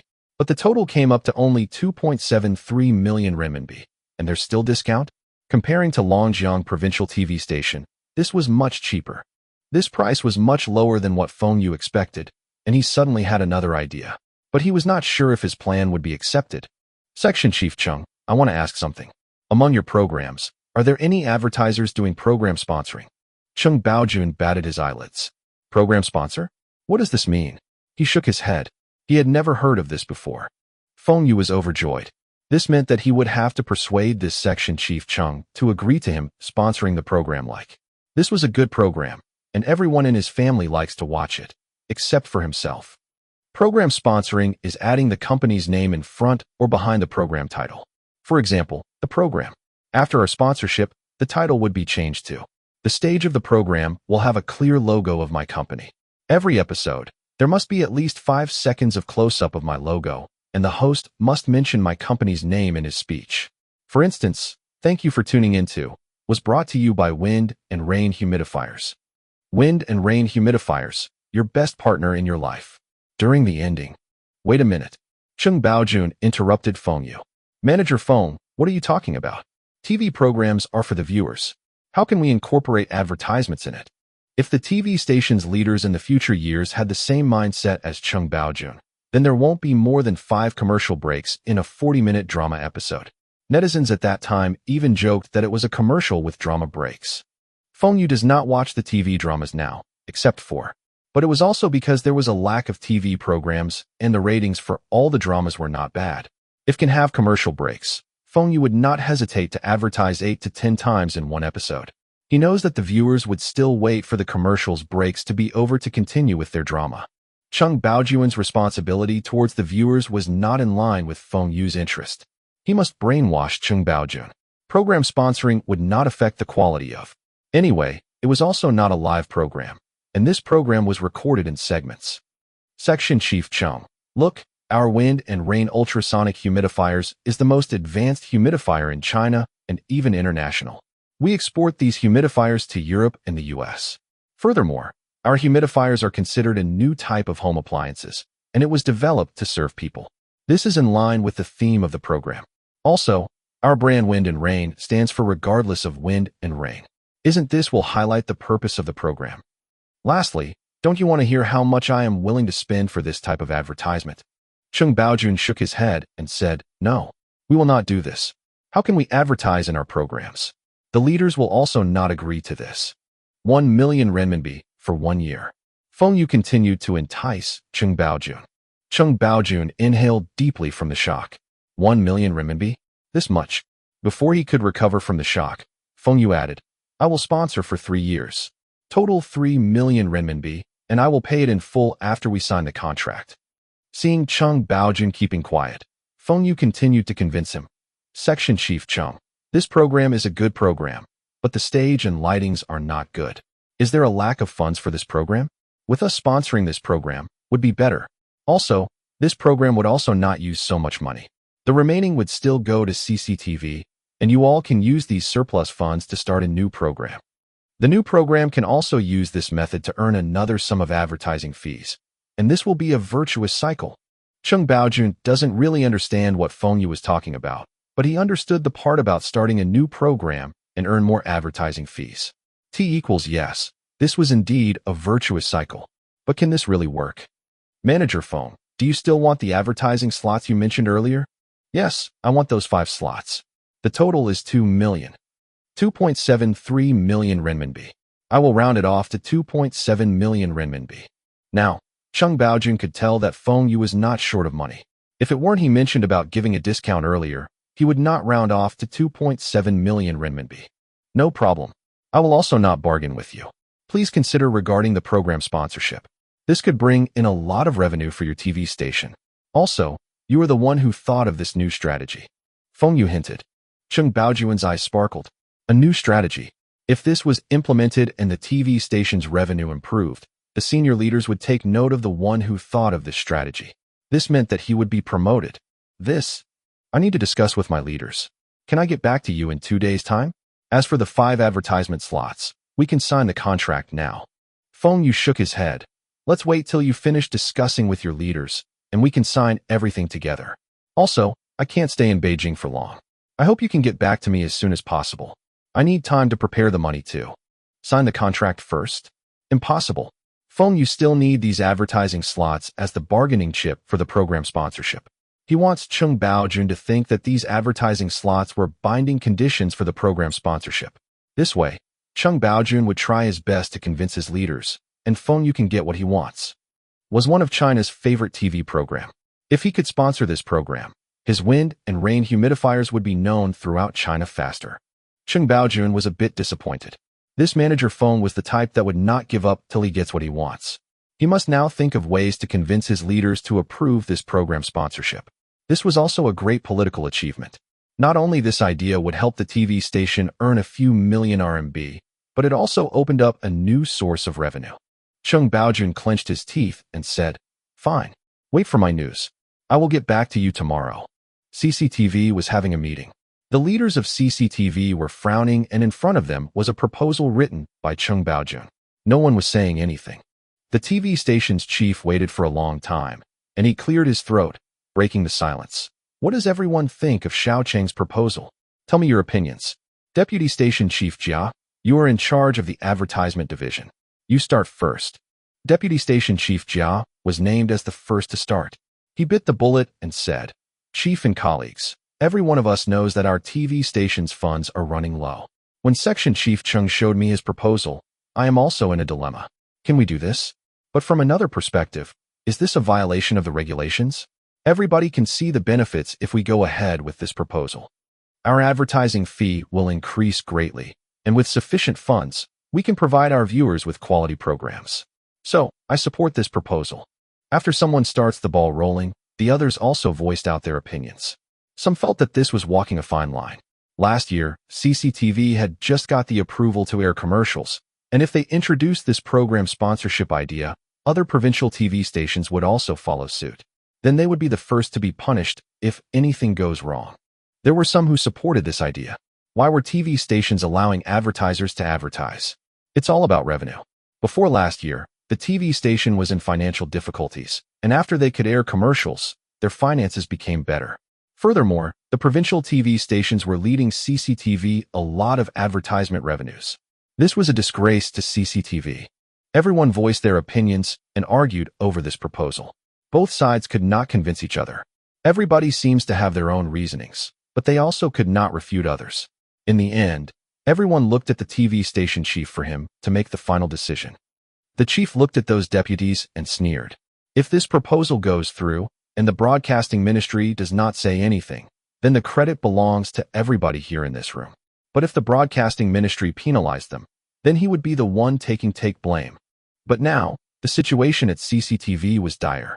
The annual Spring Festival program was a headache for them. Even though the government gave them the budget for this show, it was not enough. This proposal was not about some small advertisements. This involves a few million RMB of advertising fees. How could he let go of this opportunity? Let's vote to decide. Those that oppose, raise your hands. Those that did not raise your hands means you all agree to go ahead with this proposal. Let's start. The station chief directly stopped those that want to remain neutral. It was either you agree or disagree. There were no other choices. Okay, the voting ended. 5 votes for agreeing and 4 votes for disagreeing. We will implement this proposal, but I wish to state 2 things. Personally, I do not like this idea. A proper program, when added the company's name, would make it sound like this was their program. Also, other advertising methods must be considered as well. Xiao Cheng, take note of this and negotiate with the other party. Take care not to violate any regulations. Cheng Baojun stood up and promised that he will get this task done. The chief then wrote down his opinions on the proposal. Basically, he agreed to this proposal, but the details need to be discussed further. Cheng Baojun was handed the task of submitting this proposal to the higher-ups for approval. In that era, advertisements were not decided by the TV stations alone. The advertisements needed the approval of various government agencies, and most importantly, the broadcasting ministry. The broadcasting ministry was not the same as the leaders at CCTV. They could accept advertisements, but would never agree to add the company's name to the program title. The leader there even scolded Cheng Baojun, saying he was greedy. Basically, the words of the leader there could be translated to, "Who are we? Who do we represent? What's the purpose of us doing TV programs? We must get the fees, but we do not agree to the advertiser's terms." Cheng Baojun was frustrated. Get the advertising fees, but don't allow them to add the company's name to the title? He does not know how to do this. He can only contact Feng Xue to discuss further. Section Chief, have you eaten? I had made a reservation at Dong Laishan restaurant. Yes, it's just my colleague and me. Bring some people with you too. Century-old Dong Laishan, #1 halal food in the capital. Dong Laishan restaurant was an old restaurant. It was famous in Beijing since the 1930s. The mutton hot pot was famous throughout China, and even the state's leaders entertained foreign delegations at this restaurant. When Cheng Baojun heard that Feng Xue was inviting him to Dong Laishan restaurant, his thoughts were all about the delicious mutton hot pot. Even though he politely tried to reject Feng Xue's invitation, he still brought 2 of his staff with him and rushed over to the restaurant. Feng Xue had wanted to invite Zhang Ruiqiang's friend, but was rejected. So, Feng Xue wished to ask Cheng Baojun, and just happened the latter called him. Plates of mutton were served and consumed. Feng Xue did not care about table manners, and this made Cheng Baojun felt at ease. They finished eating and started drinking. Cheng Baojun put down his glass and started talking about the advertisements. It was the Chinese tradition to talk about business while drinking. How can business negotiations be without alcohol? If the negotiation is successful, then they can have toast. If not, open another bottle and carry on. Cheng Baojun said, Manager Feng, Manager Wu, I had submitted your advertising proposal to the higher-ups, but it was not approved. It's not totally rejected, but it's only the title of the program cannot be changed. Maybe we can think of other ways. Cannot do change the title of the program? Feng Xue was disappointed. If this were approved, then the advertising slot taken by other advertisers would no longer matter to him. The advertiser that bought the time slot he wanted was Yanwu, a company that sells cassette recorders. Feng Xue's house also had a Yanwu cassette recorder. Yanwu was monopolizing China's market at that time. But within a few years, the appearance of VCD would cause the demise of Yanwu. Now, Feng Xue can't add his company's name to the title, but he still had other ways. If that still does not work, then he can only give up. Since I can't add my company's name to the title, then at the start and end of the program, can you add in the words that this program was exclusively sponsored by wind and rain humidifiers? If the stage cannot display our logo, then you must place our humidifiers at an eye-catching place on the stage. It must be captured by the cameras. We can also use your program's name for our advertisements in the papers. For instance, wind and rain humidifiers is the exclusive sponsors of the program. These shouldn't be a problem, right? The exclusive sponsor was another way of changing the title of the program. Since there were no other companies who did program title advertising, then exclusive sponsorship was almost about the same thing and will not disgrace CCTV. Most importantly, Feng Xue wants to make use of product placements in the program to show the viewers his humidifiers producing mist beside the host. Can the viewers not be curious? Coupled with his advertisements bombardment, his wind and rain humidifiers would be famous in no time.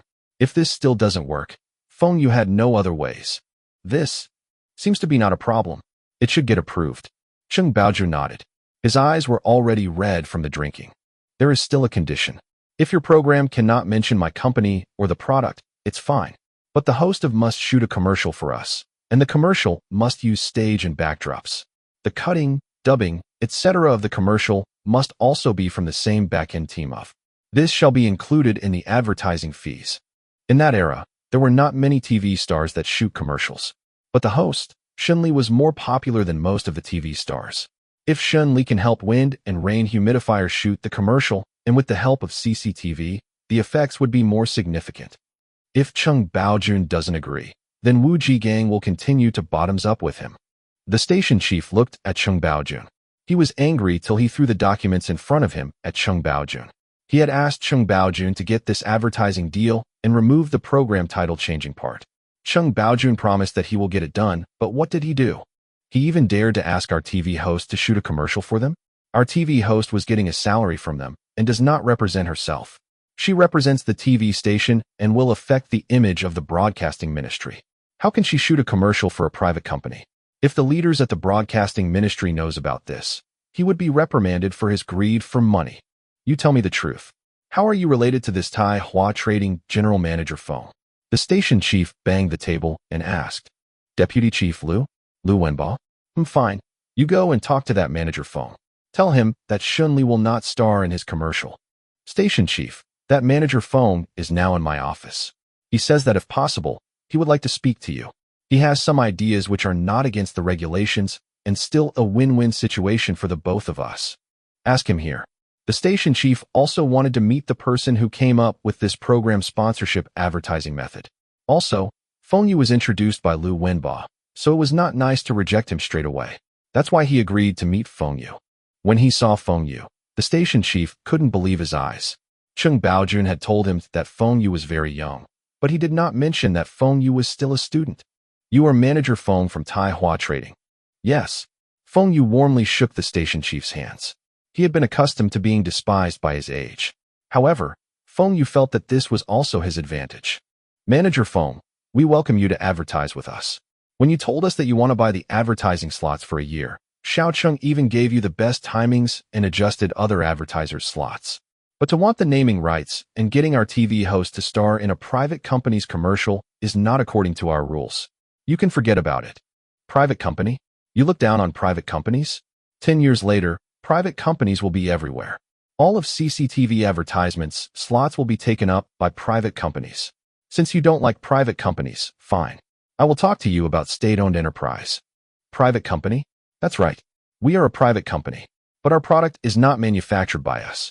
It's Bing City's motor factory. The development of this product is by Bing City's aviation factory. These are all established state-owned enterprises. My company is only in charge of the sales and marketing. This commercial's product does not belong to Tai Hua Trading. Furthermore, this product has the patent rights for China, Asia, Europe, and the US. It had helped our country earn from other countries. Wind and Rain brand is China's first high-tech home appliances brand and can be said to be the pride of the country. Why can't we use a TV host with a good image to star in our commercial? Feng Xue started to increase the profile of his company to suppress the other party. That China's first high-tech home appliances brand shocked the station chief. Although Feng Xue speaks very fast, and he could not really catch everything he said, but it seems like this Wind and Rain brand must be outstanding to be the nation's pride. You all are really working with Bing City's motor factory and aviation factory? The station manager asked. Of course. You can call them right now to verify. We are in three-way cooperation. I came up with the design and is in charge of the sales and marketing. The profits will be split between the three parties. Feng Xue did not tell the station chief that he was getting the biggest share out of this cooperation. The station manager was deceived by Feng Xue's confident look, and he did not call the two other factories to verify. Anyway, this will be written in the contract. If Feng Xue deceived them, they could not air the commercial and keep the advertising fees. There was still no one that dares to deceive CCTV. But we had never let our TV host star in commercials before. No. Station chief, you misunderstood. Maybe I did not make it clear. The TV host will only appear in the commercial. We will extract footage of the TV host from and use a voiceover. This will not be considered your TV host staring in our commercial. This advertising fees will also help your TV station a lot, right? Also, I mentioned that I can purchase the advertising slots for 3 years. If I cannot add our brand in the program title, we can change to exclusive sponsorship. Sponsorship is not against the regulations. The stage can remain the same, but our product must be in a prominent place. Feng Xue started to persuade the station chief. This was not too difficult. The station chief hesitated for a while. Then can you show me a demo of your commercial idea? No problem. Can you lend me the studio of? The station chief nodded and personally brought Feng Xue over to the studio. CCTV at that time does not have many programs, but they had very few studios. Just happened, that studio was filming another program. Feng Xue looked at the old and shabby studio and shook his head. Before his rebirth, even a city TV station studio was better than this. What are all these? Even though Feng Xue was not a professional, he could produce a better set than this in the studio. Station chief, at the back, you can put up painting as the backdrop. Don't use those plain curtains anymore. We can place a humidifier in front of the host. We can print the words, servicing you on it. This is the program's title and theme. When the air is dry, you can switch on the humidifier. This will not affect the show, and even if you don't switch it on, you can use our humidifier as decorations. In the commercial, the humidifier must be switched on. Also, the program must talk more about matters relating to most citizens. The outdoor shoots must be filmed properly as well. Don't keep filming and report events that happened in Beijing. Must do the filming in other provinces too. Beijing does represent the whole China. Feng Xue told the station chief about the areas to improve. These ideas were taken from some of the more popular TV shows in his previous life. If this program can really do what he said, then its ratings will remain high. At first, the people were asking around who Feng Xue was when he was pointing here and there. The station chief had personally brought him to the studio. But when they heard Feng Xue's comments, some of the TV station's workers were unhappy. These were all professional matters. Even the station chief does not direct them what to do, yet this kid was commenting on all these. But after a while, more people start to crowd around. What this kid said made sense. The viewers will definitely like it if they followed what this kid said. It's not that they had not thought of all these, but it could not be implemented. The main reason was that they had no budget. Changing the set needs money. Sending the host to film outdoor scenes also cost money. Also, it was hard for them to even shoot in Beijing, let alone other provinces. The furthest they went to is the outskirts of Beijing. This kid still suggests going to places like northeast and southern regions. Just the train tickets would cost them a lot. The crowd grew, and Feng Xue got more excited. He felt like he was the leader teaching them what to do, but he did not get the applause he wanted. Many people were looking at him like looking at a monkey in the zoo. This made Feng Xue very unhappy. After the program had finished recording, Feng Xue raised his voice and said, "Station chief, if you followed what I suggested, there will be more viewers for this program. As for the production budget, with our wind and rain humidifier sponsorship of 1 million renminbi, it will not be a problem." Those that were laughing at Feng Xue earlier froze. Did this kid say that there will be a sponsorship of 1 million renminbi? The station chief was surprised. Based on Cheng Baojuan's report, the advertising fees would be cut by half if Feng Xue does not get the naming rights of the program. How come Feng Xue was still willing to come out with 1 million renminbi? Feng Xue followed the station chief back to his office to discuss the details. The advertising section chief, Cheng Baojun, thus, takes on the role of preparing and serving tea to them. The station chief was personally there to negotiate this deal. He was in no place to say anything.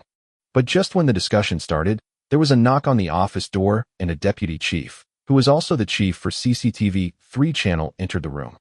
"Station chief, are you busy?" The station chief rolled his eyes. This was asking the obvious. "Old who, what's the matter?" "Station chief, I heard that there's a company who is here at our TV station to discuss advertising with us. I am wondering if he can sponsor some money for our CCTV 3 channel. Now CCTV only has 3 channels. The 4th channel will only appear in 1992. This CCTV 3 channel had started in 1986, and only Beijing can receive this channel. Before 1987, the CCTV 2 channel was also available only to Beijing residents. But in 1987, CCTV 2 channel switched to satellite signals, and the coverage extended to the whole of China. For a TV channel that serves only Beijing, it was hard for this channel to get advertisers. Deputy Chief, who was here to try his luck because his channel was running short of funds. Before the station chief could say anything, Feng Xue asked, "You must be Chief who?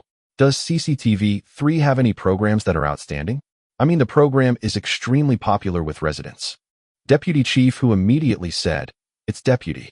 My channel does have a few popular programs." In the end, Deputy Chief, who mentioned 3 to 4 programs, but Feng Xue had not even heard of one. He had not even heard of these programs in his previous life. Also, this CCTV 3 channel focuses mainly on drama and music programs. The rest of its programs were the programs that were not wanted by CCTV 1 and CCTV 2. What good programs could they offer? It was only after they switched to satellite signals then they produced one excellent music program. Feng Xue interrupted Deputy Chief Hu. Chief Hu, you should know that I want to advertise in CCTV was because of the satellite signal channels. The whole China can receive the channel CCTV1. As for CCTV3, I will be honest with you. I had never watched that channel before in my life. But since Chief Hu asked me for help, then I will use 100,000 renminbi to buy a year advertising slot. You just give me at least 3 slots a day, and each slot must be at least 15 seconds. Any timings will do. Damn, this Chief Hu is the future boss of SARFT, State Administration of Radio, Film, and Television.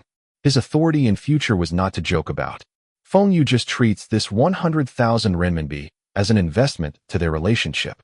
Deputy Chief Hu was ecstatic. It's not even a minute of advertisement a day, and any timing will do? All these for 100,000 renminbi? With this 100,000 renminbi, he can start a new program. After Deputy Chief Hu left, Feng Xue carried on the discussion with the station chief.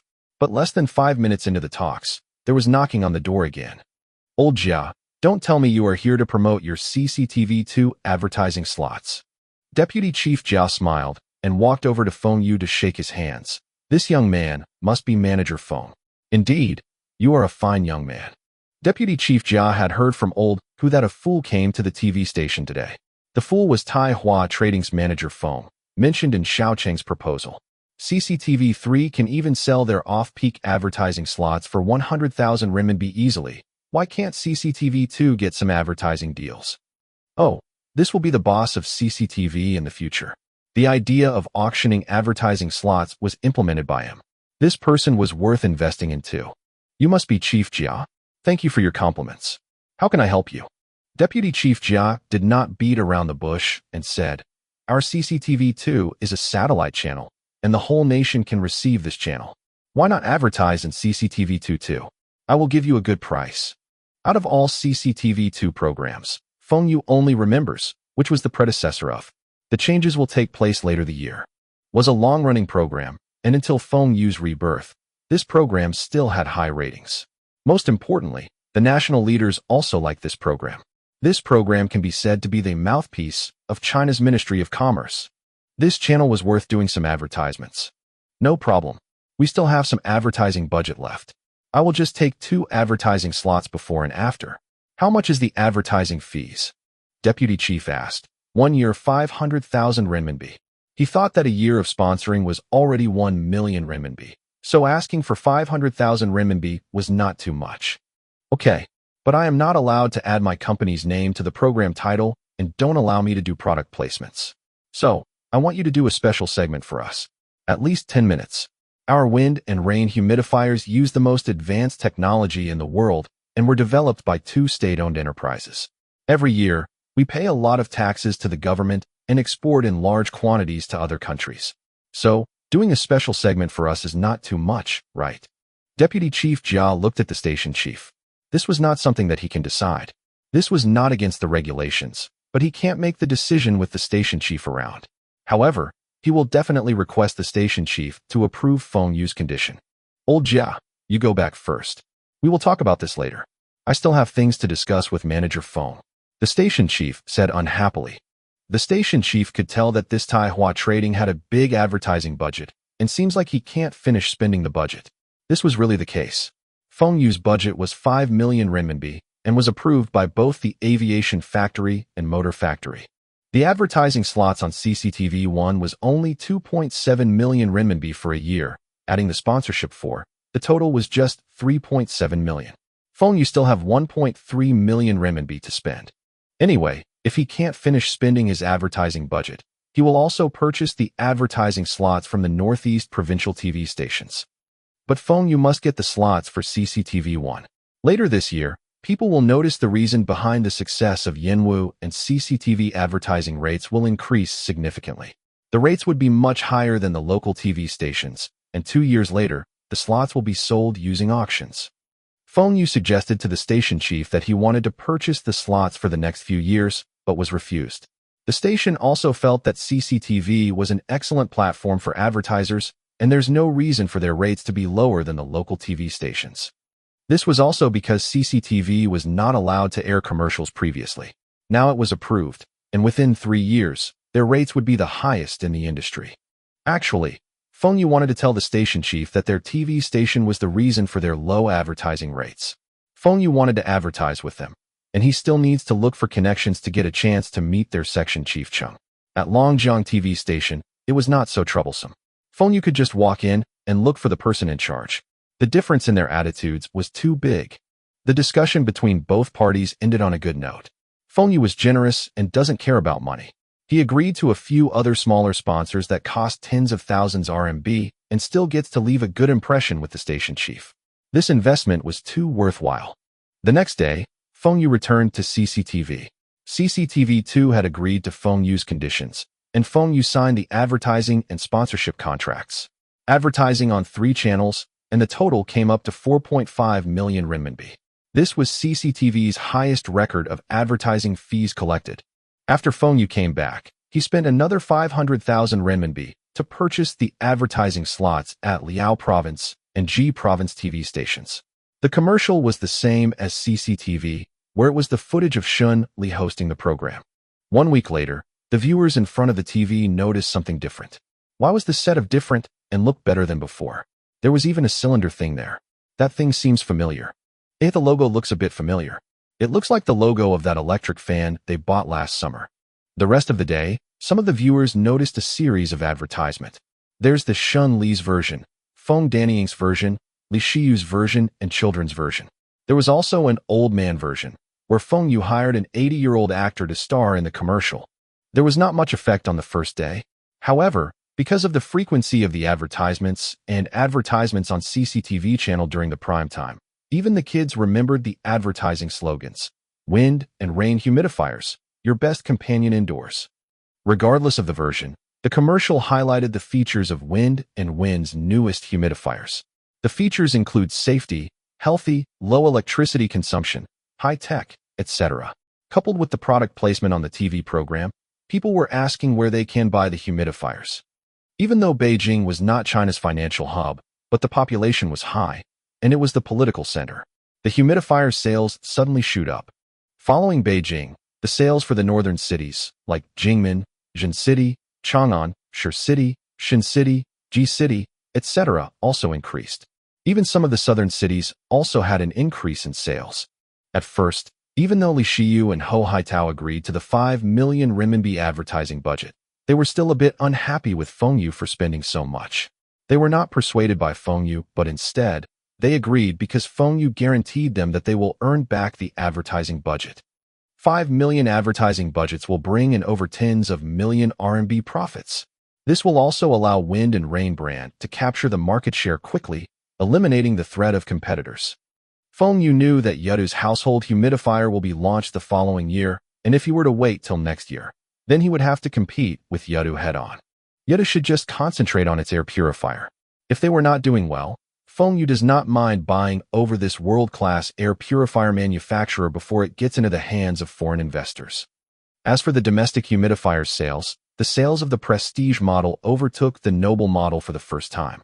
This was due to the advertising bombardment, especially Shun Li's version. Initially, the sales of the humidifiers were not bad, and the profits for one unit was about 100 renminbi. But based on that speed, the most they could sell was 20,000 units in a month, and Feng Xue was not satisfied with this figure. Now it's different. After the aggressive advertising campaign, there were more than 30,000 units sold in the first week. All the dealers came back to them waving their checks, wanting to order more. Li Shiyu and Hou Haitao were all smiles. Now Li Shiyu and Hou Haitao only had one thought. The advertising budget was worth spending. Some dealers previously worked with Taihua Trading but stopped working with them for these humidifiers, came back. However, they were chased away by Wu Jigang on Feng Xue's instructions. Taihua Trading must stick to their core values, which was arrogant. That was to let these dealers know that if they follow Taihua Trading, they would have meat to eat. Those that betray Taihua Trading would not even get a drop of soup.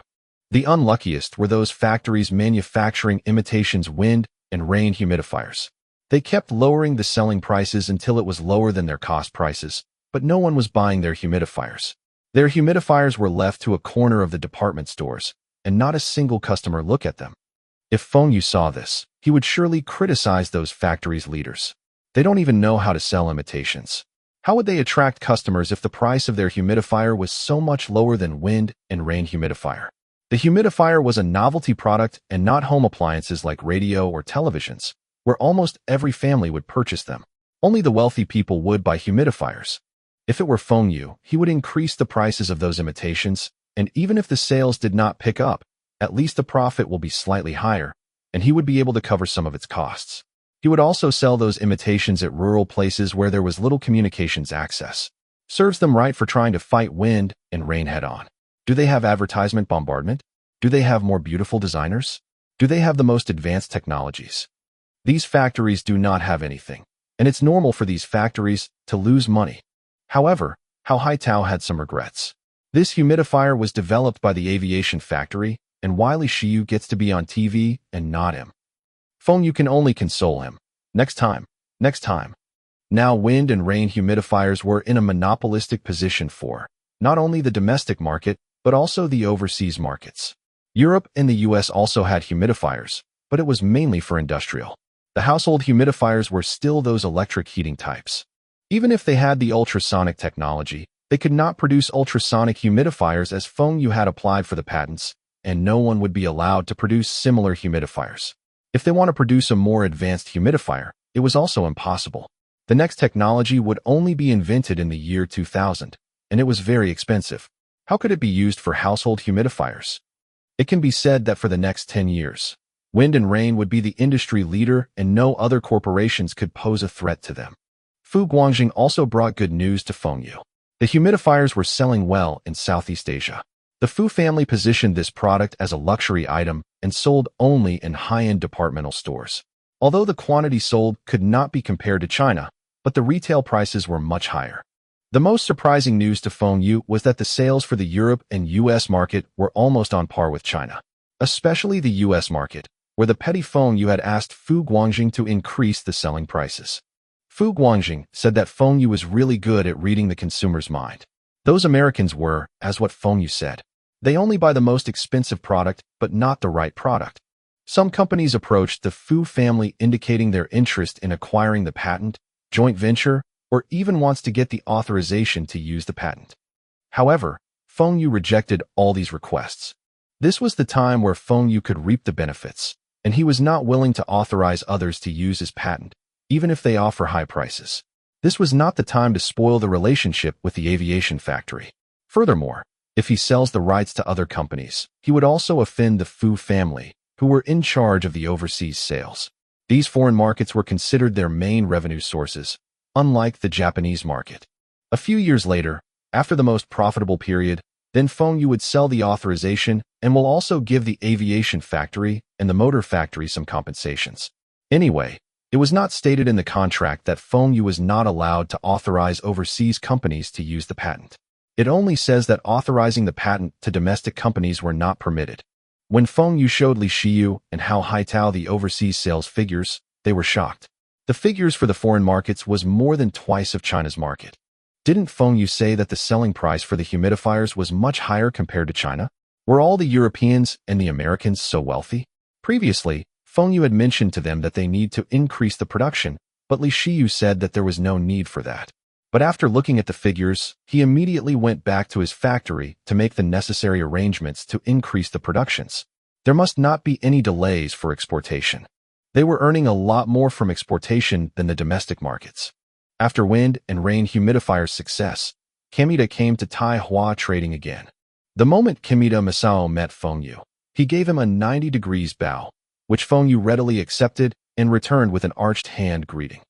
Mr. Feng, my company, was really sincere, and we will give you $10 in licensing fees for every unit of the humidifier. This is already very high. The Japan market is not very big. No. That's not the main point. The important point was that you have to purchase the patent authorization for the same period of the patent, and you have to pay all the authorization fees in one go. Next year, there will be a financial crisis in Japan, and lots of Japanese firms went bankrupt. Who knows if this Black Dragon company will be one of the unlucky ones. The patent fees must be collected now even if it was lower than expected. If the fees were to be collected on an annual basis, who knows if Feng Xue gets to receive it in the second year. But there was also the possibility that Feng Xue gets to collect it every year for the next 10 years. However, the risk was too big for Feng Xue, and he dares not to gamble. If he could make $50 now, why wait for the $100 10 years later? If Feng Xue invests the $50 now, he will get more than double within a year. Mr. Feng, the pressure will be too big for my company if we were to pay all the patent fees at once. Also, it is quite impossible for my company to sell 1 million units. Feng Xue showed a shocked facial expression. It can't be. Kamada, the last time you told me that Japan had a population of over 100 million and there were over 20 million wealthy families. Adding these families and offices, you all will sell at least 1 million units in the next 10 years. These were the exact words you told me. Kamida Masao had a bitter expression. He had exaggerated Japan's market and said all those to make Feng Xue lower the patent fees. But he did not expect Feng Xue to use these statics against him to make his company pay the patent fees all at once. Mr. Feng, those were just an estimation and was the best scenario. However, the market is full of surprises, and we can't be sure how many units we can sell. What if we can only sell 200,000 units, or even 100,000 units? Kamida had finally thought of a good excuse and was secretly relieved. Cannot be. Since your company is so weak, why should I authorize my patent to your company? I can choose to export to your company or look for a better company, like Sharp or Panasonic, to work with. They had contacted my overseas office not once. Feng Xue calmly replied. Did these two companies really contact Fu Guangjing's company in Hong Kong? Of course. But negotiations broke down the first time they met. It was because these two companies heard that they were only allowed to sell in the Japanese market and the patent fees were too high. But Black Dragon Company did not know about this. This made Kamida worried.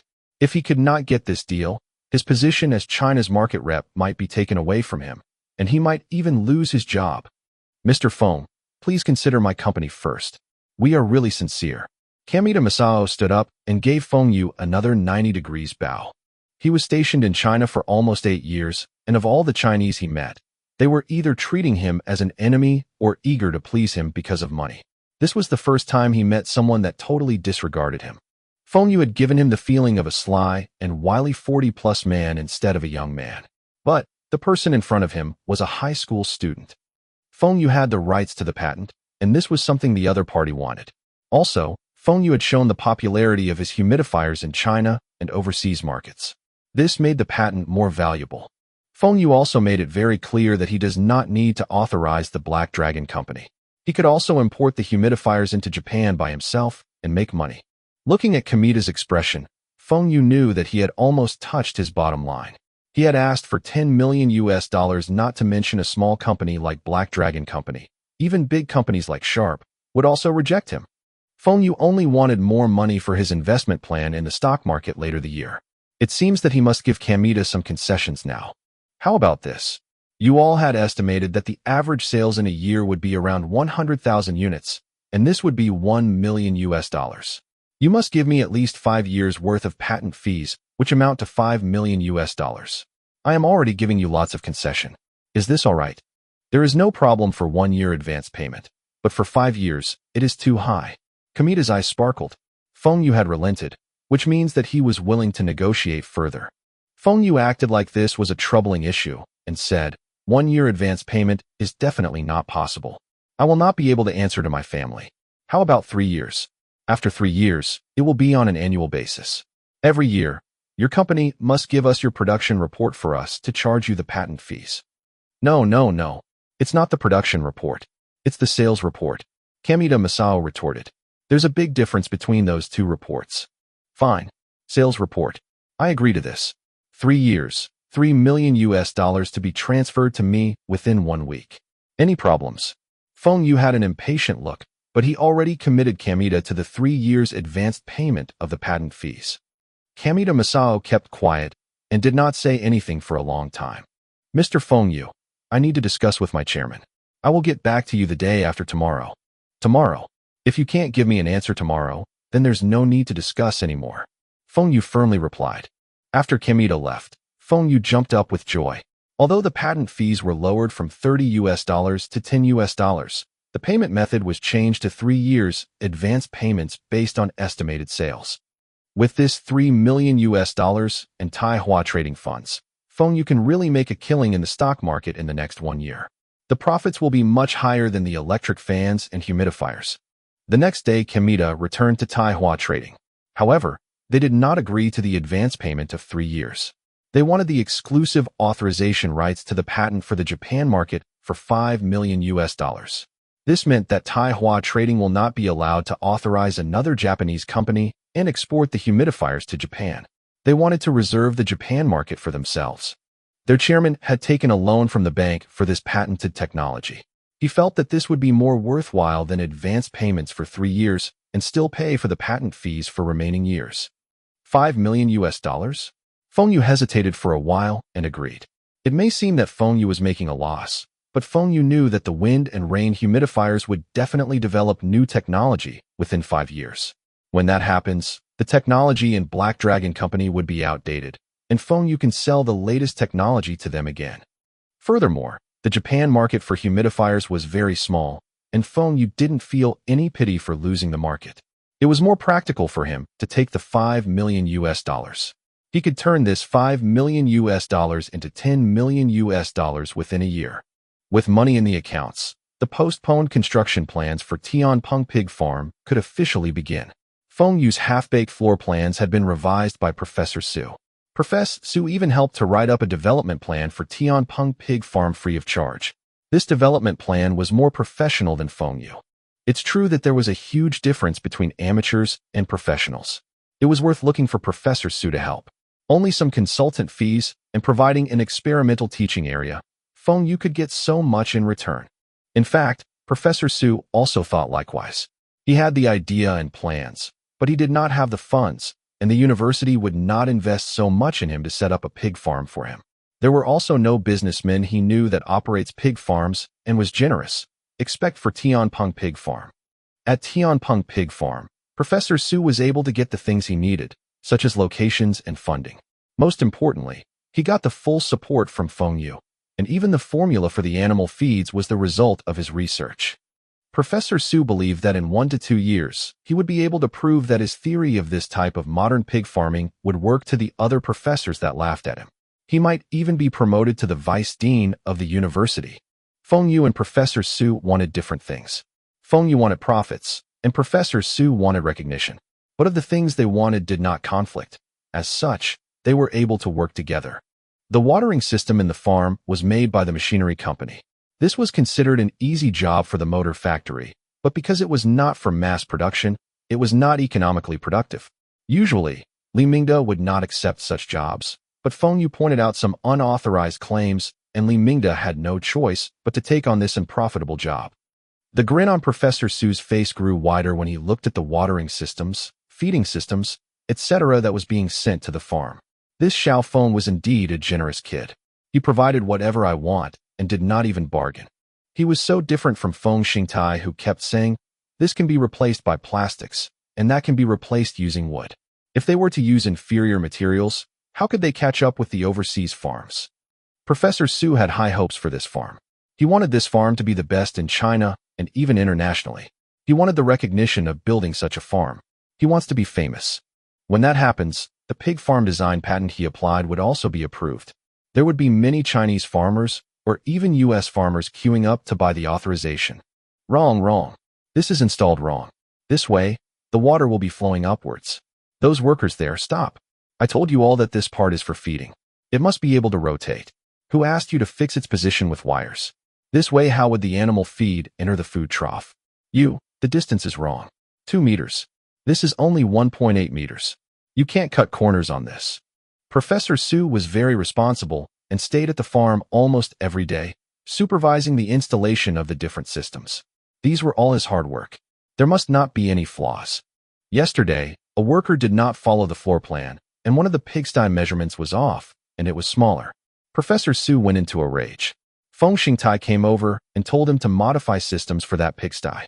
Just when Professor Xue was about to compromise, Feng Xue arrived. Without saying a word, he ordered the demolition of the pigsty's walls and rebuilt. Although the cost of rebuilding those 2 walls was nothing compared to the construction of the whole pig farm, Feng Xue's attitude reinforced Professor Xue's determination to build the perfect modernized pig farm in China. Of course, Feng Yu also got the receiving end of his father's slap to the back of his head. This good-for-nothing son just spends money like drinking water. Must that pigsty be rebuilt? If it wasn't rebuilt, can it be used? Feng Yu could only smile. Actually, it was because he felt that the pigsty was not symmetrical and he felt uncomfortable looking at it. 2 rows of pigsties, up to 100 partitions, and only those 2 partitions were different from the rest. Who wouldn't be uncomfortable by this? Furthermore, Feng Yu, like Professor Xue, felt that what's the cost of rebuilding 2 walls compared to the cost of the whole project? Also, the touched look on Professor Xue's face made it all worthwhile for Feng Yu. Professor Xue was indeed a professional when it comes to pig rearing. In future, Feng Yu still needs his help with the animal feed formula for Tai Hua Food Processing Factory. He did not want these 2 walls to spoil their relationship. After Feng Yu returned home, he told his father about the pros and cons. All things had a price tag except for knowledge. The most important thing for this pig farm now was not money but the most advanced techniques. These techniques came from Professor Xue, and so they must go along with him. After all, this farm belongs to the Feng family, and Professor Xue would also get a single cent from the profits in the future. Professor Xue can be considered working for them for free now. What's there to be unhappy about? After hearing from Feng Yu, Feng Xingtai felt better. So, this Professor Xue was working for us. But why was this worker more persistent and aggressive than the boss? Maybe it was because he was a professor and he got the pride of an educated man. Feng Xingtai suddenly remembered that Professor Xue was a professor and he was only a peasant. But the sense of vanity was still bursting in his heart. He could order a professor around now. Feng Xingtai still doesn't know that the 3 Soviets that used to work for him in his food processing factory were experts. He thought they were ordinary workers from the Soviet Unions. The construction for the pig farm went smoothly and very fast. This was also because Feng Yu had spent a lot on this construction. Although this increased the cost, but it saved a lot of time for Feng Yu. The others do not understand. But to Feng Yu, time was more valuable than money. The faster you are, the earlier you would be able to capture the market. Capturing the market was the most critical aspect of this pig farm. The farm department chief officer and Wen Daguang visited the farm frequently during the construction. They had smiles when they saw the transformation of the farm. When this pig farm was completed, they would report to their higher-ups and then just this farm as an example for the rest of the country. This would be considered their political achievements. Feng Yu had no reasons to stop them from doing this. The more supportive they were, the better it was for the pig farm development. As for Deputy Officer Xue, he was green with envy. This Tianpeng pig farm achievement had nothing to do with him. The other star of the district was the food processing factory. Wen Daguang was the person overseeing this factory. Based on the pig farm and factory, the farm chief officer and Wen Daguang would surely be promoted, whereas Deputy Officer Xue would most likely remain as a deputy until his retirement. Crackling. Leaders and distinguished guests, today is the opening Tianpeng pig farm. I would like to thank everyone for taking time off your busy schedule to be here. Now, let's invite the chief officer to say a few words. Wen Daguang, who was also the MC, stood at the door and hosted the opening ceremony. After the chief officer's speech, the rest of the leaders took turns to give their address. Almost all the leaders from the farm department were there, except for Deputy Officer Xue. Now, let's invite the chief officer and the rest of the leaders to plant trees. Wishing Tianpeng pig farm to thrive and grow up strong like a tree. In the yard, someone had already dug the pit and placed the tree seedlings in there. The leaders just crowd around, shoveled the soil symbolically and wiping the non-existent sweat from their foreheads. There were reporters and cameras there. They must put up a good show and acted they were working hard. Feng Yu looked at his father who was smiling happily for the cameras, and then he looked at the background behind his father. Feng Yu laughed to himself. At the door, Feng Yu had pasted a pair of new couplets which he wrote personally. Clouds thinking of beautiful clothes, flowers thinking of countenance, pigs thinking of getting fat, people thinking of getting famous. Translator notes, the couplet's original text is In Xing Yi Cheng Hua Sheng Rong, Zhu Shang Fa Fu Run Sheng Hong. The thing I hated most about the government officials written in this novel was that they like to claim credit for someone else's success. Maybe it's in their culture.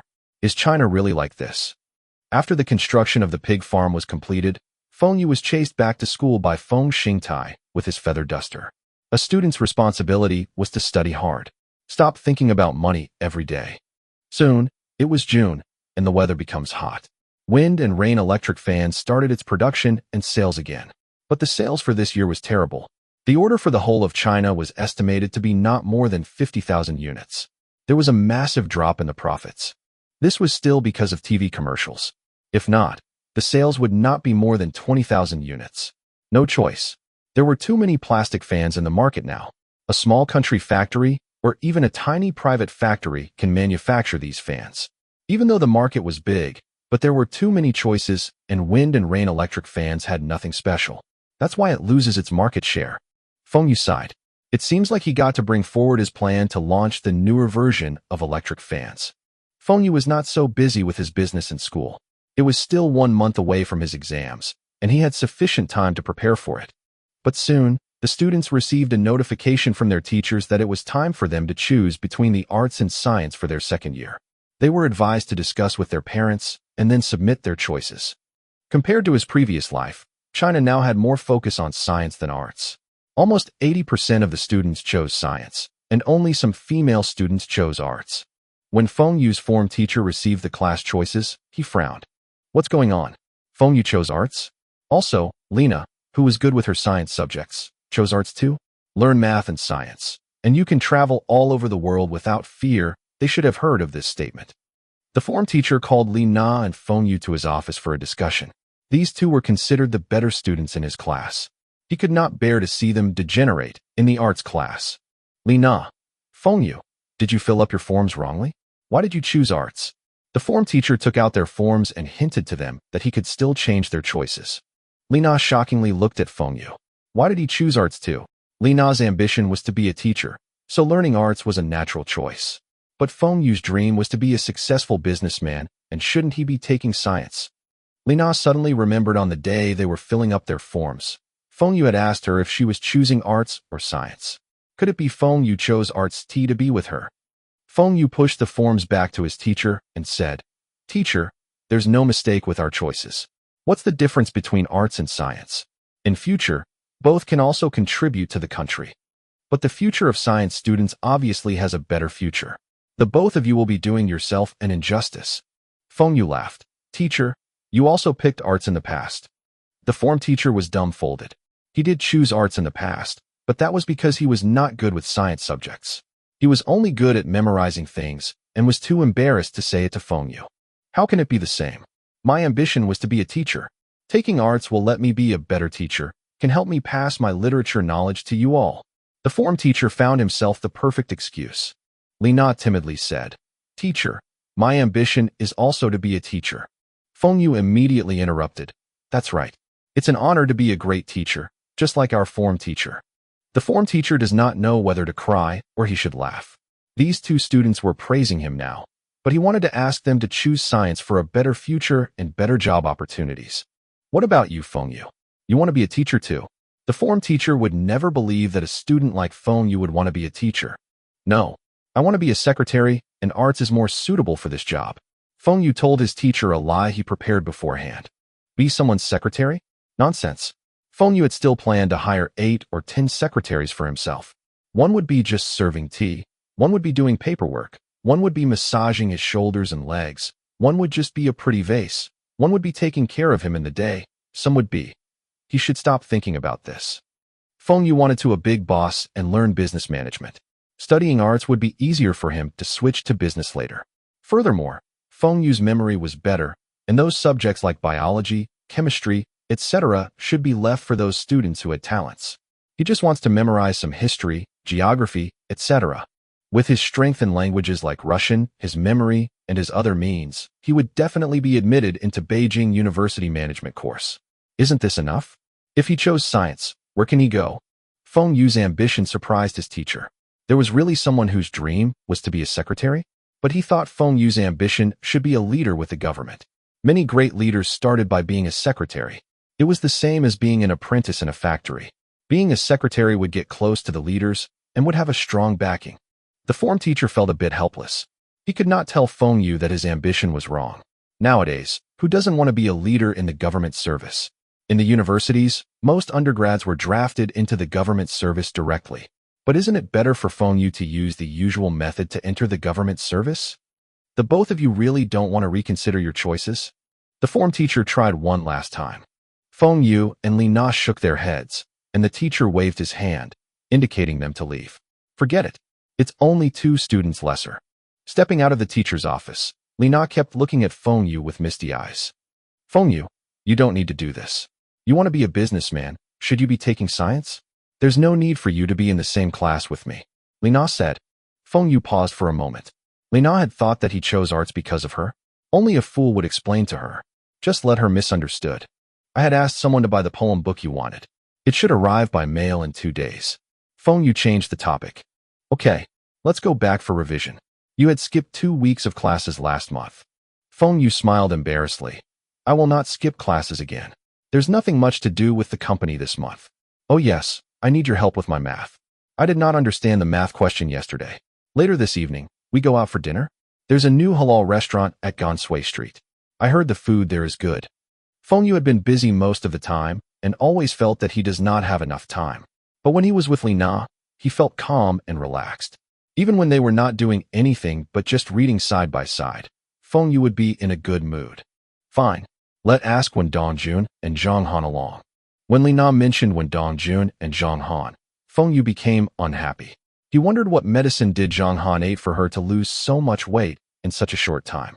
In this short span of time, she loses a lot of weight. She was about 55 kilograms now, and when Dongjun kept boasting to Feng Xue about how good his taste was, how good Zhang Han treated him, how pretty Zhang Han was, etc., Feng Xue was going crazy from his boasting.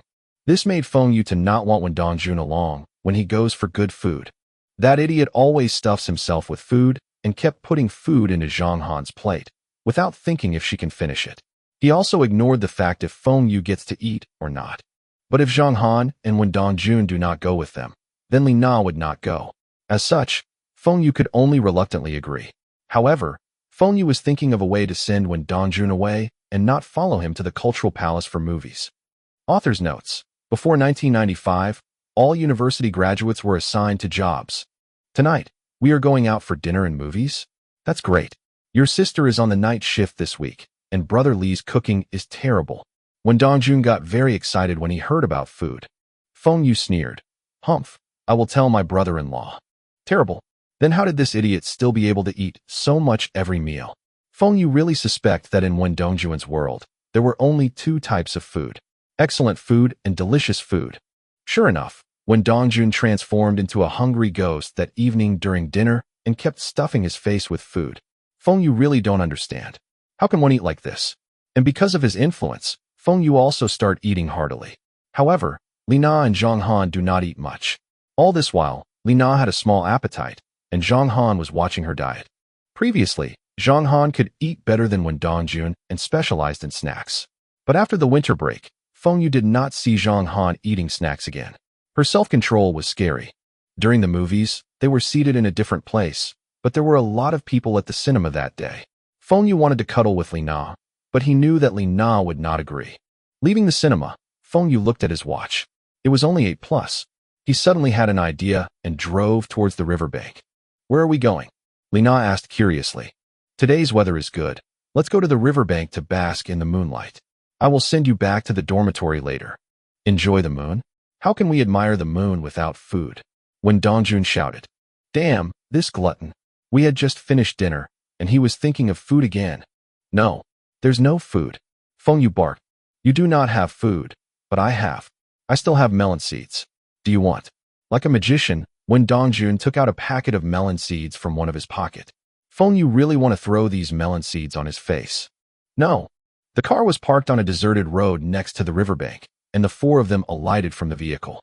The riverbank now was not as lively as the future years. The riverbank in the future years was crowded even when it was 10 at night. The riverside did not have the row of street lights yet, and there were no middle-aged women doing square dancing. A few teenage couples were sitting by the riverside whispering sweet nothings to each other. At an empty space, there was a large boombox and a group of teenagers wearing bell-bottoms, doing break dancing. Feng Xue held Li Na's hands and walked to a side / he placed newspapers on the floor and sat on it with Li Na. His right hand naturally held Li Na's shoulders. I'm afraid that you are cold. Li Na turned and looked at Feng Xue, but kept quiet. She knew this was a lie, but she did not want to expose him. She leans her head on his shoulders and quietly watched the flowing water.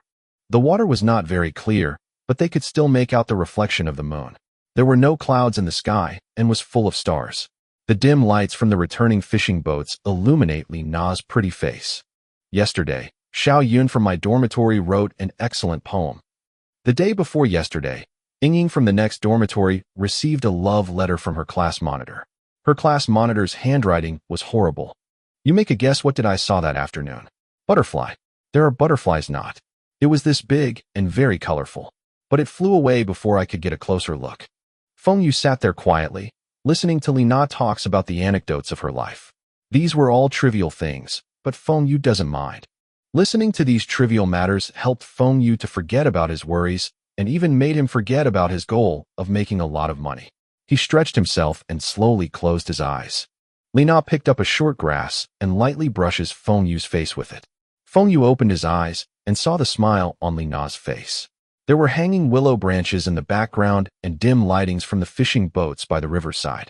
Once again, Feng Xue felt that he walked into a beautiful painting. Look, that's the Weaver Star and the Cowherd Star. You still remember the poem?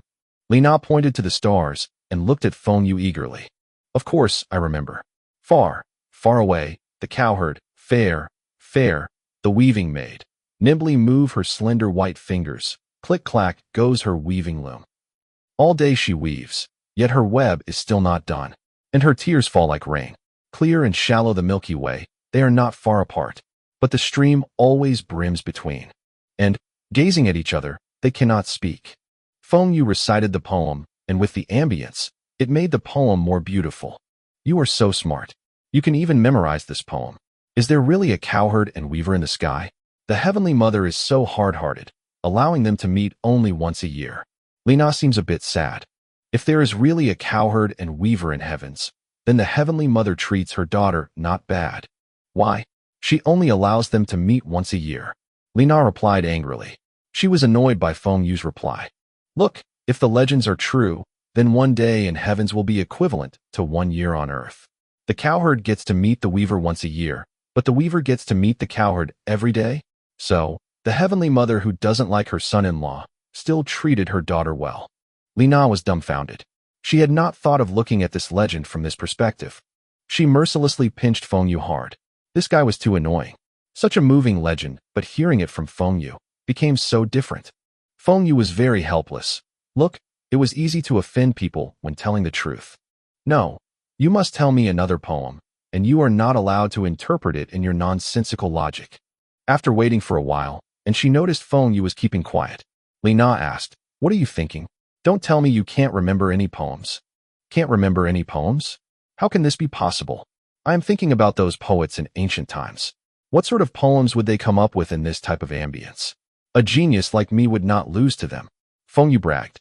Li Na laughed. You a genius? How genius are you? You only know how to memorize poems. Just recite some poems that you memorized for me. But you cannot recite. Actually can even sing like a song, but that song is not suitable to sing now. Let me think. It should not be a problem for me to write a poem for you now. When Li Na mentioned, the first thought that came to Feng Xue's mind was a song. But that song was not suitable to sing as it was about breaking up and getting back together. There was a lot of internet poems in the future years which Li Na had never heard before. Some of these poems will stick in the reader's mind. Feng Xue just need to mix and match these poems together to compose a new poem that fits the atmosphere now. Sunrise, sunset, flowers bloomed, flowers wilted, spring breeze moving willows, shallow years, changing of tides, same as before, zither and harp in hand, peaceful and stable life forever. Li Na looked lovingly at Feng Xue. This poem had touched her deeply. Feng Xue looked at Li Na and casually said another verse from an internet poem. Beautiful eyes and brows, refined looks, talented and unforgettable. Li Na fell into a daze and thought Feng Xue was so talented. Feng Xue looked at Li Na's alluring lips and leaned forward slowly. Suddenly a loud and irritating voice sounded beside them. What are you two doing? Inside Feng Xue's heart, he was roaring angrily. When Dongjun, you this idiot. You think it was easy to create this perfect mood? I had almost succeeded. I am going to kill you. Translator notes. This chapter is too hard. The poems are so hard to understand. I try my best to translate it. Do let me know if I mistranslate the poems. Feng Xue shook his head when he looked at the sales figure for the wind and rain electric fans. As expected, the orders for his fans were getting lesser. Even if he lowered the price, he would not get back his market share. Feng Xue had thought of continuing to advertise. The advertisements that were aired on CCTV would still help, but the market was still full of imitations. Even if the commercials were effective and the consumers bought the wind and rain fans, it might be imitations. Things that were easily manufactured were not good. The market changes were too fast. Furthermore, some established brands of fans manufacturers also start producing plastic fans. These brands were very popular in their provinces, and wind and rain fans would not sell well in those provinces. Although wind and rain fans were still making profits, the speed was too slow for Feng Xue.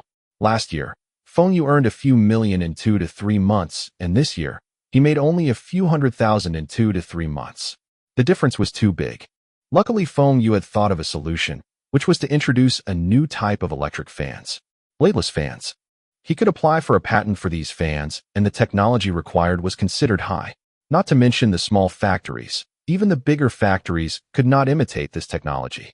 Just happened the aviation factory had this air compressing technology, and Feng Xue wants them to minimize it, to create a miniature version of the air compressing equipment. Manager Feng, why did you call the both of us here? Is there any problems with the humidifiers? Ho Haitao asked worryingly. Now, the humidifier was like a cash cow to them. Basically, Taihua Trading could sell every humidifier produced by the motor factory. The domestic sales figures were increasing, and the overseas demand had already outweighed the supply. The aviation factory and motor factory were even praised by their higher-ups for their performance. Ho Haitao paid particular attention to this humidifier project. If this continued for the next 10 years, no, even if it continued for the next 5 years, the aviation factory can earn a lot. Director Ho, Director Li, there's no problem with the humidifier sales. There's still lots of demand for it.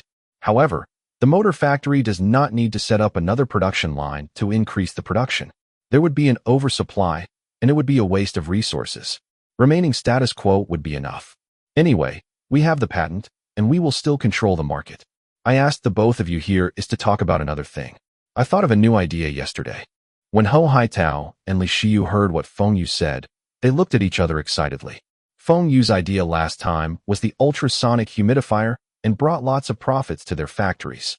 Even if the concept this time was half as good as the humidifier, or even 30%, they would be delighted.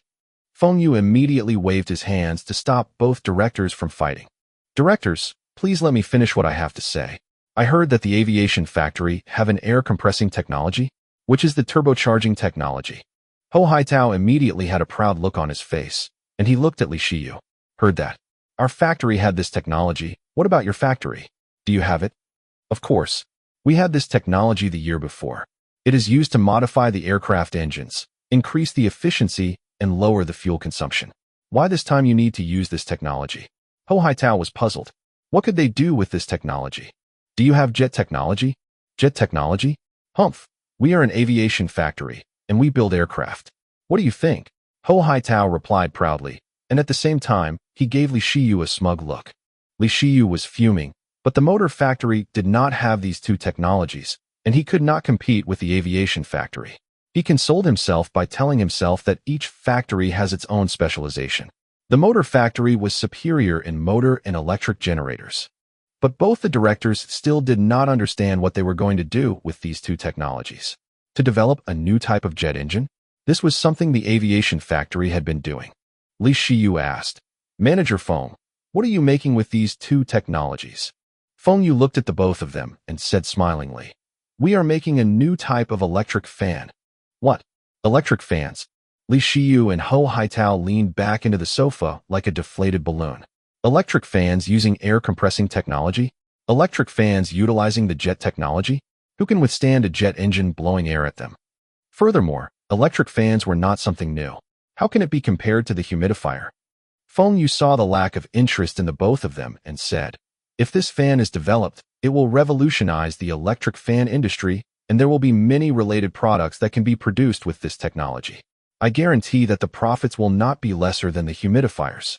Ho Haitao laughed. Stop joking. Xiao Feng, I know that last year you and the motor factory produced a plastic electric fan, and my factory also bought a lot of those fans. You want to revive your electric fans business, but what has it got to do with the technologies? Feng Xue smiled confidently. I will talk about the new product we are going to develop next. Bladeless fans. It is the same as the name. This fan will have no blades. Because it has no blades, there will not be dust on the covers, and it will be easy to clean, and you won't injure your fingers. Even if children touch the fans, they will not suffer any injuries.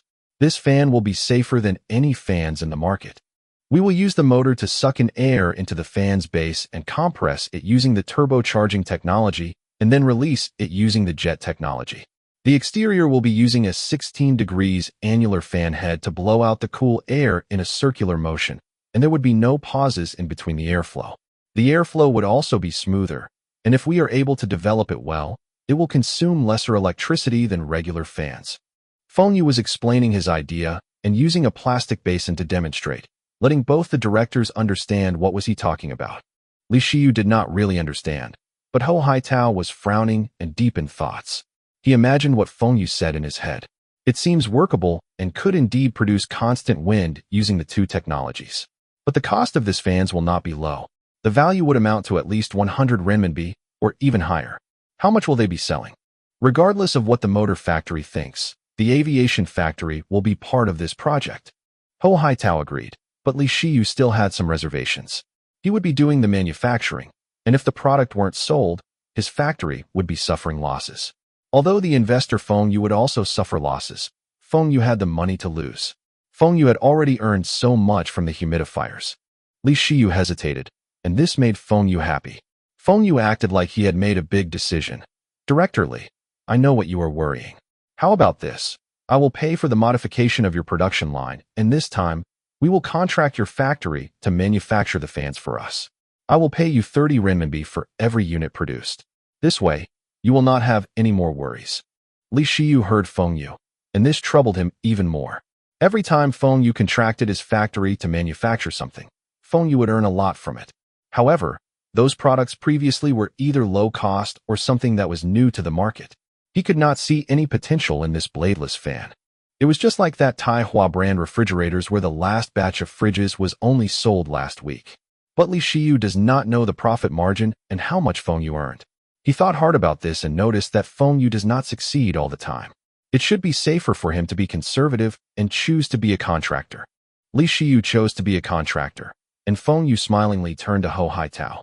Director Hou, this bladeless fan project has a big risk, and as an investor, I might not get back my investments. Since Director Li chose to be a contractor to earn stable contractor fees, then I will be taking on all the risks.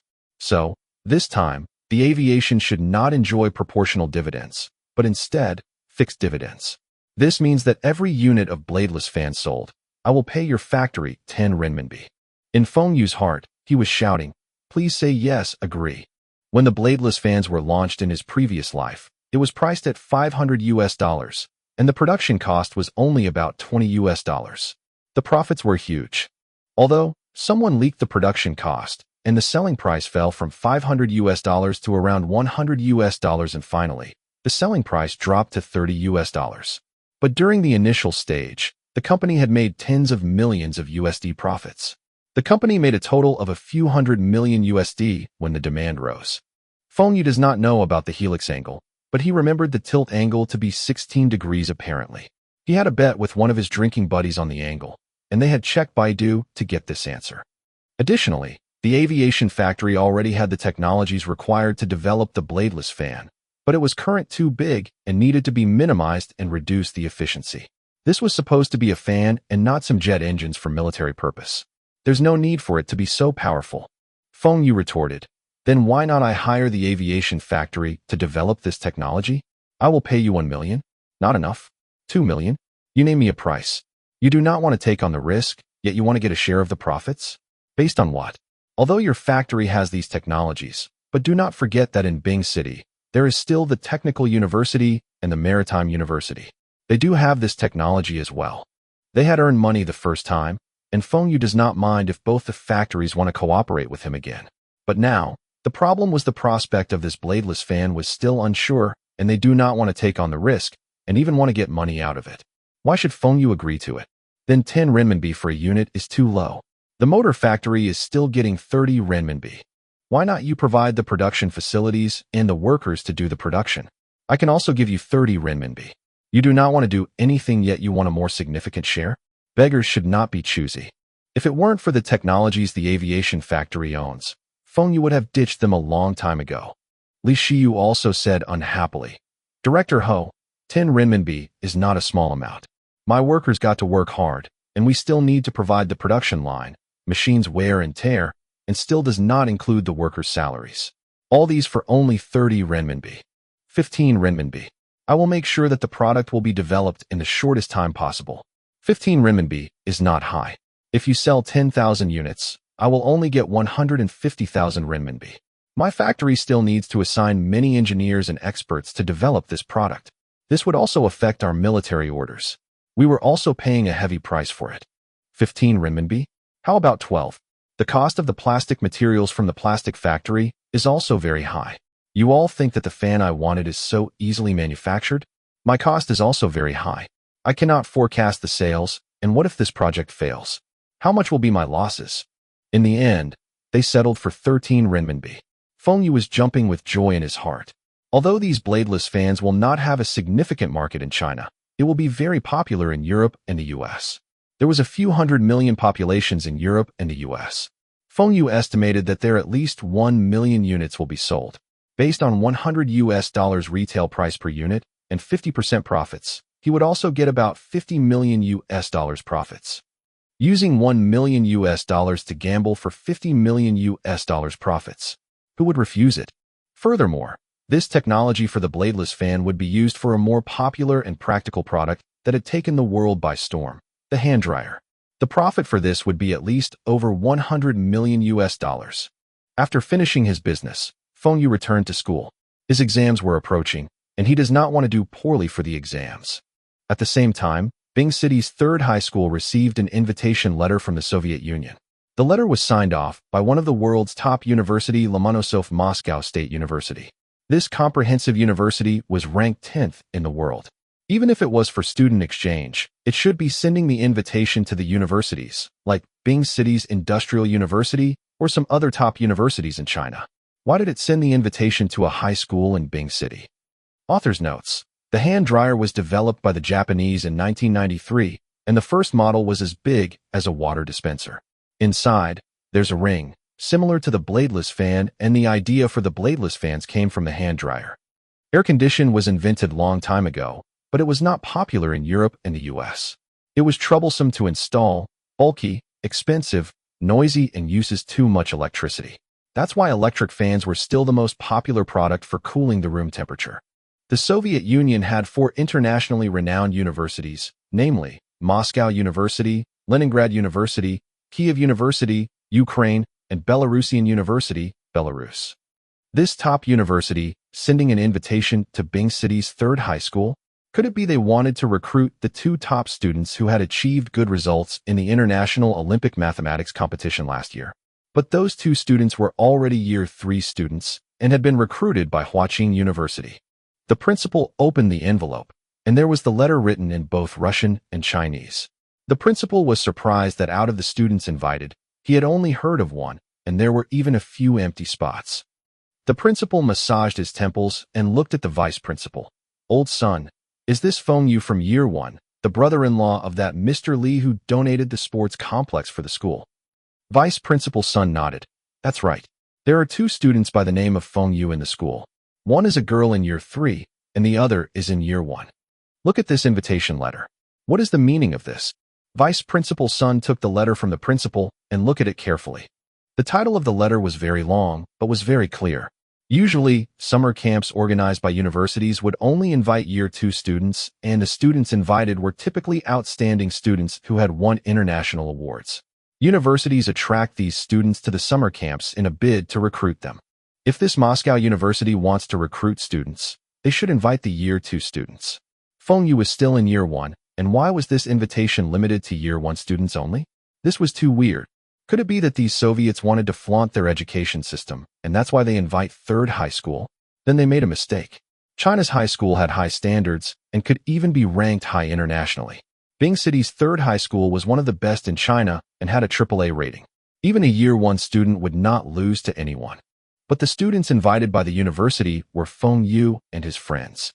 These 4 students were the students Mr. Lee told them to take special care of. Could there be some sort of connection? Vice Principal Sun looked at the name list, and the first name on the list was Feng Xue, followed by Li Na, Wen Dongjun, and Lu Kuan. The remaining 6 spots were blanks, and there were 5 spots for teachers to accompany along. Vice Principal Sun could immediately tell that this must be the work of Li Shiqiang. He decided to call Feng Xue over to ask him about this. If there were no problems, he wanted to lead this team to the camp. This was a great honor. If he could be the leader of this team and the team gotten good results from this camper, he could be the next in line after the principal retires in 2 years' time. Principal, let me handle this. This is a good thing. If possible, I want to be the person in charge of this team for the summer camp. The principal looked at Vice Principal Sun. Teacher Xiaofang is not bad. She should be one of the participants. Vice Principal Sun nodded. I feel that she is suitable as well. How would we decide on the remaining places? Teacher Xiaofang was the principal's niece, and he knew about this. Let the Education Ministry decide on the remaining places. I will contact them. You go and contact the students and pick the good students from the year 1. The principal wanted this credit. This invitation happened when he was the principal, and he might even get promoted to the Education Ministry before he retires. If this happens, his retirement welfare would be significantly increased. The form teacher was teaching Feng Xue and the rest of the students on the crucial points to take note of the exams in class. Suddenly, there was knocking on the door. He hates being interrupted in the midst of his teachings, especially from the students' parents. He opened the door and wanted to lecture the person who had interrupted his lessons. But his angry look changed when he saw the person. Vice Principal Sun, why are you here? Are you going to sit in for my lesson? Vice Principal Sun waved his hands. I am looking for your student Feng Xue. Call him out. Feng Xue again. He was really related to the vice principal. Feng Xue was called out of the classroom, and he knew what happened when he saw the vice principal. It must be about the invitation letter. Brother Qi was so reliable. Feng Xue kept telling his family that he would be admitted to one of the best 2 Beijing universities. Beijing University, many of the nation's top scholars studied in this university. The other was Huaqing University, where many future China leaders studied at. Of course, there were also many China's future billionaires who studied in these 2 universities. Feng Xue wanted to enter these 2 universities because he wanted to fulfill his parents' dream and to fulfill his own dreams. His parents only wanted him to be a university grad from a reputable university, whereas Feng Xue wanted to enter these 2 universities to recruit the ones who looked familiar. Even if these people do not want to work for him, he could also invest in these people's dreams. The end results would also be him earning lots of money. But how would he enter these universities? Feng Xue thought of an idea, which was to let these 2 universities look for him and recruit, or reserve a place for him. Recruitment of students had been criticized, but universities would still specially recruit high school students they like. These students were guaranteed a place in the university if they fulfill the conditions imposed on them. Guaranteed places in universities were generally reserved for top students who had gotten awards in national competitions or excellent results in school. Recruitment was usually used for students who had exceptional performance in specific areas like getting an award in an international competition. What sort of good performance could Feng Xue get in school? Other than his brother-in-law donating money to rebuild the basketball court, there was nothing else. His reputation among the students was also terrible. So, Feng Xue thought of a way to create credentials for himself, which was to participate in an international summer camp, and was still specially invited by the organizing university. Coupled with his brother-in-law's help in networking during his year 3, the 4 of them should be getting guaranteed spots in the university they wanted. Maybe this was only for the 3 of them. The top student, Lu Kuan, should be able to get into any university he wants with his results. If this still doesn't work, Feng Xue could also look for university professors and sponsor their research, for them to recruit them to the universities. Feng Xue believed that there will be professors that were willing to do this. Vice Principal Sun chatted with Feng Xue for a while and knew that this was arranged by his brother-in-law. This was great. Next year, their school would be more famous, and the name of the person in charge of the team to participate in this camp would also be published in articles nationwide. This was an invitation by the Moscow University. Feng Xue asked Vice Principal Sun to add Zhang Han's name. When Feng Xue requested Kirilenko to make this arrangement, when Dongjun and Zhang Han were not together yet, Vice Principal Sun looked at Feng Xue, and even if Feng Xue did not make this request, he would also add Zhang Han's name. Even the principal would also do that. Vice Principal Sun needs to think carefully about the remaining 5 places. He needs to reserve 1 spot for the principal, 2 for himself, and the remaining 2 spots for the secretary and the deputy secretary. This was to please the secretary and gain their support when he was to be promoted to principal. Vice Principal Sun was still smiling when he returned to his office. He had made the right choice when he met Li Shiqiang and recruit Feng Xue to the school. Author's notes. The Moscow University was ranked between 8th and 12th, and Leningrad University was ranked 28th. Kiev University used to be highly rated, but its ranking dropped. Rumors said that most of the professors were poached by Moscow University. The highest ranking for Belarusian University was the 9th place. Today's meeting is to announce good news.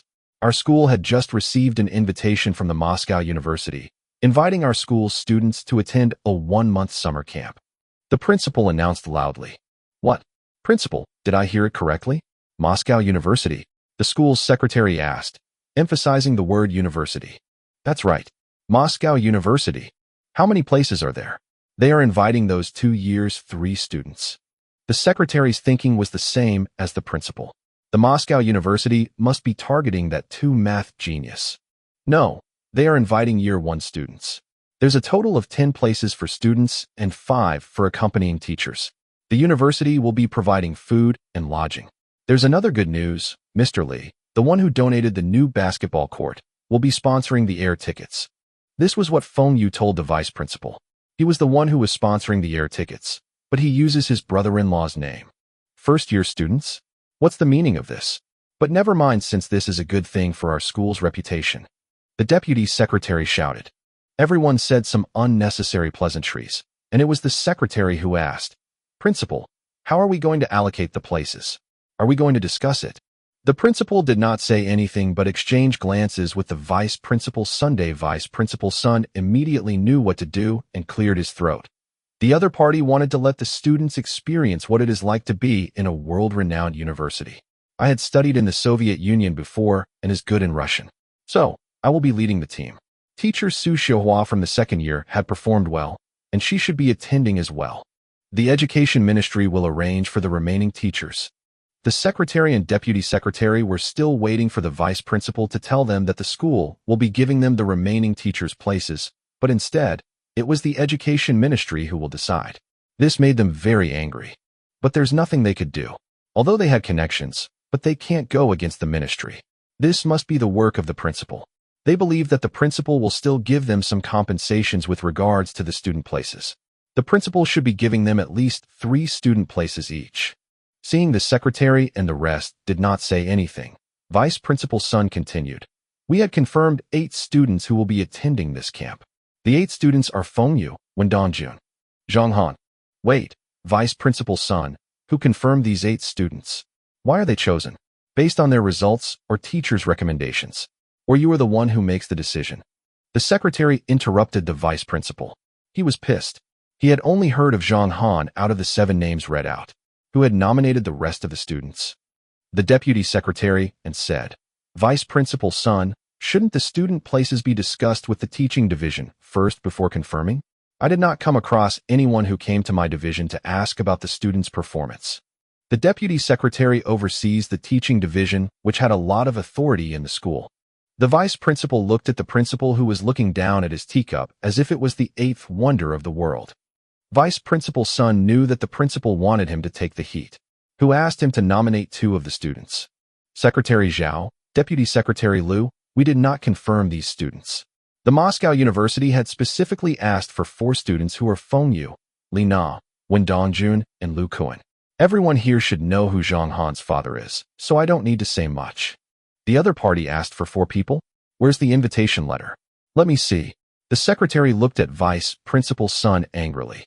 He wants to know what's so special about these 4 students. Vice Principal Sun passed the invitation letter to him. The whole summer camp was arranged by Li Shiqiang. If the secretary dares to change any of the 4 students stated in the invitation letter, most likely this camp will be cancelled. The vice principal can't wait for the secretary and deputy secretary to oppose these 4 students from attending and offend Li Shiqiang. This way, he could get the remaining 2 student places. He was the one who was closest to Li Shiqiang, and that's the reason he dares to nominate 2 students, 1 more than the principal. Deputy secretary went out for a while and returned with a result slip. Lu Kuan, the top student in the mid-semester and year-end exams, had the qualifications to attend this camp.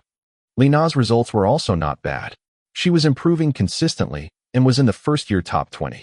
She can be considered one of the better female students. However, Feng Xue and Wen Dongjun were only average students. They were just slightly above average. Why were they invited? Old son, I will not say much about the rest, but this Feng Xue and Wen Dongjun must be changed. These two students' results were only average and did not contribute anything to the school. This Feng Xue still talked back to the discipline officer publicly. I still remember that it was Vice Principal Sun who had spoken up for him, right? The deputy secretary looked at Vice Principal Sun with slanted eyes. Vice Principal Sun calmly said, "This is the invitation, and it specifically states that they are inviting these students. How can we change them? What's the reason for changing them? Because they are not good students. If we let them go, it will be a disgrace to our school." I had heard rumors that Feng Xue's family background was also not reputable. I think that these two students are not qualified to attend this summer camp.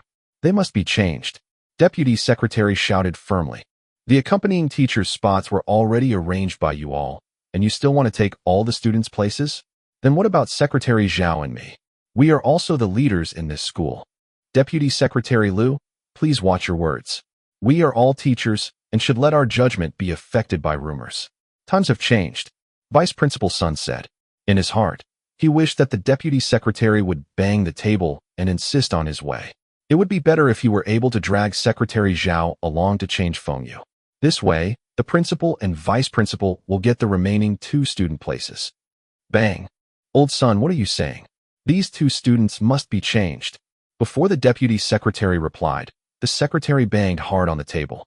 He was also from the previous generations. The principal was still looking at his teacup. Since vice principal wanted to be the leader of the team and even wanted the student places, then he should be the one to face the music. Vice Principal Sun retorted, "Secretary Zhao, are you going to be responsible if anything goes wrong by changing the students specifically invited by Moscow University?" The secretary was now in an awkward position, but he must retort. This was a considerable achievement. The principal might be transferred out at the end of the year, and he will be fighting with vice principal for the principal position. How can he let vice principal overtake him? I will be responsible if anything goes wrong. What's the problem? This is the results of those 2 students. I think that they are not qualified. At this time, the principal coughed and said, "This is a meeting. Stop fighting. If the teachers heard us, what would they think? Remember, you all are teachers first and then leaders. You all must set a good example for others. It's just the places for a summer camp, and you all are fighting over it. Everyone go back and think about it. We will carry on with the meeting tomorrow." The secretary and deputy secretary left the room to discuss which student they were going to nominate. They want at least 2 student places each. If the principal did not say anything, they would want 3 spots each. The secretary and his deputy sat down to discuss. They really do not have the authority to change the students named in the invitation letter, but that does not mean that they will give up. What if the students withdraw voluntarily? So, Feng Xue and Wen Dongjun were summoned to the secretary's office. The secretary had decided to persuade them, nicely, to withdraw voluntarily. He would give them some compensations by stating they were good students on their testimonies. What? Secretary, you said that we are invited to the summer camp organized by Moscow University? Is summer camp fun? Wen Dongjun asked excitedly. He did not expect to be so lucky. But why was Feng Xue unhappy? They were going to the Soviet Union for a holiday. That's right. But this time you will be representing our school, Bing City, Longjiang, and even China's high school. So, the school intends to get the best students to attend. Both of your results are... When Dongjun's face changed, "Secretary, what do you mean? Didn't that university invite us? Are there any problems?" After considerations, the school had decided to get some students who can represent us to go for this camp. So, I wish the both of you to give up your places. The secretary noticed that hinting does not work on them, so he told them directly. Even with the backing of the vice principal, these 2 students would not dare to go against his wishes. He is the secretary of the school, the number 2 of the school. Give up our places? Why should we? When Dongjun was unhappy, this was a chance for him to travel overseas. Why should they give up? I had told you the reason. I will not explain anymore. Of course, the school will give the both of you some compensations. Both of you will be getting this year's Best Students Awards. Feng Xue looked at the secretary with a sneer. Vying for the students' quota and targeting his spot, Without him, the school will not even have a single place. The vice principal's son knew about this matter clearly, but he did not tell this secretary. He must be up to no good too. Feng Xue, why are you keeping quiet? Tell me your decision. The school can even nominate the both of you for the Provincial Best Students Awards. Both of you will also get 10 extra marks for Bing City's university entrance exams. The secretary increased the compensation. Of course, nominating and getting the award were two very different things. Fine, secretary. I will tell you my decision. When he heard Feng Xue, the secretary had a bright smile on his face. There were still obedient students in the school. When Dongjun looked at Feng Xue in shock, his impression of Feng Xue had a rebellious trait and would not give up his place easily. I decide to refuse. Refuse. The secretary still thought that Feng Xue was an obedient student, and he even wanted to praise him, but he heard the word refuse from Feng Xue. Why? How can he refuse? Why he dares to refuse? Did he really think that he could do anything he wants with the vice principal's backing? The school's other leaders, including the vice principal, were still lower ranked than him. Bang! The secretary banged hard on the desk. What's wrong with you two? I am persuading you too nicely here. Let me tell you one thing. I don't care if the both of you agree or not. This is decided. Feng Xue was still sneering and said, if the both of us are not attending, then no one can attend. What did you say? You dare to threaten me? You are still a student. Demerit points. You must be punished. The secretary was furious. A student from his school dared to talk back to him? This was third high school and not some vocational school. He must teach this brat a lesson. Before you punish me, think about how you should avoid punishments. You should be the one who made this decision to make us give up our places. Have you ever think about the reasons why vice principal did not agree to this? Feng Xue was smiling and looking at the secretary straight in his eyes. The secretary paused for a moment. Right. Even if the vice principal takes special care of Feng Xue, because of his brother-in-law, he should also not look after Wen Dongjun. Wen Dongjun's father was only a deputy farm officer of a small district. His rank was too low to be even considered a government staff in Bing City. Do you know that my brother-in-law is sponsoring the transportation for this camp? You think this is the only reason? Didn't you wonder why our names are on the invitation letter? The secretary's face changed. Could this Feng Xue have connections to some high-ranked leaders?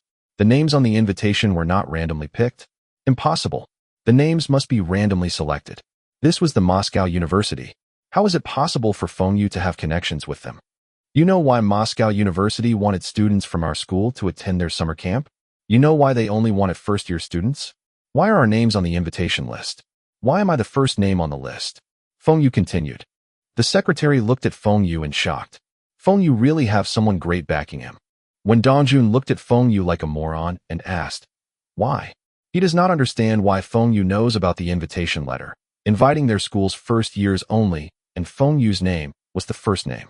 Why can't the first name be his? It must be in alphabetical order. It should be in that order.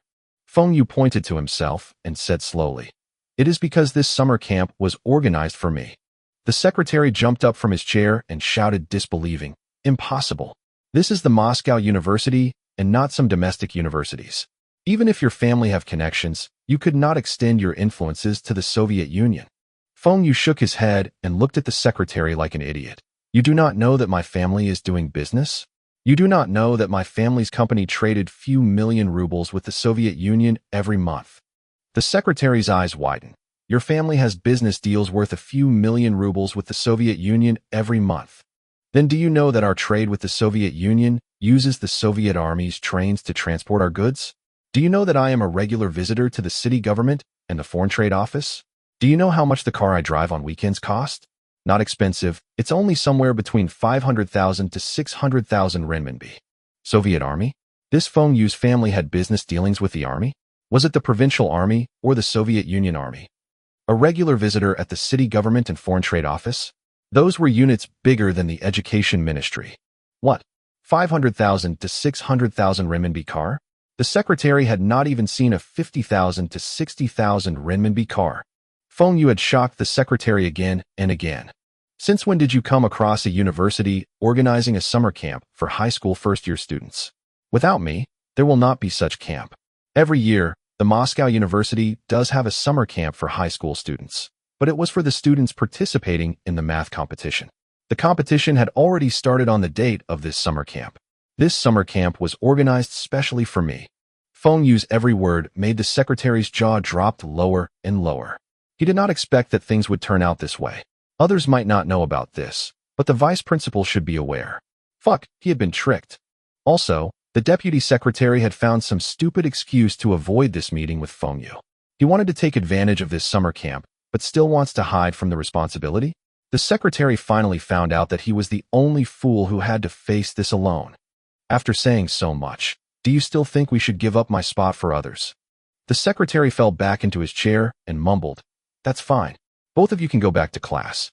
I do not care about the student quota anymore." Feng Xue and Wen Dongjun walked with a swag out of the secretary's office. Wen Dongjun pulled Feng Xue's sleeves. Help Zhang Han get a place too. Yes, there will be 5 of us from our class. You, me, Li Na, Lu Kuan, and Zhang Han. The school will allocate the remaining places. With this experience, and if we maintain our current grades, we can enter even the best universities in Beijing. Feng Xue said with his head held high. He was waiting for Wen Dongjun to say something grateful to him. However, he turned around and noticed that the idiot was not there anymore. Wen Dongjun had run off to tell Zhang Han the excellent news. Damn, some people are willing to shed blood for his friends, but this Wen Dongjun is one who shed his friend's blood. The fight for the summer camp student quota came to an end. But in the city, leaders of the Education Committee and the Education Ministry were banging tables over the teacher's quota and the position of the team leader. The principal had reported this invitation to the Education Ministry, and everyone there got excited over this news. They were discussing which teachers to send for this camp. This was an excellent opportunity for the teachers to gain credentials and to be promoted. But this news was leaked to the Education Committee, and the head of the committee went straight to the Education Ministry to bang tables, demanding the quota. He wanted at least 2 places, if not he would stop them from going to this camp. Both sides wanted these precious spots, and they went to their respective higher-ups, which were the city government and the city committee. When the city's number 1 and number 2 heard this news, both of them wondered why did the Moscow University invite Bing City's 3rd high school? Should it be more logical for the Moscow University to invite the technical university? The principal went to the city government office to explain to the leaders there. He did not mention that this invitation was because of Feng Xue, but instead, he claimed that this was due to his and Vice Principal Sun's credit. He said that it was because Vice Principal Sun had studied in the Soviet Union before, and he used his connections to get this invitation. Although the leaders do not believe him, they could not think of other reasons. The only person that was deep in thoughts was Zhang Ruiqiang, who was in charge of the education, science, culture, and health divisions in the city. He felt that this must have something to do with Feng Xue. If Feng Xue could import cheap and advanced machinery and technologies from the Soviet Union, uses the Soviet military trains to transport his goods, then it shouldn't be a problem for him to create a summer camp. Furthermore, why the 3rd high school was chosen? Why was it only for the first-year students?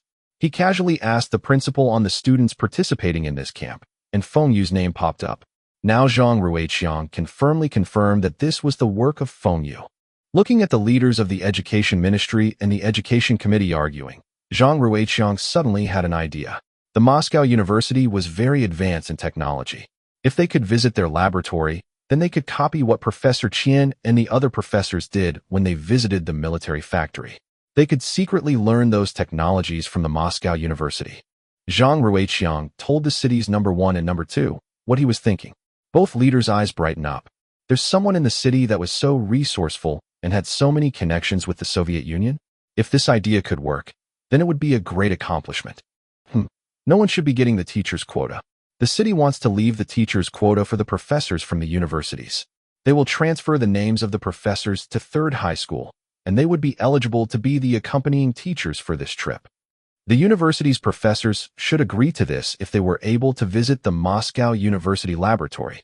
However, the universities must not keep that information to themselves. It must be handed over to the city government. This matter can be discussed later. Bang! The mayor suddenly banged the table. Stop arguing. What has this teacher's quota got to do with the Education Ministry or the Education Committee? Are you all teachers from 3rd high school?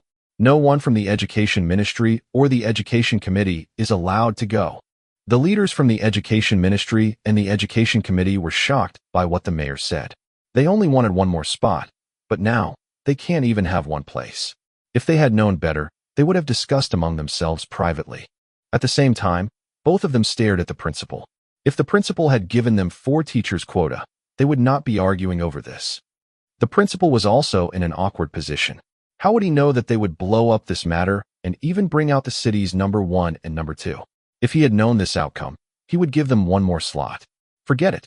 Since both departments cannot send their people, then he can go back and discuss which teacher from his school should go. The city's party committee secretary also said, the person leading the team will still have to be discussed further. There might be a professor from the technology university who will be joining 3rd high school to lead the team. This way, we can showcase our Bing City's educational prowess. The leaders from the Education Ministry and the Education Committee finally understood what was going on. The city government wanted all the teachers' quota. What have the technology university got to do with 3rd high school? Leader, why did you call me here? Feng Xue sat on the sofa in Zhang Ruiqiang's office, smiling happily, looking at him. His investment in their relationship was showing some results. He was getting closer to Zhang Ruiqiang. I heard the Moscow University had sent an invitation for a summer camp to 3rd high school. Zhang Ruiqiang asked while raising his brows. That's right. I am the one who is behind this. I want to get some credentials for a place in the university. Feng Xue did not try to hide this matter from Zhang Ruiqiang. Zhang Ruiqiang shook his head. You are really generous to yourself. Because of a reserved place in the university, you even make use of your connections in the Soviet Union. Let me ask you, the Moscow University is one of the top university and is good in technology. Will you all be visiting their laboratory or research facilities during this visit? Feng Xue blinked and said, what's the use of visiting those places? We are just first years and do not understand those stuff. It's not for you to understand. It is for the accompanying teachers to understand. You just tell me if this is possible or not. If this is possible, then I will agree to one request from you. As soon as your request is reasonable, I will agree to it now. Teachers? Even if they are teachers, they should not be able to understand. Feng Xue said, the teachers from 3rd high school would not be able to understand what was going on in a university's laboratory and research facilities. Maybe a university lecturer might understand, but they still have to be specialized in the specific field. If the teachers are also professors from Technology University? Zhang Ruiqiang smiled. Feng Xue was shocked, and he asked, are you trying to get the Technology University's professors to impersonate 3rd high school's teachers and go to Moscow University to steal information? Zhang Ruiqiang said with a straight face, what are you saying? Is to visit and learn from them. Furthermore, the professors from Technology University can also hold a position in 3rd high school. They can be the head of the teaching department or some party members. They are definitely your 3rd high school's teachers. Many science techniques only required some inspirations. And if the Technology University professors were able to visit Moscow University's research facilities, they might get the inspirations needed. This can also be considered contributing to the nation, and Feng Xue could even make a request to Zhang Ruiqiang. As such, Feng Xue would try his best to make it happen. What request should he make to the city government? Feng Xue requested Kirilenko to arrange a tour at the most prominent places, like the Nuclear Research Center, Mechanics Research Institute, Astronomy Research, etc. in Moscow University. Feng Xue said that he wanted to brag to his friends when he returns. Even though Kirilenko felt troubled, but he still agrees to Feng Xue's request. There should not be any problems with some high school students and teachers visiting these places. Feng Xue passed the message to Zhang Ruiqiang, and Zhang Ruiqiang was excited. He immediately reports to the mayor and the other leaders. They quickly picked those younger professors that specialized in these fields to take on some teaching roles at 3rd high school for a year and also to be the accompanying teachers for the summer camp. The examinations ended, and Feng Xue knew he did well in his exams. He should be getting the same results as his previous exams. Wen Dongjun had worked hard this semester, but this time, there was no 3rd-year top student to help him cheat. His results this time will not be as good as the last. But Feng Xue noticed that there was not a hint of sadness in Wen Dongjun. He was not scared of getting a beating by his father for his poor grades. Wen Dongjun complacently answered Feng Xue that he was concentrating on his Russian for the summer camp, and it's normal for the grades of other subjects to drop. Wasn't this a good excuse? Damn, this idiot's skin was too thick. Feng Xue was full of respect for this trait of Wen Dongjun. Seems like this idiot was really suitable to be in the government service. Once, Feng Xue asked Wen Dongjun about his dreams. Feng Xue asked him if he wants to pursue the same goal as him, which was to retire at age 30 and travel around the world. They could visit Antarctica to look at the Antarctic penguins, the legendary aurora, or climb the Himalaya mountains. But when Dongjun looked at Feng Xue seriously and asked, Antarctica? Penguins? Do they taste good? Will the meat be too fat? Later, Feng Xue concludes that in Wen Dongjun's life, he does not pursue knowledge as that will not make him happy. He does not seek the perfect love story as he already met the one he loved. He does not seek a perfect body as he thinks his body was perfect all this while. The only thing he pursued was food. From then on, he did not try to help Wen Dongjun plan his future or even give advice on others' future. If they succeed in life, they would not be thankful to him, and he would be blamed if they failed. Helping Wen Dongjun to get into a Beijing's university was the best Feng Xue can do for him. Wen Dongjun got to walk the remaining road himself. If he was in trouble, all he needs to do was to call Feng Xue, and Feng Xue would try his best to help him. With Feng Xue's business empire and future, it would be easy for him to help Wen Dongjun get some political achievements to get promoted. These few days, Feng Xue was staying at home, planning the factories he was going to visit in the Soviet Union. The factories he was going to visit were all factories on the verge of shutting down. Feng Xue thought which factory's equipment was suitable for China's use. It would be better if advanced technology comes along with the machinery. You are looking at all those documents every day, aren't you bored? Don't you need to prepare for the Soviet Union trip? When Dongjun, who was slouching on the couch, asked. Feng Xue rolled his eyes. This moron says the same thing every day. He had asked his parents for money to buy a few sets of new clothes and even a new basketball. Buying these to prepare for the Soviet Union trip? Carry on watching your TV. I don't want to talk to a lazy bum. Who likes to read these boring documents? But these were all money. Every set of obsoleted machinery imported from the Soviet Union will bring high profits, and Feng Xue would be a step closer to his dream of retiring at age 30. When Dongjun carried on watching his TV program and suddenly shouted, Feng Xue, come over here, quick, come and see this. Feng Xue put down the documents and said unhappily, What's the matter? You saw a UFO. Come and see this, there's a bodhisattva in the church. When Dongjun was pointing to the TV, shouting, What? Bodhisattva in a church? Feng Xue was surprised. How is that possible? Although he was a free thinker, he knew that bodhisattva and church were from different religions. How could someone from the Chinese legends appearing in a Western church? Could it be some changes happened due to him changing the history? Feng Xue looked over to the TV and became speechless. Fuck, that's Virgin Mary. Stop talking nonsense. When Dongjun asked puzzledly, That's not bodhisattva? They do look similar. If you want to look for Zhonghan, go ahead. If not, go and play basketball. I am busy making money. My every minute is worth tens of thousands RMB. Feng Xue looked at Wen Dongjun helplessly. Why can't this moron let him work in peace? He was very busy. When Dongjun stood up and said, Humph, it's just organizing some documents. Leave it to me. I can finish all these in less than 10 minutes. When I'm done, you will have to play basketball with me. 5 minutes later, when Dongjun threw all the documents on the desk, everything was in Russian, and it was still full of technical jargons. He totally could not understand. If he had known earlier, he would have joined the preparation training for the summer camp and not stayed at home with Feng Xue. Third High School placed great emphasis on this summer camp, as these students will be representing the school, Bing City, Longjian Province, and even the whole China. All students had to attend a preparation training. They still have 1 week to prepare the students for the camp. As to why the summer camp starts so late was to avoid clashing with the Moscow University's mathematics summer camp. After that camp was over, then they can begin the new summer camp for Feng Xue.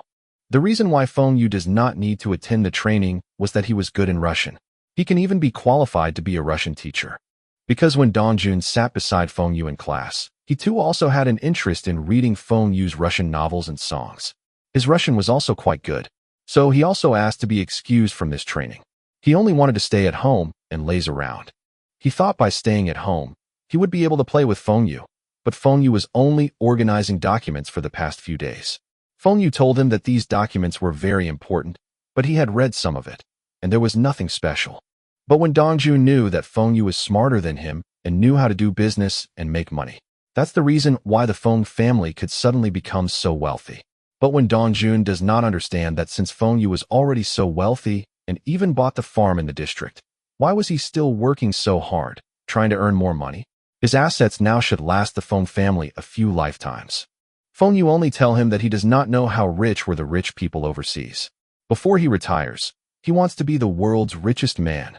Time passes quickly. Feng Xue and the rest boarded the plane to Moscow. There were no first-class seats.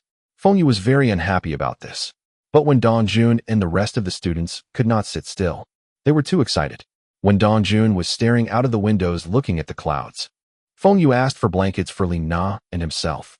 He tried to find a comfortable position to catch a wink. There's still a few hours before reaching Moscow. Stepping out of the plane, Feng Xue stretches himself. This is Moscow. Although Feng Xue had lived 2 lives, this was the first time he went to Moscow. Moscow was not a popular tourist destination, and in his previous life, he had never thought of visiting Moscow. This time, Feng Xue was not here for leisure too. He had 2 purposes for visiting Moscow. Firstly, he was there to get the credentials for a reserved place in Beijing Top University. Secondly, he was there to visit those semi-shut-down factories with Kirilenko. He wanted to repurchase some useful machinery and technologies to China. Principal Sun, I am applying for leave. One of my friends is fetching me. Principal Sun frowned. Feng Xue, today is the reporting day for the summer camp. You have not even reached the campsite, and you are applying leave? This is not right. Feng Xue smiled. No problem. The organizing committee will not care. Look, my friend is here to pick me. 2 Land Rovers with Soviet Union military number plates drove into the apron and stopped beside the airplane. Kirilenko alighted from the vehicle, spread his arms, and walked towards Feng Xue. My dear Feng, long time no see. Brother Qi, it's been a while. Feng Xue hurriedly escaped from Kirilenko's hug. He was too strong and almost suffocated Feng Xue to death with his embrace. Hi. You must be the 3rd high school's team leader. I am the organizer of this summer camp. Now, Feng Xue must follow me to handle some procedures. This is my identification card. Principal Sun saw Feng Xue knows this burly Russian, and this Russian identified himself as the organizer of the camp. So, he agreed with Feng Xue leaving the team, but requested Feng Xue to give him a call if he was not returning at night. Li Na and the rest knew that Feng Xue would be leaving the team before the trip, but they did not know that he would go the moment they arrived. Although they can't bear to see Feng Xue leave, they were soon overwhelmed by the excitement of staying in the Moscow University. In the car, Feng Xue curiously asked, Brother Qi, how come you are the organizer of this summer camp? Kirilenko replied, trying his best to hold back his laughter. You also believe me? I made that up just now. The identification card I showed was just an ordinary pass. Feng Xue shook his head and laughed. Their vehicle arrived at a restaurant. It was a traditional Soviet restaurant. The restaurant served local Soviet delicacies. But Feng Xue was feeling weird. This time, Feng Xue was representing Taihua Trading to visit Moscow, and Kirilenko's business partners were not there to receive him. Those military second generations still looked down on him. Actually, Feng Xue was overthinking things. Those military second generations did not look down on Feng Xue. In fact, they were impressed by Feng Xue's financial power the last time they visited Bing City. But Kirilenko was thinking of ways to ditch his business partners and worked with Feng Xue alone. He was earning a lot more and was richer than them. He intends to venture out on his own. So, Kirilenko deliberately informed his business partners about Feng Xue's arrival late. All his business partners were Soviets, but they were not from Moscow. The most powerful partner was from Kiev. He can only arrive in Moscow tomorrow. As for the rest of his partners, Kirilenko does not care. He wanted to kick them out one by one. China's procurement and sales distribution channels were controlled by Feng Xue, and Feng Xue only contacted Kirilenko. This was the reason why Kirilenko wants to venture alone. Furthermore, he was rich now, and with the money he earned, he used it to take care of his father's and brother's higher-ups and subordinates. Their family had even gained some fame in the Soviet army. There were still some higher-ups that want to recruit his father. But his father still has not decided which faction to join yet. Feng Xue tried the traditional Soviet food. He really enjoyed it, especially the roast meat. Feng Xue thought if he should bring Li Na to dine here before they leave. As for Dong Jun, forget it. That idiot will be shouting that he wants to packet a portion back after his meal. Feng Xue was satisfied with the meal, but Feng Xue did not expect that he would be drunk from that meal. Kirilenko had told him that he must drink vodka in Moscow. Kirilenko does not care if Feng Xue say to him that he does not drink. Do what the Romans do. The restaurant serves its drinks using a small, delicate glass. It looked like the small, slender glasses used in bars in Feng Xue's previous life. Feng Xue thought he would only need to drink 1 or 2 glasses. But Kirilenko kept bottoms up with him and does not even give Feng Xue a chance to reject him. Within half an hour, Feng Xue saw double. Kirilenko asked his men to drive Feng Xue to the hotel he arranged. It was still a double room, and this night, Kirilenko was the one that can't sleep. Feng Xue did not snore, grind his teeth, or speak in his dreams. However, he kept asking for water, wanting to go to the toilet. The worst part was Feng Xue said all those in Chinese, which Kirilenko did not understand. The most frustrating part was Feng Xue woke up refreshed, and Kirilenko had dark circles around his eyes. Kirilenko kept yawning. He did not get much sleep the night before. After breakfast, Feng Xue and Kirilenko went to visit the factories they targeted. These few factories were specially selected by Feng Xue. They had the latest machinery and advanced technologies. Most importantly, there were lots of experts who were poor. What's the use of experts when the equipment and technologies were sold to China? Feng Xue had a principle of not wasting any resources. By giving these half-unemployed experts a well-paying job in China, he was also seen as a great Samaritan. Everything was going smoothly on Feng Xue's side. But this was not the case for Vice Principal Sunday. Principal Sun was in big trouble. Yesterday, when they arrived at Moscow University, the organizer checked their documents and noticed that one student was missing. Vice Principal Sun told him that an organizer took the student away to settle some procedures. The organizers were confused. Someone from their side brought the student away. Where did that organizer come from? That night, Feng Xue did not return to Moscow University and did not call them. Vice Principal Sun was not worried as Feng Xue and that Russian seems to be good friends. However, the organizing committee did not think so. They kept asking Vice Principal to contact the missing student and try to find out from him, where did the student go to? Vice Principal Sun explained numerous times, and finally, the people from the organizing committee left. But when the summer camp started the next day and the students were meeting students from other countries and getting to know each other, Feng Xue still had not returned. The people from the organizing committee came to look for Vice Principal Sun again. They wanted him to contact Feng Xue.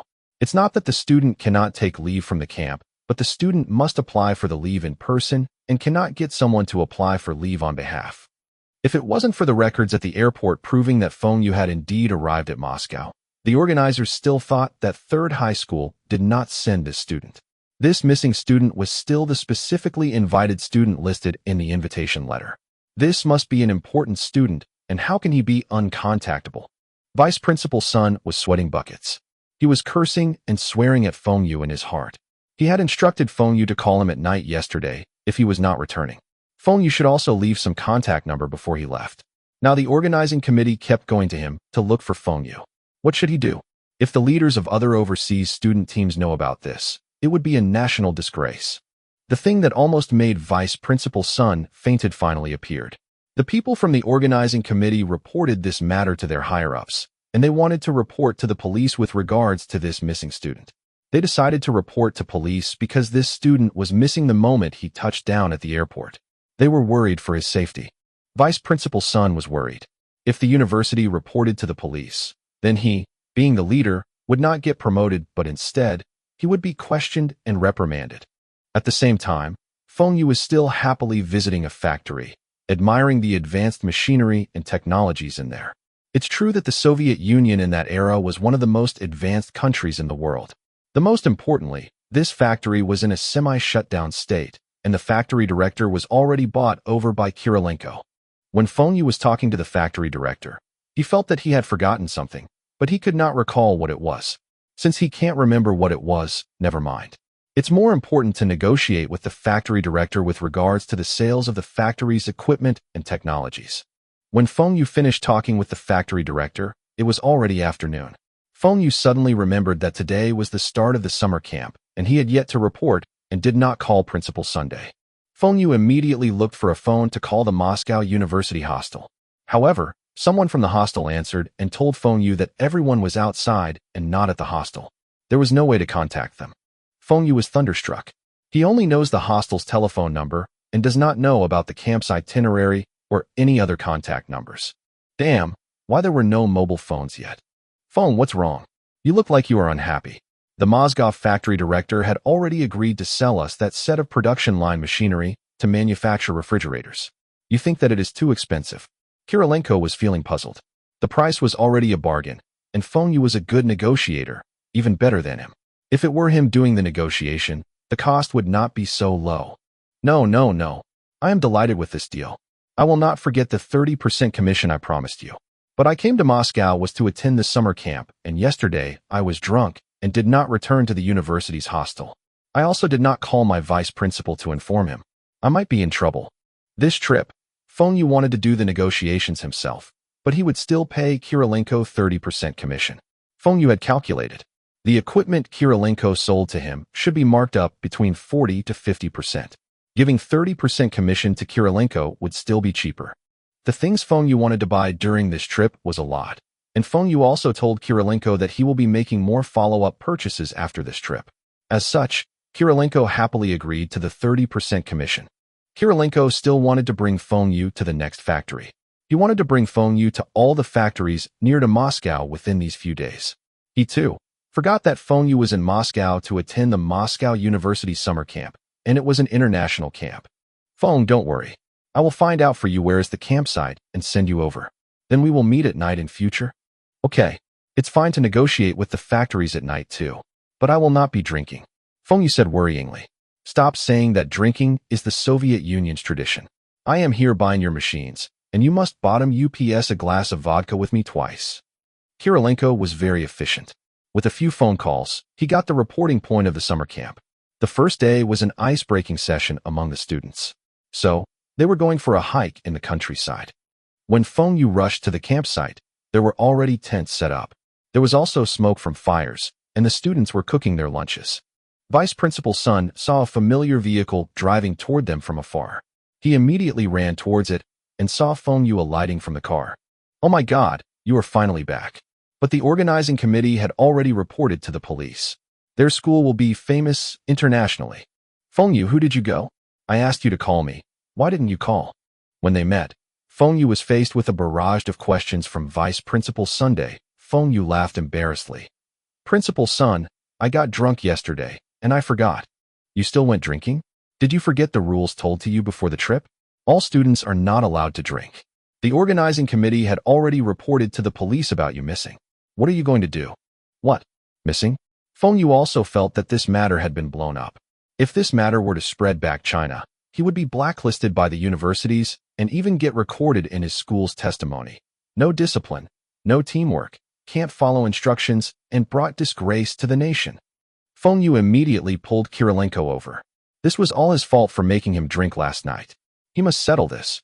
Kirilenko looked at Feng Xue and thought that this was making a mountain out of a molehill. Feng Xue was only late for half a day, and what's the big problem? He can just settle it quickly. Kirilenko looked for the people from the organizing committee and spoke to them for about 5 minutes and told Feng Xue that the problem was settled. He will be coming back at night to pick Feng Xue up. The teams from other countries looked curiously towards the direction of Third High School. Why were there so many people crowding around? There were even people from the organizing committee, and it seems that they were arguing about something. Could it be Third High School got into some sort of trouble? Actually, the other teams had already noticed that something was wrong with Third High School's team. Every team that was participating in this camp were made up of 15 members, 10 students, and 5 teachers. Every team's teachers were responsible for different duties, such as logistics, liaising, leaders, translators, etc. But there was one thing in common, which was the teachers were quite young, and their average age was about 30 years old. Only this Third High School from China was different from them. Other than a female teacher that was young, the rest of the teachers were above 40 years old. Can't they tell that this summer camp was an event for young people? Furthermore, the Third High School was missing one student, and they even saw the organizing people arguing with their leader in the morning. They overheard something like reporting to the police. Wow, that's a policeman. He was walking over to the Third High School's team. Someone in that team committed a crime? This was not good. They have to contact their embassy. China was indeed a backward country. They can't even obey the laws of other nations. That policeman was one of the officers that were investigating Feng Xue's missing. He was attached to the camp in case Feng Xue suddenly returned. You are Feng Xue? Can you tell me where did you go and what did you do after you landed at the airport yesterday? The police officer asked in a serious tone. Feng Xue looked at Kirilenko. Come and settle this. Kirilenko took out an identity card from his pocket and passed it to the officer. The officer looked at the ID and returned it carefully to Kirilenko. This was an officer from the army. Why was this person here? We have a batch of military supplies coming in from China, and Feng Xue is our contact person. That's the reason we picked him up from the airport yesterday. I had already explained to the Moscow University. Feng Xue is not missing, and you can close this file. Kirilenko said authoritatively. The other teams were even more curious now. Why did the officer leave in a hurry? This China team did not commit any offense. If someone told them that China was strong enough to ignore the laws of the Soviet Union, they would never believe it. They were also curious about the kid who arrived at the camp in a Soviet military number plate vehicle. The kid was wearing a badge? That kid was a participant with China's 3rd high school's team. Why did this Chinese student arrive in a Soviet military vehicle? Even if they wrecked their brains, they could never figure it out. But it was apparent that they could not get the answer by asking the China team directly. They could only discuss among themselves. There were even guesses that this student was the son of some great leaders in China and was here for some secret mission. Chinese had always emphasized on successors. This must be it. This Chinese team must have some political mission. Could those older teachers be bodyguards in disguise? They soon noticed that the organizing committee treated the China team different from before. The best camping spots were reserved for them, and they got the best food. This China team was not simple, and that student was even more special. Vice Principal Sun now was feeling uncomfortable. There are already leaders from teams of 6 different countries approaching him, trying to make friends. But their eyes had never left Feng Xue. The China team was famous now, but Vice Principal Sun was not sure if this was a good thing or a bad thing. The first day's activities were mainly outings, camping in the wild. The students from different countries were required to interact with each other using Russian. Feng Xue had only arrived in the afternoon, but with his fluent Russian and the curiosity of the other students about him, he managed to be the first 3rd high school student to blend in with the other students. Late afternoon, all the students sat on the grass patch and played some ice-breaking games. However, the teachers from 3rd high school were frowning. This camp was not what they had expected. Vice Principal Sun thought that there must be a theme for this camp. It could be literature, math, physics, chemistry, etc., or all the students got to come up with some sort of inventions. One of the students he chose for this camp was specialized in making small inventions. The 3 professors from Technology University were a bit anxious.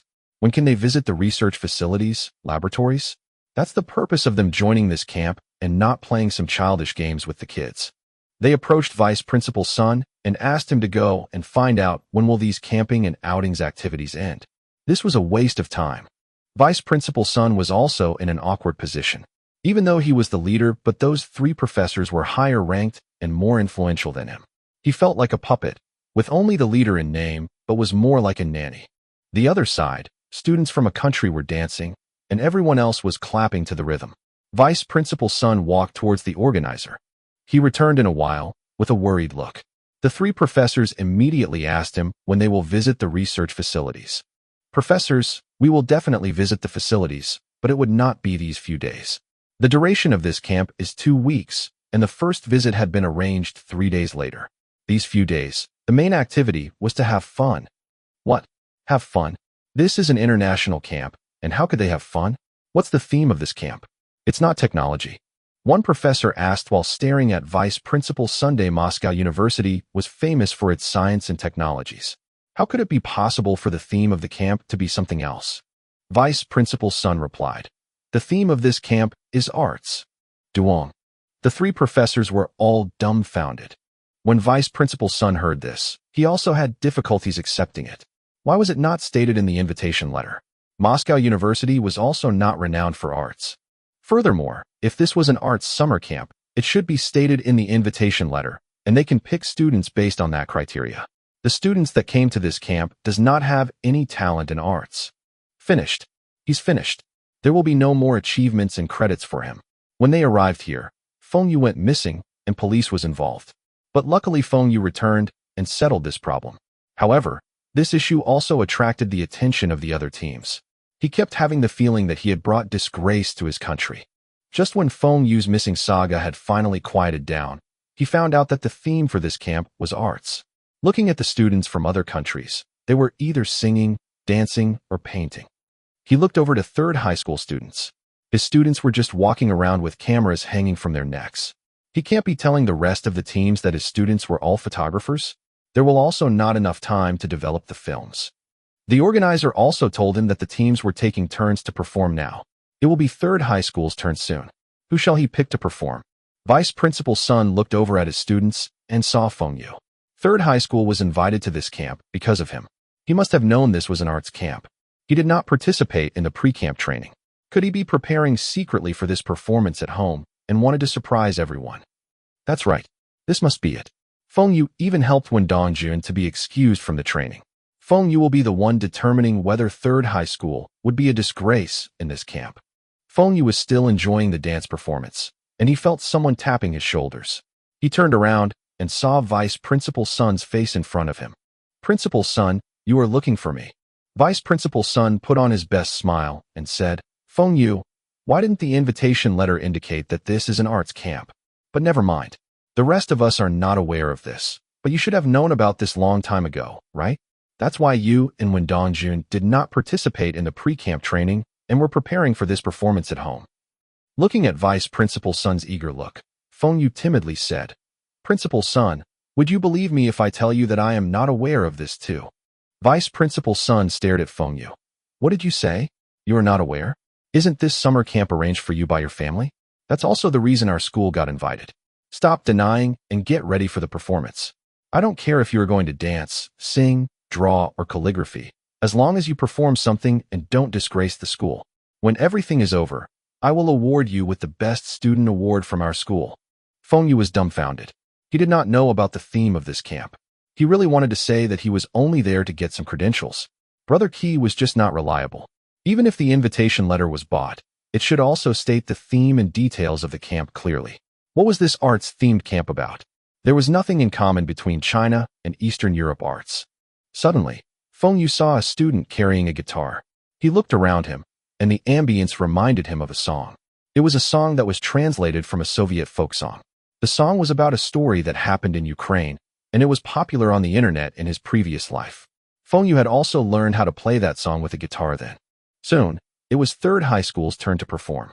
Everyone was looking at each other, waiting for somebody to volunteer to perform. Feng Xue stood up and walked toward the student from Ukraine. Hi, I came late today and forgot to bring my guitar. Can you lend me yours? The Ukrainian student happily passed the guitar to Feng Xue. Feng Xue tested the guitar and then sat cross-legged in the center. It's been a while since he played the guitar and was a bit rusty. Feng Xue hoped that he would not make any mistake during the performance. I will be performing a song composed by me. It was adapted from a Ukrainian folk song, and it is about a beautiful young lady waiting for the return of her lover, who had gone to war at Birch Grove. However, her lover had passed away in the war. White snow blows over the quiet village. Pigeons fly in the hazy sky. Two names carved into a birch tree. Lovers pledged for an eternity. One day the fires of war descended on our home. The young men rushed to the frontier, guns in hand, telling their loved ones not to worry for them. Await my return in the birch forest. The sky remains hazy. The pigeons still fly. Who remembers the life and love of those who lie in unmarked graves? Snow continues to fall on that ever-quiet village. The youth have disappeared in that birch forest. The news arrives on that afternoon of loved ones fallen on a faraway battlefield. She silently goes to the birch forest, waiting there with longing eyes. When Feng Xue finished his song, there was roaring applause. This song was adapted from their folk song, and he had sung it in Russian. All the participants at the camp understood it and were captivated by the lyrics. There was even a student who asked Feng Xue to give him the score and lyrics of this song. Another teacher also said that Feng Xue should record this song and sell it. Vice Principal Sun was clapping his hands, satisfied. This crisis was finally over. He gave Feng Xue a, I knew you had prepared for this look. Translator notes, the song stated in the RAW was. It is on YouTube too. If you are interested, you can search for it. The translated lyrics were taken from lyricstranslate.com. In the evenings, Feng Xue left the camp in a military vehicle. But this time, he had informed the organizing committee, in case he caused trouble to third high school again. Although Feng Xue decided not to drink that day, in the end, he was drunk and was carried off to the hotel again. It was because Kirilenko's business partners had all arrived. The powerful Ukrainian military second-generation partner had earned quite a handsome sum when Feng Xue bought all the obsoleted trucks last time. How could he not toast with Feng Xue? After a few rounds of toasting, Feng Xue got drunk again. However, Feng Xue did not forget his purpose of coming to the Soviet Union. When they just started drinking, Feng Xue told the Ukrainian partner what he wanted to buy. Temporary. This Ukrainian's family was still more powerful than Kirilenko. This was a fact that even Kirilenko himself admitted. At the dinner, Feng Xue got lots of information. For example, the Soviet Union was still powerful in the manufacturing industry. However, the Soviet Union had placed more emphasis on military production. The light industries were not doing well. There was an imbalance in this sector. Although there were lots of resources, there was not a lot of trades to push up the economy, creating a drastic drop in the standard of living of the civilians. Many technologies were developed, but there were not sufficient funds to put these technologies to good use. This created skills inequality between the experts and the ordinary workers. The standard of the average workers was worse than China. The Soviet Union's industrial capabilities had dropped from being one of the world's top industrial nations to be overtaken by some European countries, like West Germany. It was because of the same reason. There were advanced research facilities with advanced technologies, but there were insufficient funds. Also, many of the scientists bought into the Soviet Union had returned to East Germany. This was due to rumors that West and East Germany will be unifying soon. Feng Xue guessed the reason why so many East Germany scientists were allowed to return. Now, East Germany was considered colonized by the Soviet Union, and their technological capabilities were divided by the Soviet Union. The country that benefited most was Russia.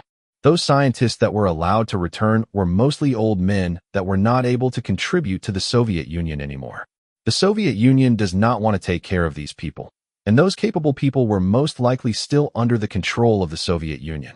Feng Xue looked at these proud Soviets and sighed in his heart. After both the East and West Germany unified, the Soviet Union would start to collapse. In the history of his previous life, the first country will leave the Soviet Union in March next year. That was the time when people panicked and tried to get the most for themselves. That would be the best opportunity for Feng Xue. He could import the heavy industries and even the military industries' machinery and technologies back to China. Even planes and cannons were all possible. Luckily, Kirilenko did not share a room with Feng Xue that night. If not, he would hear Feng Xue shouting about buying up all of the Soviet Union factories. In the day, the camp taught about arts. Feng Xue, who had no interest in arts, just lazed around, and in the evenings, he applied for leave and left the camp. When Dongjun and the rest of the students and teachers were all used to Feng Xue leaving the camp at night, they could not do anything about it, so they just let Feng Xue do whatever he likes. Furthermore, the three professors were hinted by Zhang Ruiqiang that they got the chance to visit Moscow University's research facilities was due to Feng Xue's family influence. So, the professors also turned a blind eye to Feng Xue's behavior. They were slightly unhappy with Feng Xue as Feng Xue had a good family background but did not take full advantage of it in his studies. Initially, they wanted to recruit Feng Xue into Technology University, but now, they changed their minds. Recommending such a student to their university would be a disgrace. That evening, Feng Xue went on a tour at a television factory. After walking around the workshop of the factory, Feng Xue felt disappointed. This was the biggest television factory in the Soviet Union. These lousy televisions produced by the factory would not sell in China. Feng Xue looked at Kirilenko unhappily. "Brother Qi, are you joking with me? This is the biggest television factory in the Soviet Union? The facilities here are worse than the factories in China." Feng Xue did not know that at that time, the world's top television manufacturers nations were Japan, followed by the US, and then China. The Soviet Union was ranked fourth, behind China. He had thought that the Soviet Union television manufacturers were the best in the world. Even after the year 2000, in Russia, there were still millions of black and white and colored televisions, manufactured in the 70s and 80s, in use. Later, the market was captured by Japanese firms like Sony and Panasonic. As for Russia domestic television brands, they were purchasing parts from China and assembling at their state-owned factories near to Moscow. Kirilenko was embarrassed. This factory is really the largest production plant for television in the Soviet Union. Since you are not interested in the production machinery here, then you should be interested in their technologies. They have a clear image technology which can be used for larger screens. Feng Xue looked at the so-called clear image technology. It really can't be compared to Japanese. There was not much difference with China's technology. There were no profits to be made for this technology. Feng Xue gave up on the first factory, and Kirilenko was disappointed. He had lost his commission, and he found out that Feng Xue was not buying everything. Feng Xue only wanted technologies or machinery that were more advanced than China. But the high-power electric furnace Feng Xue wanted could not be bought cheaply. Although the Soviet Union had changed from a planned economy to a market economy, and the state-owned factories were allowed to manage their own finances, machinery that was used for military purposes were still not easily available. Should he bring Feng Xue to visit the motorcycle factory? Maybe he should bring Feng Xue to the textile mills first. The next day, Feng Xue visited a textile mill which had machinery which was not too old. The textile mills also had some technology, but it was not more advanced than China. Feng Xue shook his head. China was catching up with the Soviet Union's light industries. China should be able to overtake the Soviet Union in 8 to 10 years. However, Feng Xue still ordered a 1987 production line from the textile mill. This obsolete machinery was too cheap. Even though the technology was not more advanced than China, Feng Xue could still make money out of it as the cost was less than half the price compared to China. Bing City's textile mills had wanted to buy a new production line, and Feng Xue could sell it to them. This was considered as a contribution to his motherland. Of course, Feng Xue would still make some profits from this deal. 20% profit should be okay. The next few days, Feng Xue went shopping at the light industry factory around Moscow. He bought cheap machinery and advanced technologies at low prices. This trip, Feng Xue had spent only about 1 million rubles, and he could sell all these for at least 3 million rubles back in China. The profits were more than doubled. These 2 days of the summer camps were visiting the Moscow University's museums, botanical gardens, churches, theaters, stadiums, etc. These were all in line with arts. Feng Xue was not interested in all these places. He will have lots of chance to visit these places in future. He needs to focus on touring the Soviet Union factories. However, he had already visited all the factories near to Moscow. The remaining factories were out of bounds for Feng Xue as Kirilenko did not have the authority to bring Feng Xue there, or it was too far away, and they did not have enough time. Feng Xue regrettably expressed that he still has a few million rubles left and don't know what to spend on. Kirilenko heard this, and his eyes sparkled. He discussed with the others and decided to fulfill Feng Xue's wish of owning a motorcycle production line and the related technologies. He would sell Feng Xue at least one production line. Seeing Kirilenko got his hint, Feng Xue returned to the camp to wait for news. Today, the students from the summer camp were going to visit the planetarium. There were lots of high-tech equipment used to the observation of the stars. It was brighter than the equipment used in China.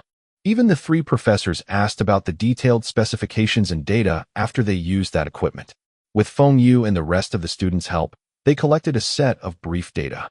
The 3 professors were not experts in astrology and did not know if these data were used. But they were on a mission, and they wrote everything in a notebook. When they returned to their university, they can pass it to the other professors. Part of the data they got from this visit was later found to be quite useful with the other professors examined it. It had saved them years of research. At the Institute of Nuclear Physics, the 3 professors became unusually attentive. They were registered as a physics teacher, chemistry teacher, and moral teacher respectively, but they were actually nuclear physics professor, chemistry professor, and mechanics professor at the University of Technology. When knowledge in a particular field reached a certain level, many of the basic foundations were interrelated. As such, many well-known scientists were experts in different areas. The 3 professors were always crowding in front of the students, staring at the experimental equipment. This research can be used for an energy and even in the production of nuclear reactors. This is important and must be memorized. That's the research for fluid mechanics, and this theory can be applied to aviation and sea navigation. This is also important and must be memorized. That's a new type of building structure. It had not appeared in China yet. This must be memorized too, and at night, they would transfer it into a notebook for their research back at their university. The 3 professors' behavior was weird and kept asking a lot of questions. However, the proud Soviets thought that they were just shocked by the Soviet Union's technological prowess, and it's normal. There should not be many people in this world that would not be shocked by their technologies. The students of the teams from other countries were all standing in front of their teachers based on their heights. The shortest in front and the tallest behind. Only Bing City's 3rd high school was different from the rest, where the teachers were standing in front and the students were at the back. This created lots of weird stares from the teachers of other countries. These teachers from China were strange. When Dongjun also tried to squeeze to the front for a better look, but Feng Xue pulled him back. When Dongjun looked around and saw the students from other schools were looking at him, he thought it was because he did not queue up and had disgraced his school. So he just stood behind. Anyway, even if he were standing in front and had a clear view of what was going on, he also would not be able to understand. As for the rest of 3rd high school students, they also did not try to get in front of the teachers. They do not care if they cannot get a clear view, as they don't understand it anyway. The research facilities and laboratories were too big, and this was the first time the Moscow University allowed outsiders inside. At first, the organizers did not allow the students to visit such important places. Additionally, the theme of this summer camp was arts. But their higher-ups had given them instructions to bring the students there for a visit, citing that this was the chance to attract these students to the Moscow University. This was for the university and for the Soviet Union to attract talents. Since the school had given them instructions, why would they reject? But usually, the tour of the research facilities was on the exterior areas and does not go to the core areas. Why did the higher-ups allow these students into the core areas where there were lots of classified information? The university's leader said that even though there was classified information, but these were all art students, they would not understand the theories behind. This was an excellent opportunity for these students to spread words of how great the Moscow University was. It doesn't matter if these students get close to the classified data. Even if they gave the students those data, they also would not understand. Even if they spent half an hour on memorizing the formulas, they would forget about it 5 minutes after leaving the place. What's there to worry? Feng Xue had tried his best, and it was up to the professors now. These 3 professors were selected from the Technology University, and they were experts in their fields. They had good memories, and it's up to them on how much they could remember. Feng Xue could not help much in this aspect. He and Wen Dongjun tried to help by memorizing some formulas, but they forgot everything the moment they arrived at their hostel. For 4 days consecutive, they toured many research facilities and laboratories. This summer camp also came to an end. The next day, there was a farewell party, and all the teams will be returning to their respective countries the day after the party. At about 12 midnight, Feng Xue and the rest of the students were still in their rooms writing down whatever they could remember from the tours. The 3 professors had instructed them to jot down whatever they could recall. The students would use a different color pen for information that was not sure. When Dongjun had wanted to write nonsenses, but since there were instructions from the professors, he gave up this idea. He told the professors that he did not remember anything. Feng Xue wrote down some data he remembered. His memory was good in this life, but he was not sure if the data he remembered was of any use to the professors. Anyway, this was up to the professors to decide. The rest of the students also wrote down everything they remembered. Feng Xue took a glance at the thing that was written by the other students and found that those were mainly useless stuff. There was even a student who a list of Soviet scientists' names that had made some considerable contributions to the university. Feng Xue did not understand why this student memorizes those names. Feng Xue can be sure that these names were of no use to the professors. The scientists on the list were most likely dead or still be working in some secret research centers. China would never have the chance to poach them. Furthermore, the 3 professors should be able to find out the names of those scientists easily, and this was not considered valuable information. However, there was one student that shocked Feng Xue. Feng Xue felt that his memory was considered very good in this life, but Lu Kuan, the top student of 3rd high school, was better than him. Lu Kuan had actually memorized a huge chunk of data and was praised by the 3 professors. After the 3 professors kept the data carefully in their luggage, the students went to bed. All the students were thinking about the farewell party except for Feng Xue. He believed that it should be time for Kirilenko to get back to him on his purchase of the motorcycle production line. Finally, after a long wait, Kirilenko brought good news. He had helped Feng Xue get the motorcycle production lines. In that era, the Soviet Union had 5 motorcycles brand, namely Minsk, Voskhod, Ural, Dnepr, and IZH Jupiter. Among these brands, Voskhod and Ural were the most popular in China compared to the other brands. But regardless of which brand, these motorcycles were more advanced than China by at least 5 years. The demand for transportation was rising in China, and because of the prices of these motorcycles, it was the best choice for the Chinese. The cars were too expensive for most people. First, motorcycles were convenient, light, fast speed, and could drive into tight alleyways. It was the most suitable mode of transport in that era. Furthermore, the fuel consumption was lower than cars. Learning to ride a motorcycle was faster if one knows how to ride a bicycle, and it was easier than learning to drive. There was another advantage. In that era, there were not many regulations on motorcycles. People could ride bikes without a license and the number plates. There was not a lot of traffic police, and people just ride the motorcycles as long as they were not caught. Feng Xue had been preparing to take over the machinery company all these while. He had been taken advantage of, but that was because he wanted to work with a state-owned enterprise. However, even if he were willing to pay more for the shares of the machinery company, the city government would not sell to him. But Zhang Ruiqiang had promised him that he could use his technologies to exchange for shares. Feng Xue had agreed to let the 3 professors join the Sumer camp and made the arrangements to tour the research facilities of the Moscow University was because Zhang Ruiqiang would conform to one of his requests.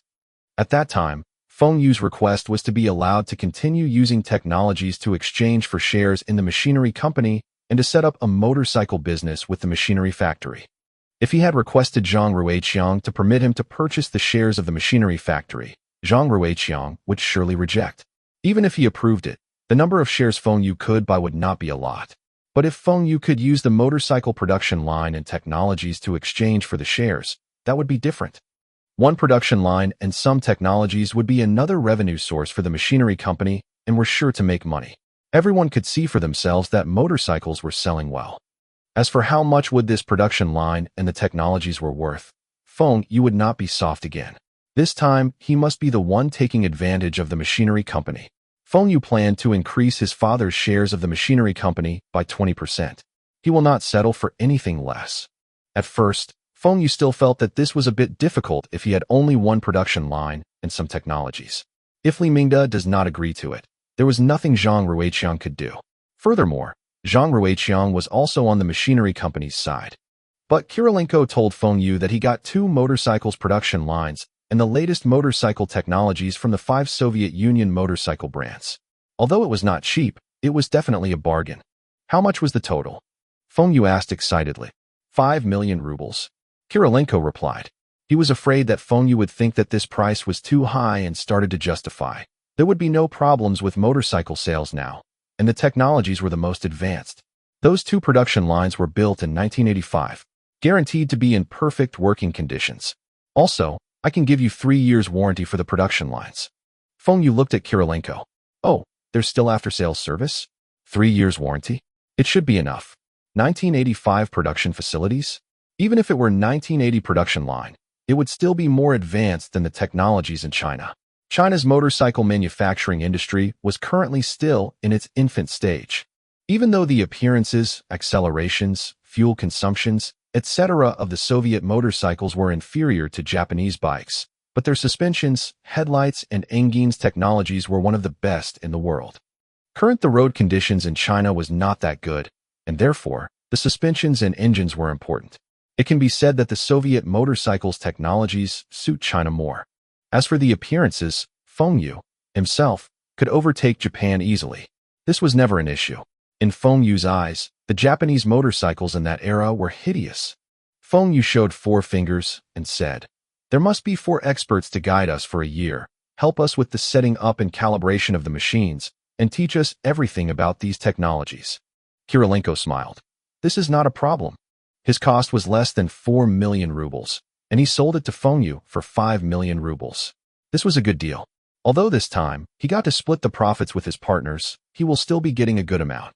Furthermore, they had paid only a small price for big rewards in return. They would be paying the deposits to the factories first, and after the machinery, technical documents, and the experts reached Feng Xue would make payments to them.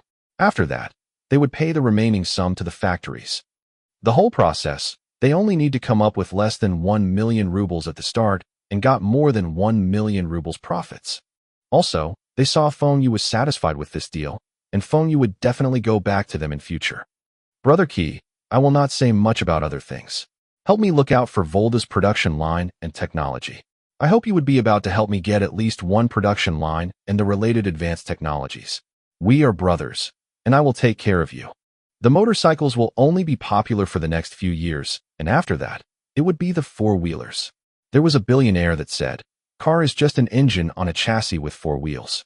If you can manufacture a motorcycle, you can build a car." There were talks that the billionaire had used Volda's manufacturing technologies, which he bought at a low price when he started out. Later, his company went on to acquire some of the world's most famous cars brands, and his market value kept rising. Feng Xue believed that he had started earlier than that billionaire in creating a domestic car brand, and with the advanced manufacturing technologies, he would be able to capture China's market. At least, he would be able to capture future Germany and Japanese joint venture market share. He wants to prevent these foreign companies earning from his fellow countrymen. He got to take one step at a time. If he starts a car manufacturing plant now, He would have to make huge investments, and the profits might not be as good as motorcycles. The returns were not worth it. Kirilenko nodded and agreed. All these were profits to him, and even those factory directors would feel grateful to him. Without his help to sell off these idling production lines, the factories could not pay their workers. These idling production lines would also depreciate as time passes. Why not use them to help the workers? Because of the economic changes in the Soviet Union, many factory directors had full control of their factories. As long as they agree, no one could change their decisions. They were more overbearing than the Chinese. As such, Kirilenko only needs to talk/bribe to the factory directors. Some might not dare to sell the production lines, but they do not mind selling their technologies to someone from the Soviet army. Needless to say, Kirilenko buying these technologies under the Soviet army was really useful. After signing the contract, the summer camp also came to an end. Feng Xue and the rest of the students boarded the plane for Bing City. Upon reaching Bing City, the students left for their respective homes, and the 3 professors rushed back to Technology University. The other professors were there waiting for them to fill in the blanks of the missing data. Feng Xue drove his friends back to the district. When Zhang Muhua saw her son, she gave him a hug and patted his head. It's been a while since she saw Feng Xue, and it seems that Feng Xue had grown taller. Xiaoyu, I heard from your brother-in-law that you represented China to attend a summer camp. Zhang Muhua's eyes were sparkling. This was something to be proud of. Feng Xue nodded. Maybe it can be considered as such. What do you mean by that? This must be it. You are representing the country. That's great. You eat some cherries first. I will go over to the neighbor's place first. Zhang Muhua took a half-knitted sweater and left. Feng Xue was speechless when he looked at his mother's back view. He did not notice that his mother also liked to flaunt before. Feng Xingtai also returned home from the food processing factory after he received news that his son was back. The first words that came out from Feng Xingtai let Feng Xue felt the killing intent. I heard from your sister that you had chosen the useless art stream. Dad, Chairman Mao also studied arts. Art subjects are for leaders and science are for workers. Feng Xue's reply hit the bullseye. Really? Feng Xingtai was suspicious, but he heard that the neighboring provincial country mayor also studied arts at Beijing University. Of course, your son wants to be a great leader in future, that's why I chose arts. The worse, I will also be a great scholar. Feng Xue continued to bluff his father. Stop bullshitting. What scholar? Never mind. You are grown up now, and you have your own way of thinking. You chose your own path carefully and don't regret. Feng Xingtai looked at Feng Xue lovingly and said, It's rare for Feng Xingtai to say such things. Dad, do you know that I just went to the Soviet Union for a summer camp? Feng Xue was waiting for his father to praise him, but why was his father so calm? I know. Your sister told us. I hope you did not bring shame to the country. Feng Xue was dumbfounded. Every parent always hopes for the best for their children, but why his father always felt that he will be a disgrace? No choice. Feng Xingtai had always felt that Feng Xue's thinking was too weird and always do things that shock people. He was afraid that his son would do something and got into trouble in the Soviet Union. He still remembers the last time they drank, and Feng Xue was shouting that the Soviet Union would disintegrate in 2 years' time. There will no longer be any Soviet Union. That time, Feng Xingtai was shocked. Feng Xue's words were too shocking. How could the Soviet Union disintegrate? The Soviet Union was the world's second-largest economy. Their industrial and military standards were one of the best in the world and were on par with the U.S. How can such a powerful nation be disintegrated? Feng Xingtai warned Feng Xue not to say these things outside. If others heard this, he might get into trouble. Feng Xingtai also thought that Feng Xue might be telling the truth, as Feng Xue had been doing business with the Soviets and could have gotten some insider information from them. But no matter what, these things should not be revealed to others. Whether if the Soviet Union disintegrate or not, it was the nation's leaders' problem, and it was not for commoners like them to discuss. Dad, I have made you proud all this while. Yeah, proud. The whole district knew about the fool who went ice fishing and fell into the ice hole. Feng Xingtai rolled his eyes. Feng Xue, where's your mom? She did not cook. Mom went over to the neighbor's place. I think she would not be back so soon. Why not we go to the factory to have lunch? Oh yes, Dad. You mentioned that the factory needs more soybean oil machines. I had bought another soybean oil production line from the Soviet Union. It should arrive next month. Feng Xingtai was overjoyed. He had long wanted to increase the production of the soybean oil. Even though his oil was selling more expensive than others, the demand still exceeds supply. This was a lucrative business, and how could he miss it? Every time he heard people talking about unable to buy Taihua premium cooking oil, he felt that his money had flowed into someone else's pocket. Feng Xue had bought this production line when he was shopping for the light industry's facilities. He did not want his father to be working so hard. Later in the year, he wants to hire a few management staffs even if their salaries were higher. He wanted his parents to enjoy their retirement. Their Tianpeng pig farm had over 2,000 swine this year, and there was also some boars. The piglets produced every month was over 2,000, and this month, the first batch of pigs was ready to be sold. Feng Xingtai was going around looking for people to buy his pigs. Feng Xue had told him before to not worry about the sales. There would be at least 1,000 pigs sold in Bing City alone. There were still about 10 million people staying in the outskirts. He was not worried about his pigs not selling. Even if he could not sell it in his province, he could always sell it to Lin Province. Lin Province was close to Bing City, and there were not much transportation costs. Taihua Food Processing Factory's animal feed was already selling in Lin Province, and it was more than 30% of their production. The profits from the animal feeds were more than soybean oil. Taihua Food Processing Factory was developing well, and those people that did not invest initially regretted. Many of them approached Feng Xingtai to purchase the shares, but were all rejected. Now Taihua Factory was not short of funds. The dividends paid out last year was the proof of it. The ones that invested earlier were laughing. Just the dividends, it was equivalent to the profits from their farm. These people could retire comfortably.